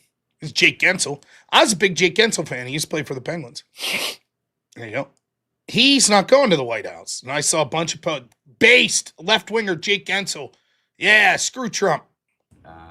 Just to go on with the White House stuff, it was just kind of a timing thing for me and my family. Thought it was, I was definitely not denying the request to go. It was obviously a dream come true to go. I was fortunate to go in 2017 and when Trump was in office, but just thought with the games 3 and 4, we got a lot of games coming up the rest of the year. It's gonna be a tough schedule. So 2 weeks of Olympic break, thought it would be good to just kind of come home, rest and recover and try to spend some time with my family before we get going. So that's where I'm at with it. Oh, it was just timing. He's got a brutal schedule coming up. He met Trump in 2017. It was a big honor. Whoop! Turns out he didn't, for political reasons, not go. He's just like, oh, it's just a timing thing. That's all. I loved meeting Trump in 2017. Yeah, the audio was low on that clip. Huh.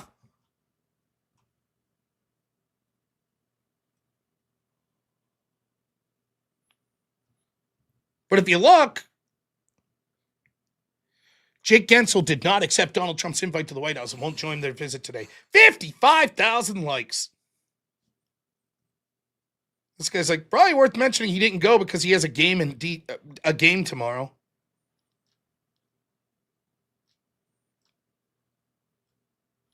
There he is visiting Trump before.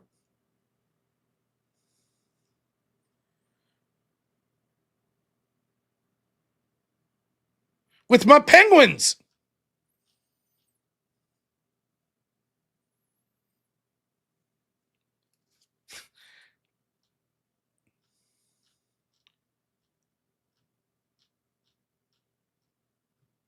What was your favorite part of the State of the Union? I think me and Jake talked about him saying, all right, can we agree on this? Stand up if you agree with this. We should prioritize American citizens over illegals. That's pretty good. Now, the cameraman, I thought, did some shoddy work. A little bit. But there were a couple things the cameraman did that were just amongst the best things I've ever seen.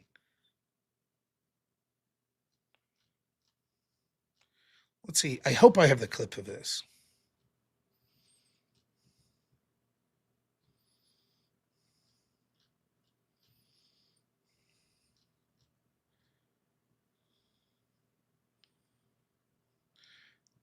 This is one of the best things I've ever seen. Let's watch this little clip. The Somali pirates who ransacked Minnesota remind us that there are large parts of the world where corruption and lawlessness are the norm, not the exception. Importing these cultures. The Somali pirates, right to Atlanta. And it reminds me of one of the all-time greatest Key and Peele sketches. I'm sure I'll get copyright strike if I bring it up, but there's a Key and Peele sketch. It's one of the best of all time. And it's a politician giving a speech like this. And he's like, I'm here, I'm working for farmers. And it shows a guy that looks like a farmer. He's like, working for the young. It shows a young guy working for the old. And he's like, and also the gay community. And it just zooms in on Key. And he's like, he's clearly not gay, but the camera keeps, every time it says the word gay, the camera points to him and he's like, it's a great sketch. Somali pirates, Brazil and Omar. That one was good. Then there's another base moment later where he's talking about the trans shit. Right? And the camera pans over to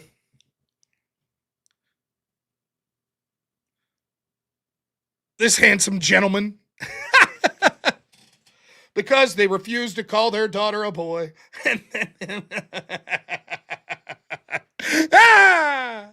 Amazing. That's good shit.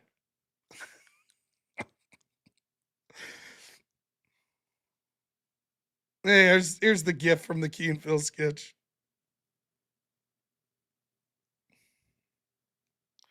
This is good.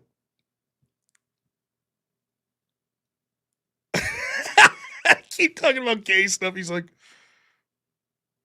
no, I'm not gay. It's good shit. Of course, Mr. Bill. Thank you, man.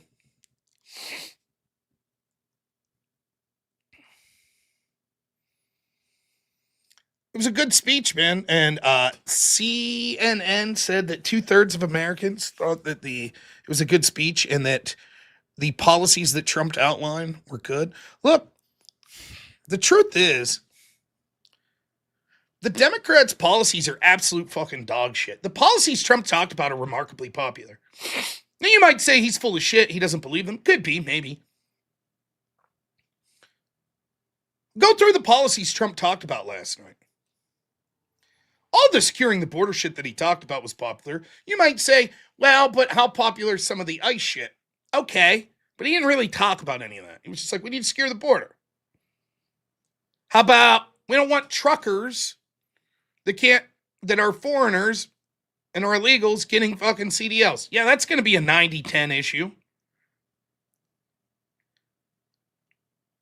Trump accounts, yep. Don't leave banks by houses, yep. So much of it is, yeah, but Trump's a bad man. What about the Epstein files, right? Yeah, the insider trading stuff, super popular. Where he's like Nancy Pelosi. Great.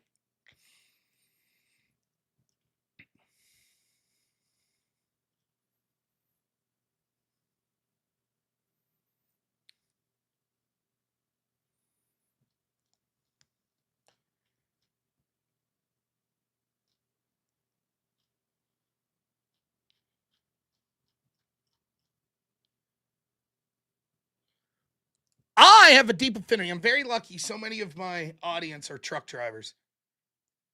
My father-in-law is a truck driver. I know a lot of truck drivers. Awesome people. Love the truck driving community.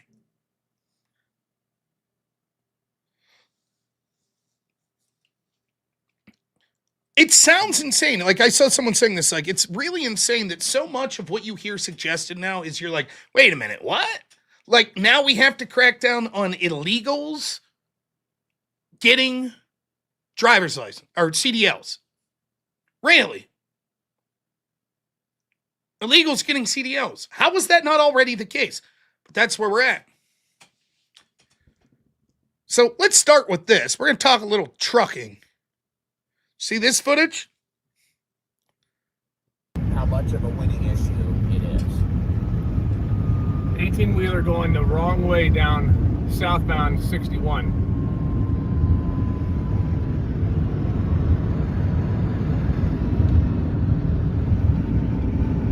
He is on the northbound lanes of 61 going the wrong way.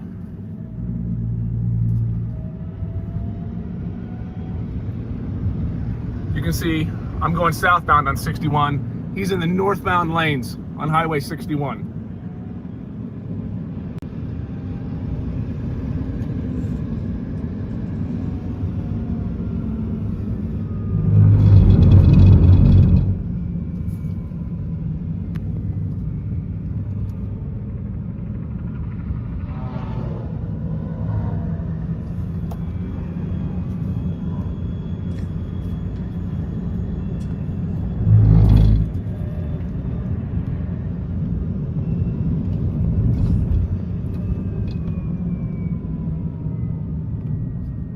Can you imagine how fucking scary it'd be to be going down a big route like that? 2 lane, one direction, see a fucking tractor trailer coming at you?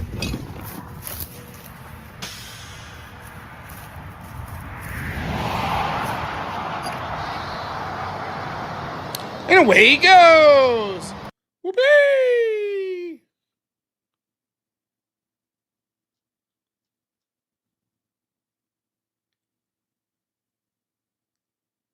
There's the nice American gentleman. There he is.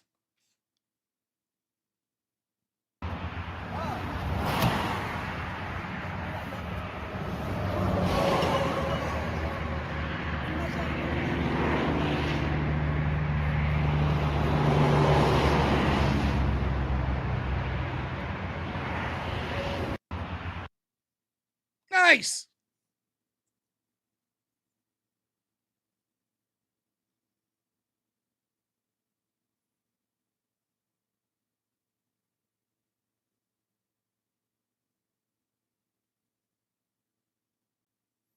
Why do we have to put up with this shit? I wasn't holding a baby. Now, I don't know if it's anecdotal, but well, it is anecdotal. I do know that it is, but I don't know if it's just anecdotal. So,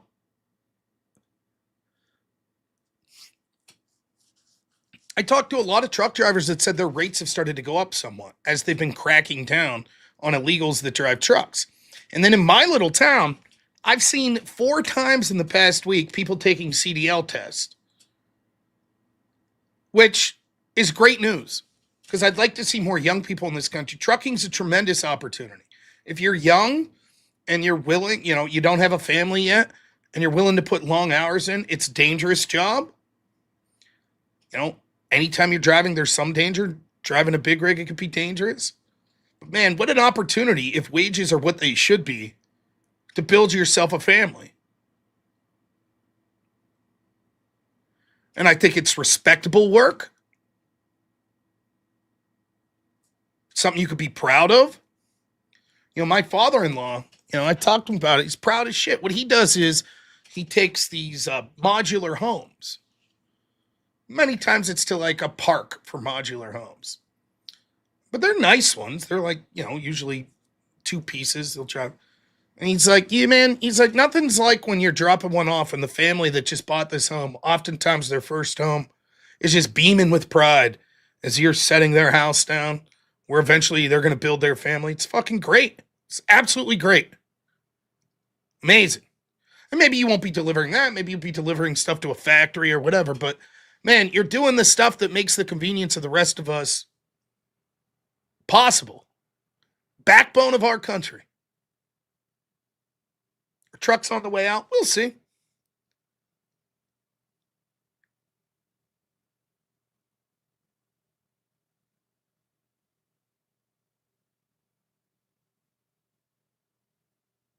So, get these fucking illegals out that are a danger to us on the road. Imagine what you would do. You're driving down the highway like 55, 65 mile an hour. 2 lanes, one direction, and all of a sudden you see a fucking tractor trailer barreling at you 40 mile an hour. It's horrible. This shit happens all the time. Now, you'll remember I did a debate on this. I'm not making this up. Somewhere it's on my channel. And my opponent, his argument was, none of this matters because, you know, school buses have that arm that comes out. And you might be saying, wait, what? Yeah. Yeah, that's... Let's see if I could find this.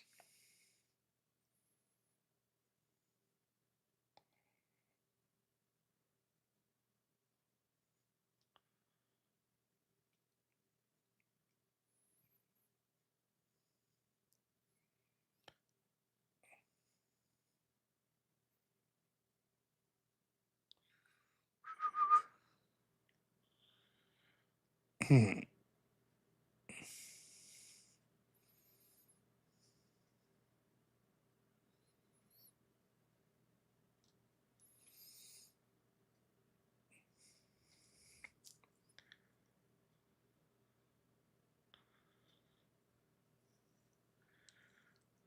I don't know. You may have to take my word for it.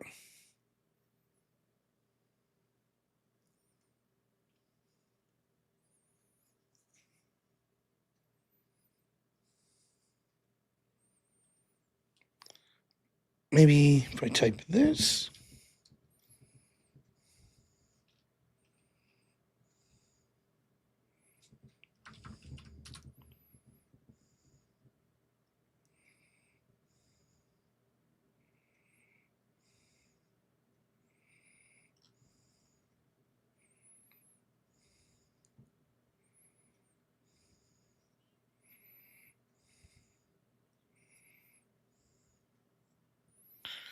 Here's one video. This isn't the debate, but this is a video I did 10 months ago. Because I'm talking to these truck drivers all the time. They're telling me like the most fucking insane stories. They're telling me like they go to truck stops and there'll be like fucking foreigners in there like washing their feet in the fucking sinks and shit. It was just a random caller one night, yeah. I mean, it's insane. We'll just show a little of this. They're driving down the road and they're seeing these drivers that are insane, that don't speak the language, that don't know what the hell they're doing. My father-in-law is a trucker. He drives oversized loads. My wife used to... You get the picture. But I've been talking about it for a long time. It's insane. And like, what is the rationale for this? Why would we want people that can't speak the fucking language driving huge CDLs? Yeah, I've heard this. They'll cut holes out of the bottom of their trucks and then shit. And then the people don't want to work on the trucks because they're covered in shit. Now, I don't know anything about truck repair, any of that shit, right? I remember one time my father-in-law was working on his truck and he's like, hey man, town about 25 minutes away, there's a truck stop there and there's a garage there and they ordered in this part for me and I'm still working on the truck. Can you drive and pick it up for me? Sure. You know, I might be a fucking idiot when it comes to mechanics, but I could help out. I'll go pick something up, no problem. So I go and no one's in line. I go up, I talk to the guy. Say, yeah, I'm here for such and such, my father-in-law. I said, you have a part for him? Yep, 1 second, we'll go in the back, get it. Just have a seat. Send a guy from the back. Dude walks in behind me. He can't speak English. He's on the phone with like his dispatcher, his truck company, and he's just and the like we're in some small rural town, you know, and the guy's like the guy working at the garage is like, I don't know what you're saying. Can you explain to me? Guy on the phone. I don't know. I don't know what his issue is. Can you check out his truck and get it working? And like, you can see the frustration of this, like, you know, guy working at this garage. Like, what the fuck are we supposed to do here? Some fucking guy muttering. We don't know what the fuck's wrong with this truck. Now we just, bring it in? Give it a whole once over and try to fucking find out what's going on? And so I took the part back and I told my father-in-law, he's like, you wouldn't believe it, man. You would not fucking believe. Wouldn't believe it. Some of the largest, most dangerous vehicles on the road driven by people that can't read a fucking stop sign. These are people you wouldn't trust in a fucking go-kart at the amusement park. And they're driving fucking 18-wheelers. Wrong way down the highway. What? Well, whatever.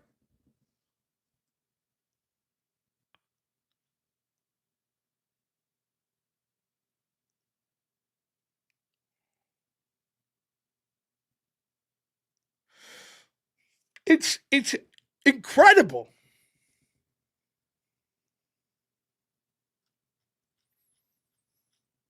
So, I mean, good for Trump for sticking up for truckers. I'm hoping that we see a resurgence to some degree.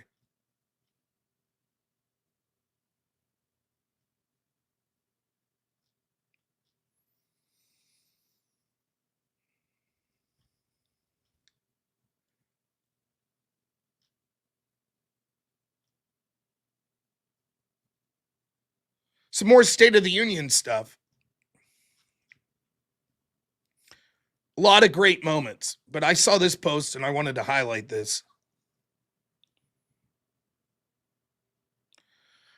The first Medal of Honor that was given out yesterday. Chief Warrant Officer Eric Slover. And this guy, Steve, says, he's a real-life Superman, and let me tell you why. He obtained a CW5 in the Army, which is extremely rare itself. I don't know what that means, but okay, it's rare. His right shoulder is a combat patch with Special Operations Command, essentially the Delta Force of aviation. Eric was the first Chief Warrant Officer to receive the Medal of Honor in military history. This was the one that really got me. Combat hashes on his right sleeve total up to 10. One stripe is given for every 6 months of active combat service. This means he has been deployed for at least 5 years in a combat environment. He looks like Christopher Reeve's Superman. Square jaw. Standing there probably in pain. Has to hold a walker. Legs shattered by bullets.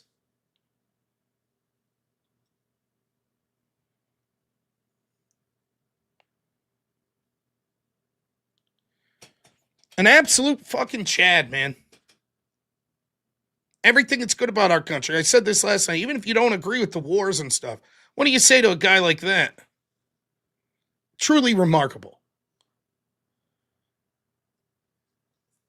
Putting himself in harm's way.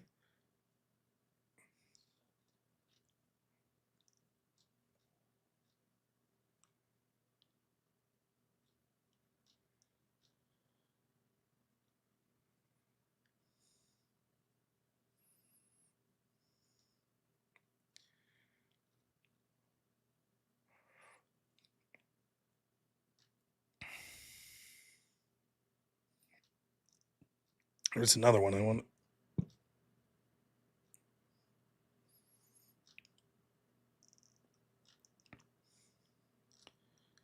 Oh, I don't know where to go. I have 2 stories. Another feel-good story. By the way, you know it's not feel-good? We need to get more of those super chats in. Am I wrong? That'd be feel-good. But a couple feel-good stories on some of these. How about this? Speaking of trucking. So there's been a big movement in a lot of trucking companies to coordinate with law enforcement and other services to stop human trafficking. Oh, it's fine, Aquays. I appreciate it though, man. And so what'll happen is they're making sure that anytime there's a Megan's Law thing that goes out, that these truck drivers are made aware of it and how to spot the signs of human trafficking. So this is a real situation here from just the other day in Avondale, Arizona. Oh my God, that's her. Yeah. Is it really? Yep, that's her. It looks like her.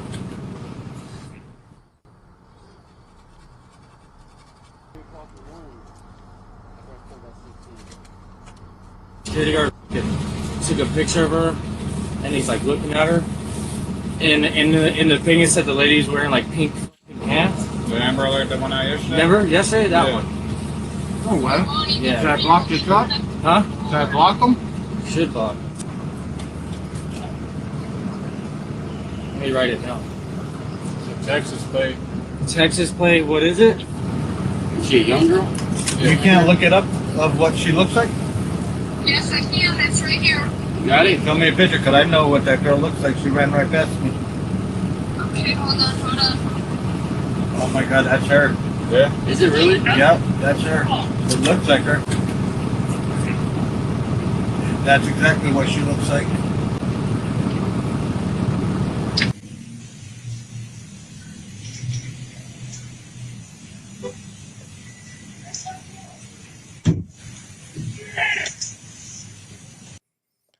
How awesome is that? Just truly amazing. What a great story. And talk about something really cool, you know?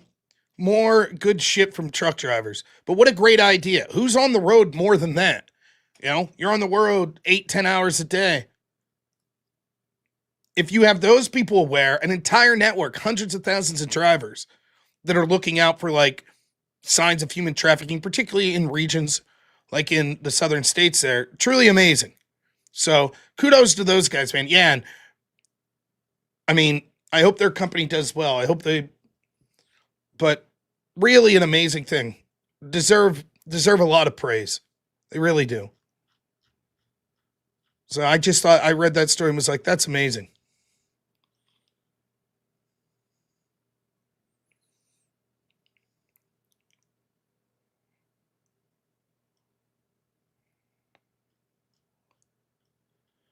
We talked about the hockey stuff. So here's another hockey related story. This guy says, I like you, I just disagree here. Okay. I'm actually willing to have this conversation. You disagree with me on truck drivers being based, finding out. I'm totally willing to hear the conversation here. Unless you're behind in the video and disagreeing on something else. Yeah, I guess he's pro kidnapper here. Oh, okay. You're talking about the Erica Kirk stuff. Whatever. Uninterested. All right. NHL puts this out the other day. Dylan Strome is the ultimate girl dad. Here's the NHL player, Dylan Strome, wearing a hat. It says girl dad. His daughter in a pink dress. And looks like she's watching something on the phone. Pretty cool. And you get it. I get it. Like, it's cheesy, but cool. Professional sports, they put out stuff like this. Yeah, cool. Big, strong athletes. Like, they're with their little daughters. Cool. Right? What do you think the leftist take on this was? Take a guess. So I'll give you a clue. This was posted 2 or 3 days ago. The NHL put this up. It's Dylan Strome, NHL player, ultimate girl dad.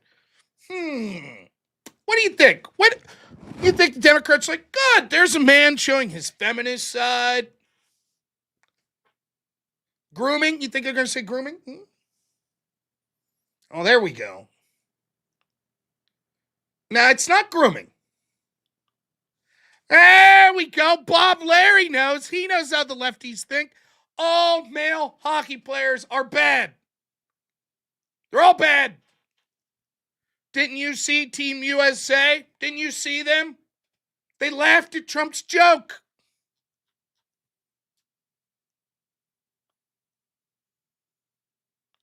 Laughing at a misogynistic joke, an R told and a PDF told. More like the worst girl dad ever. Weird you chose to post this today. Did something happen? Not using the daughter as a human shield. My God, today. A girl dad would put out a statement that he meant no harm by laughing along with the convicted R PDF, mocking the women's team who has meddled way more than the men. Oh yeah, such a lover of women. Think he'll laugh at her accomplishments too? I feel sorry for the kid. Imagine having that as your dad. Now, as bad as that is, here's the best part. Dylan Strome was not on the USA men's hockey team. And one of the reasons that he wasn't on the men's hockey team, the USA men's hockey team, is he's Canadian. You stupid fucks.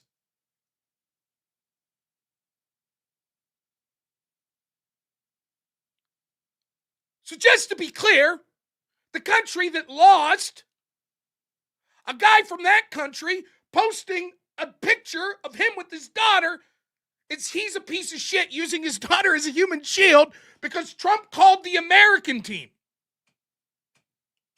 What?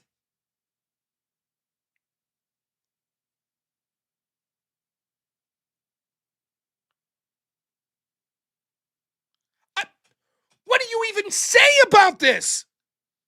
That's right. He's a white hockey player. He must be evil.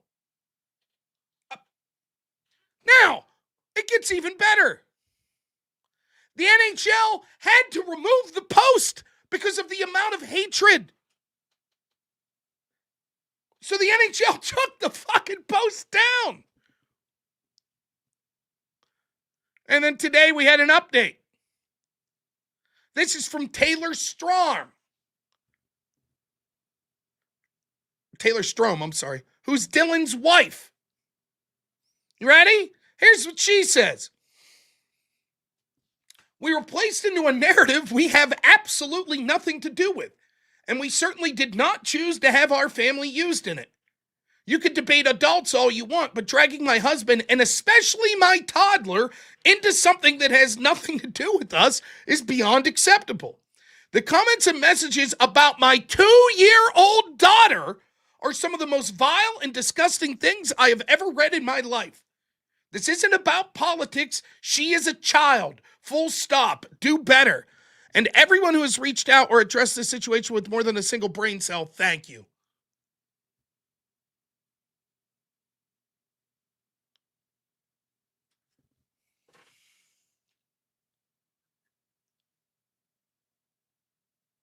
My tweet to this was, the only thing more powerful than hate is love. Right? Isn't that what the same lefties that are saying that?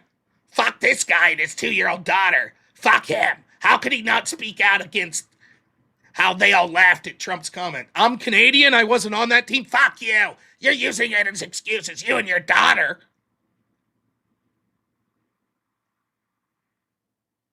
Harass them just because they're Canadian, yeah. The details don't matter. These fucking people, it just doesn't matter.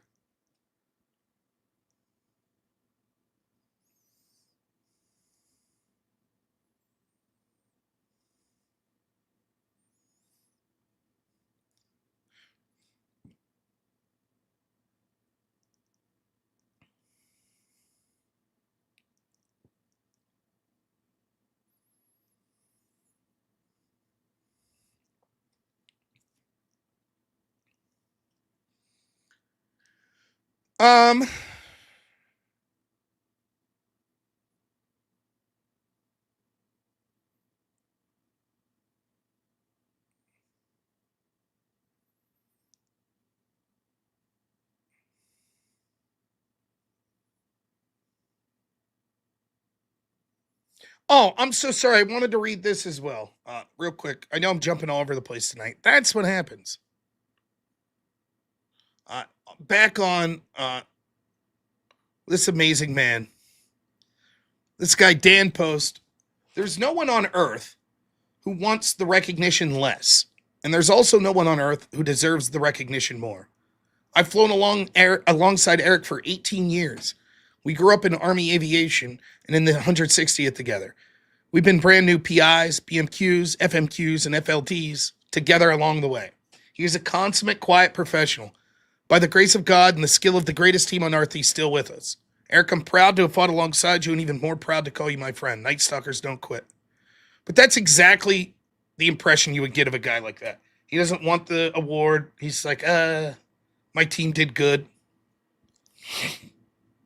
So him and the other old guy that got the Medal of Honor, truly remarkable.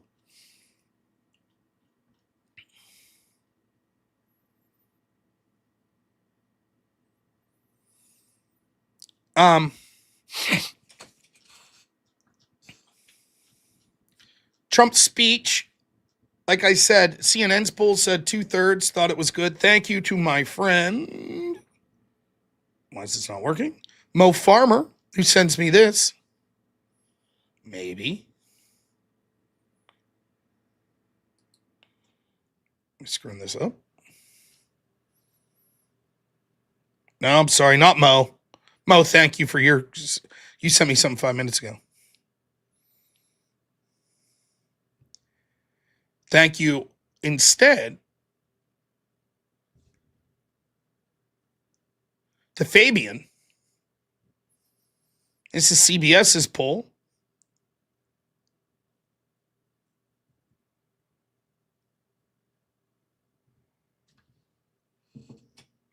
%75% approved of it.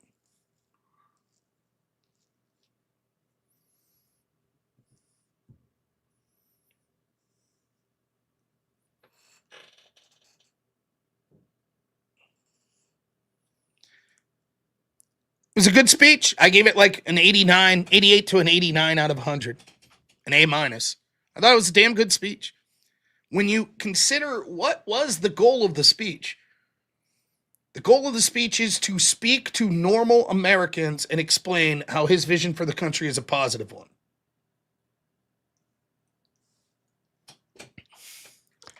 The problem that Trump will always have is so many of the apparatuses that control our narratives hate him. The vast majority of the mainstream media despises him.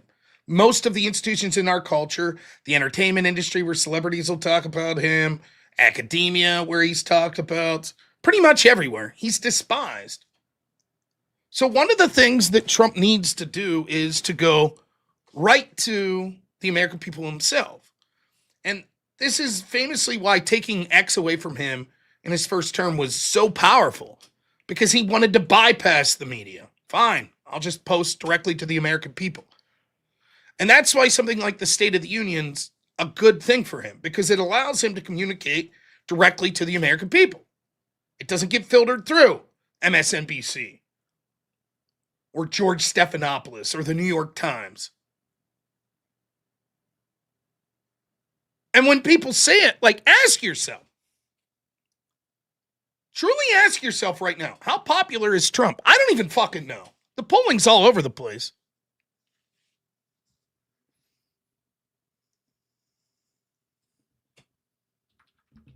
I saved some of these, but they're from a few days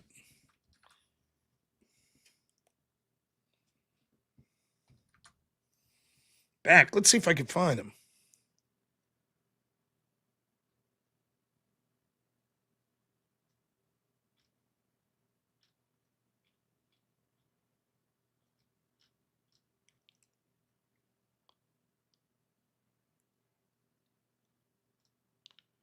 Rasmussen, who had him low, they have him at 48.4%.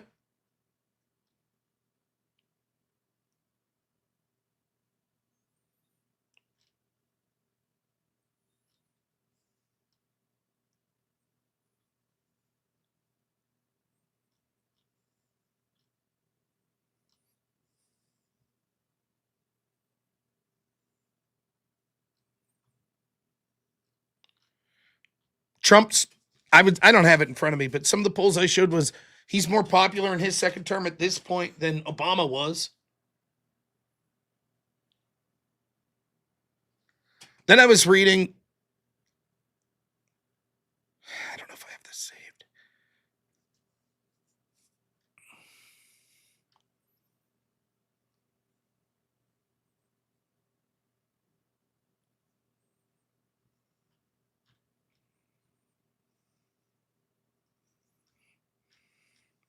Give me a second. I'll find this. I think I have this saved.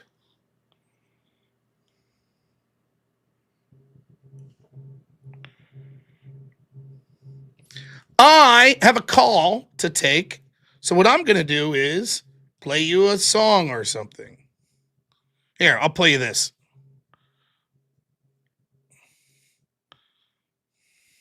The trucking industry, because her father-in-law is a truck driver, and a lot of his friends that I hang out with are truck drivers, and they don't view themselves as political at all. They could give two shits less about politics. They don't care. They're working because they have families or they have hobbies and they need to work. But what they understand is regulations. They get that.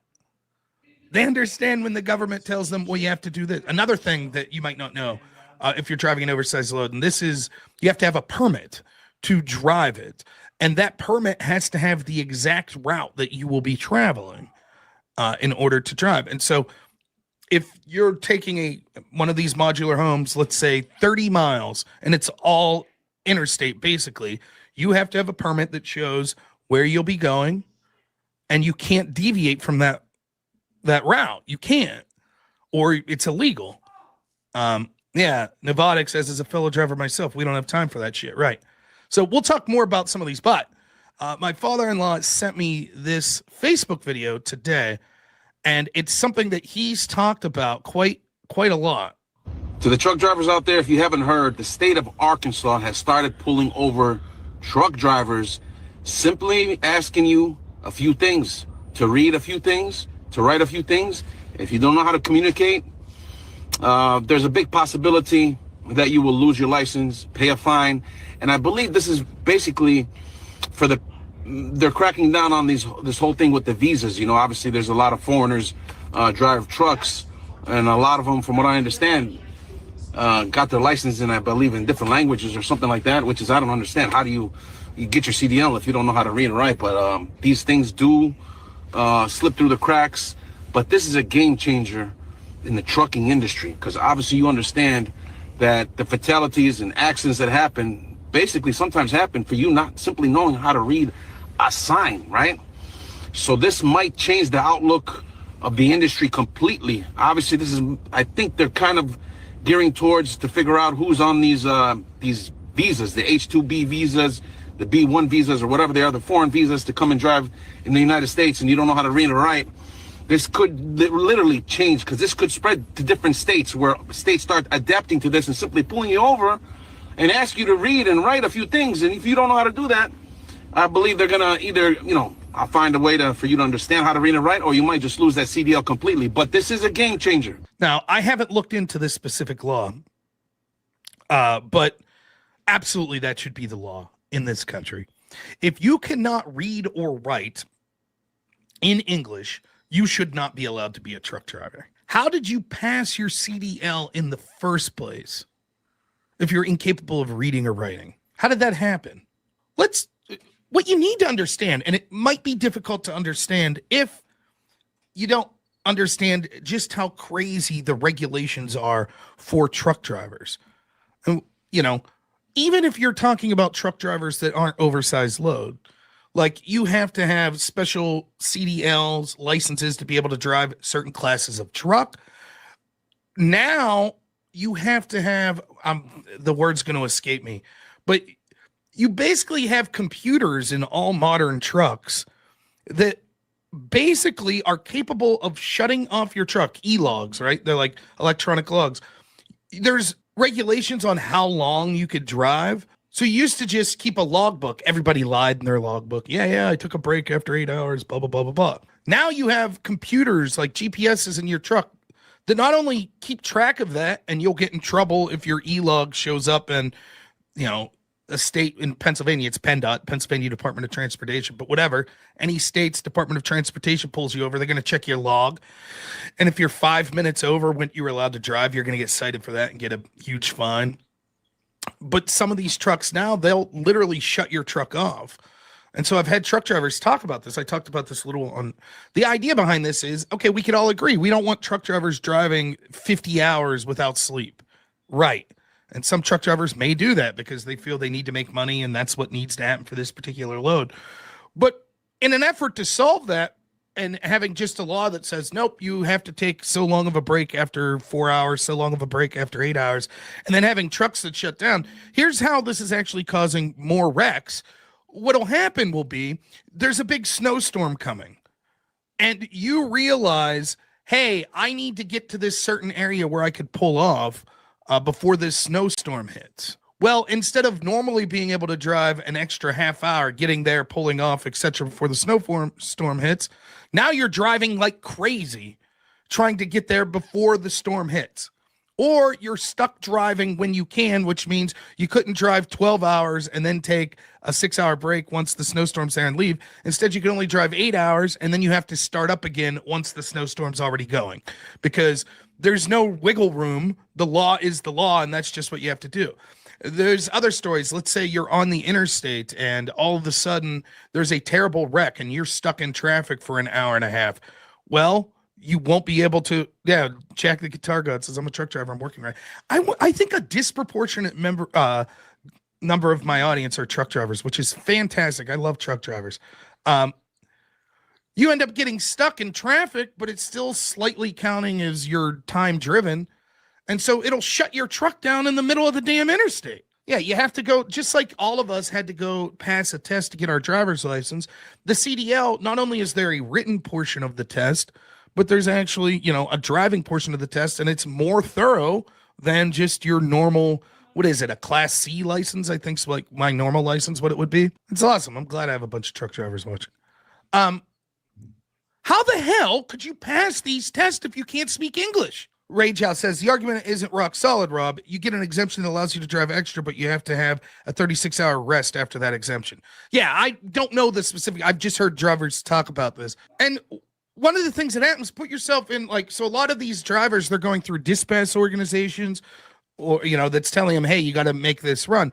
So imagine how this goes. Like, you're told you have to get this load from point A to point B. Then in that same town as point B, you pick up another load. You drive it to point C. Then you pick up frames or something. You take them back to point A. Oftentimes what will happen is it's damn near impossible to make that route in the time frame that's being suggested to you without doing something like driving 75 mile an hour instead of 70 mile an hour, or driving a 16-hour day when you're only allowed to drive a 12-hour day. The point I'm trying to make in general, though, is there is a lot of regulations, whether we like it or not, on your average truck driver. And these regulations oftentimes piss off a lot of the truck drivers I know. But it is what it is. You got to deal with it. That's that. Okay? If you're going to get into the industry at this point, you could want the law to change, but you understand what the law is. So you deal with it. But what's infuriating is when you're told, oh, we need all of these strict regulations for you that you have to follow. And if you screw something minute up, hey, the law's the law. You're going to pay a hefty fine. Simultaneously, these truck drivers are they're stopping at truck stops. They're driving down the road and they're seeing these drivers that are fucking insane, that don't speak the language, that don't know what the hell they're doing. And all of a sudden, these stringent regulations for everyone's safety that these truck drivers have to begrudgingly accept, it seems to not apply to people that seem to be from different ethnicities. Nevadic says it seems ridiculous because it is, but at least from my experience driving through Wyoming and Western Front, over half the drivers don't speak English. It's been that way for years. Yeah. And I'll notice it like when I'm riding with my father-in-law and like we'll be on the interstate and he's like, just look at the drivers in some of these cars. And I'm not even talking racially. That's not what I'm saying. Some of the drivers, there's a lot of African-American drivers that are fucking awesome. And think about it, right? You grow up in the inner city or some shit. You're young, you're looking for a job where hey, if you want to bust your ass, you could make a lot of money. Truck driving, man. It's a fantastic opportunity. It's a young man's game, though. It's hard to be at home. You're on the road a lot. But if you don't have a wife and kids and you want to save up some money and do a job that's valuable to the world, truck driving. But when he's saying, look at the drivers, he doesn't mean their race or anything like that. He'll be like, you'll see drivers with like their feet on the fucking dash. Or you could see in there, they'll have like a screen up where they're watching like a DVD or some shit. Driving some fucking, and they're like all over the road. They don't know what the fuck they're doing. And he's like, it's amazing. You could just look in these trucks and or he's like, or it'll be like like trash all over the dashboard and shit. And he's like, I don't get it. And he's like, I remember one time, now I'm going to admit to you, I'm terrible. I'm shit. I couldn't drive a truck. I couldn't. I get along just fine in my little automatic Dodge Journey. That's enough for me, right? And I certainly am no mechanic. But I remember one time, there's like 20 minutes away, there's a truck stop here from where I live. And my father-in-law was like, hey, Rob, I'm going to call that truck stop. And they got like a garage there. I got a couple things I need for my truck that they have parts that are there. I called it in, just give them my name. They'll give you the parts. Okay, no problem. So I didn't have to know anything. I just had to say, hey, it's this guy's name. They hand me the parts. I paid for them, took them, no problem, right? But I go in there, and there's this driver in front of me who is speaking the worst broken English. And he's trying to explain to this guy at the counter of this like garage what's going on with his truck. And this poor guy at the front desk is like trying to, and finally he's just like, do you have a dispatcher? Call them. And he had to like talk to the dispatcher on the phone because this guy, not only could he barely speak English where the guy at the front desk couldn't understand him, but he didn't know anything about trucks where he couldn't explain why his truck was having problems. He was polite. He tried his best. But I went back and I told my father-in-law that, and he's like, oh, you wouldn't believe it, man. He's like, there are drivers that not only can't speak the language, they don't know anything. He's like, I shit you not, Rob, I've seen a truck try to pull in to like a normal gasoline pump. And I had to be like, no. What are you doing? He's like, I've seen that. A guy who's driving a truck, like a tractor trailer, and doesn't know that level of it. And then there's all sorts of other cultural problems. Now, you might think we're trashy. We are trashy. That's okay. But like this same truck stop, like this town, I'll tell you the name of the town. I don't give a shit. It's called Brookville. It's off Interstate 80. And it's got like a little truck hub for this little town. So there's a couple truck stops. And truck stops traditionally will have things like showers that you could pay for. They'll have like a gift shop. It's like a normal gas station. You'll have your sodas, stuff like that. But it'll be a little more expensive. They'll be selling other things like CBs, some other tools that you might need for a truck, And then there's almost always a restaurant. So this particular truck stop has a Denny's. So one day we're driving around, me and my wife's family and my wife and our kid. And, hey, we'll go stop at Denny's. We'll get breakfast at Denny's. And you go in, and I had to go to the bathroom. And so I go into the bathroom, and there's like 6 or 7, whatever this guy was saying. Sorry about that. That was one of the best phone calls I ever had in my life. So, I have something to work on. I can't discuss it. But I'm very, very excited. So, we're going to wrap up the stream here soon. I know I owe reading some super chats, so we're going to do that. But I immediately have to start working on something that is very good news for me. So, yes, I lost some weight. I just got a phone call that I lost some weight. Yes, they're bringing KFC back to my town. Finally. No, it's not Piers Morgan. I'll say this. To me, this is better than Piers Morgan for me. Nothing written in stone until I'm absolutely positive of shit. I'm not going to tell people, but I assure you it is something that I set forth as a goal for myself, and it looks like I got a good shot of that. So I'm very excited. No, it's not Alex Jones. So it'll be good news, though. I think everyone of my audience will like it, and it should lead to more content from me putting out. So I think that it'll be good. Let's read some super chats. Ha! Dude, I gotta tell you. So before I read super chats, let me just say, first up, you guys are the best. Thank you so much for all your support. It allows me to do this. It means the world to me. I just don't know what to say. You guys are amazing. There's so much. It's like my life right now is the best it's ever been. I was telling my wife this today. I'm so happy to wake up every day. And if you knew some of the stuff going on in the background, you'd be like, really? Because it looks like maybe there's some stuff. No, I don't give a shit. It is, there's so much going on with me and some of my friends. Like, there's so much going on right now behind the scenes with the Crucible that's positive. And like I say, there's always,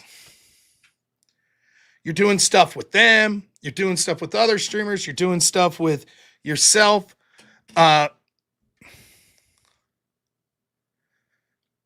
my life's right now, if nothing changed, it's the best it's ever been. It's very fantastic. But good things happening, you know. Again, I'm not really going to talk about it. I'd love to tell you all. There's a lot of stuff I'd love to tell you all, but I'm going to keep my mouth shut until something's written in stone. Because if I tell you and then it doesn't come, it's like, well, what happened? And nothing's written in stone. So I have work to do tonight, though. So I'm going to get off the stream here. I'm going to read some super chats and then get to the work that I have to do. I wonder if my editor Black Elk is up. I'm going to text him and see if he's up. Yes, the call was Jake Rattlesnake admitting that I'm better looking than him. That's what it was. I got to text someone back here real quick.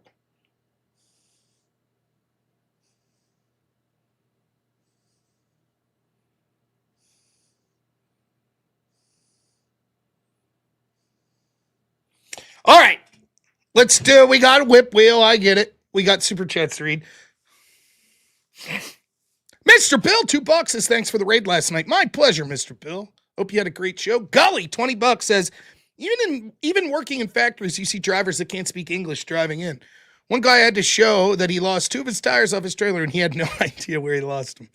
Adam Adamant, thank you so much for being a member.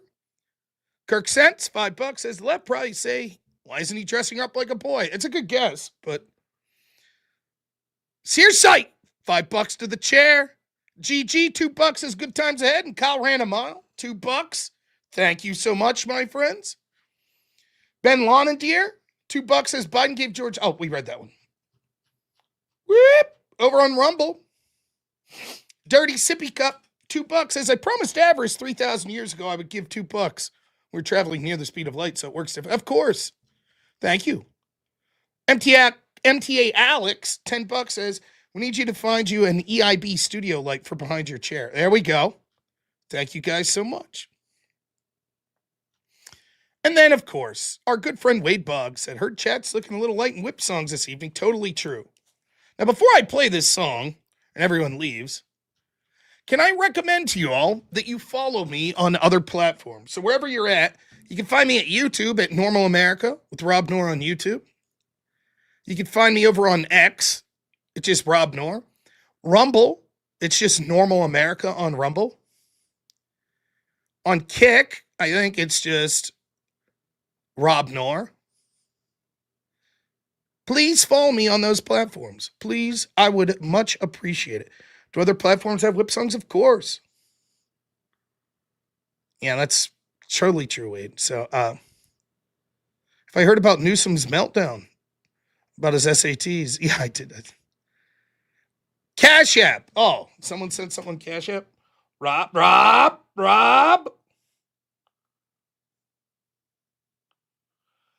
SN, $25. Says for the grift gift. Oh, it's our good friend Chop. Thank you. And then, am I missing something else?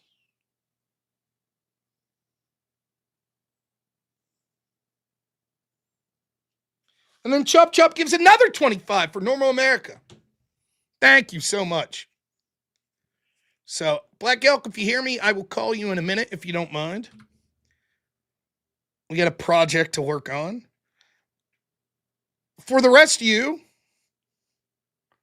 let's enjoy a nice soothing whip song. I'm in such a good mood, even the whip song's not going to piss me off. Oh, no. Rap! All right. My favorite genre ever.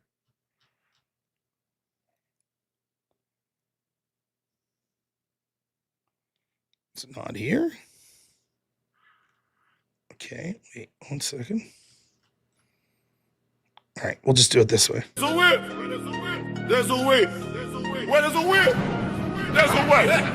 We don't want to go to war today, but the Lord of the land says, nay, nay, nay, nay, nay, nay, nay. We're gonna march all day, all day, all day. Where there's a whip, there's a way.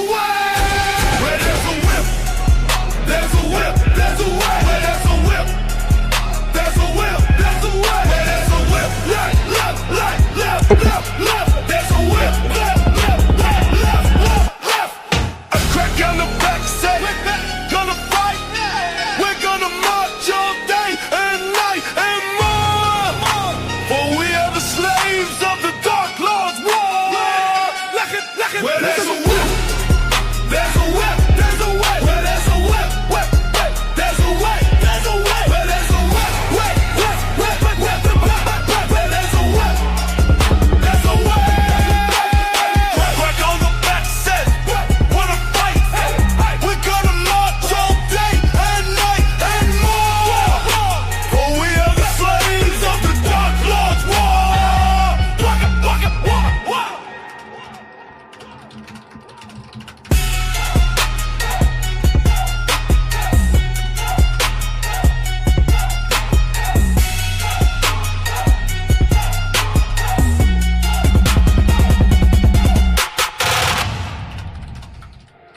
Oh, it's going to play again. I got to end Where it there's quick. a whip.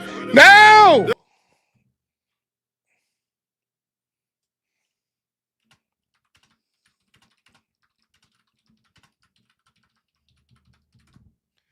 Okay. Now, the great Ryan Mullally is streaming right now. Co-host of my every other Monday show, Law and Order. So we're going to raid over to him. He's talking to another, I believe, attorney, Lactoid, good dude. So we're going to raid over there. Apologies, I'm not going later tonight, but I actually have some work to do now. And it's good work. So thank you all for sticking with me. I really appreciate it. Sorry it was a little discombobulated, the show today, but it is what it is. Thank you so much to Avarice, to my editor, Black Elk, to all of my great moderators, to everyone who donated tonight. Thank you to Jake Rattlesnake for hosting me on his stream. Thank you to everyone who stuck out the chat, even for some reason on YouTube where it would only leave you speaking Spanish. I have no idea what that was about, but there it was. So we're going to raid out to Ryan. I want you to take a moment to think about the life of Charlie Kirk, how he was assassinated, and how they celebrated. Chop, $20. Thank you. Thank you so much. How the left celebrated it, and what they would do to you and to people in your way of life if you stood in their way. So never forget who they truly are. Thank you so much. We'll talk to you all tomorrow. I got the no prep debate. I got to figure out the time. It depends on when my opponent wants to do it. It'll probably be between 8 p.m. and 9 p.m. Eastern. Debate where I will be debating. I won't know the opponent. I won't know the argument. They will have a month to have, or weeks to have prepared for me. So it should be fun. All right. We'll see you all soon. Thanks so much, everyone. As always, have a good one. Only in America is it possible to say, you know what, I don't like the way the country is going, and to do something about it. Take that risk. Take that leap of faith. Stay involved. Trust God and act obediently. Romans 12:2 verse. that God will use all things for good for those who love him. It's bigger than you. I want you to remember that. It is bigger than you. It's bigger than me. You are here to make somebody else's life better, the pursuit of liberty and freedom. You know what gives me strength? The hundreds of thousands of you that say, Charlie, keep going. 1 Corinthians 5 and 15. So that's all pretty amazing evidence, not just intra-biblical evidence, but extra-biblical evidence that Jesus Christ was a real person. He lived a perfect life. He was crucified, died, and rose on the third day, and he is Lord and God of all.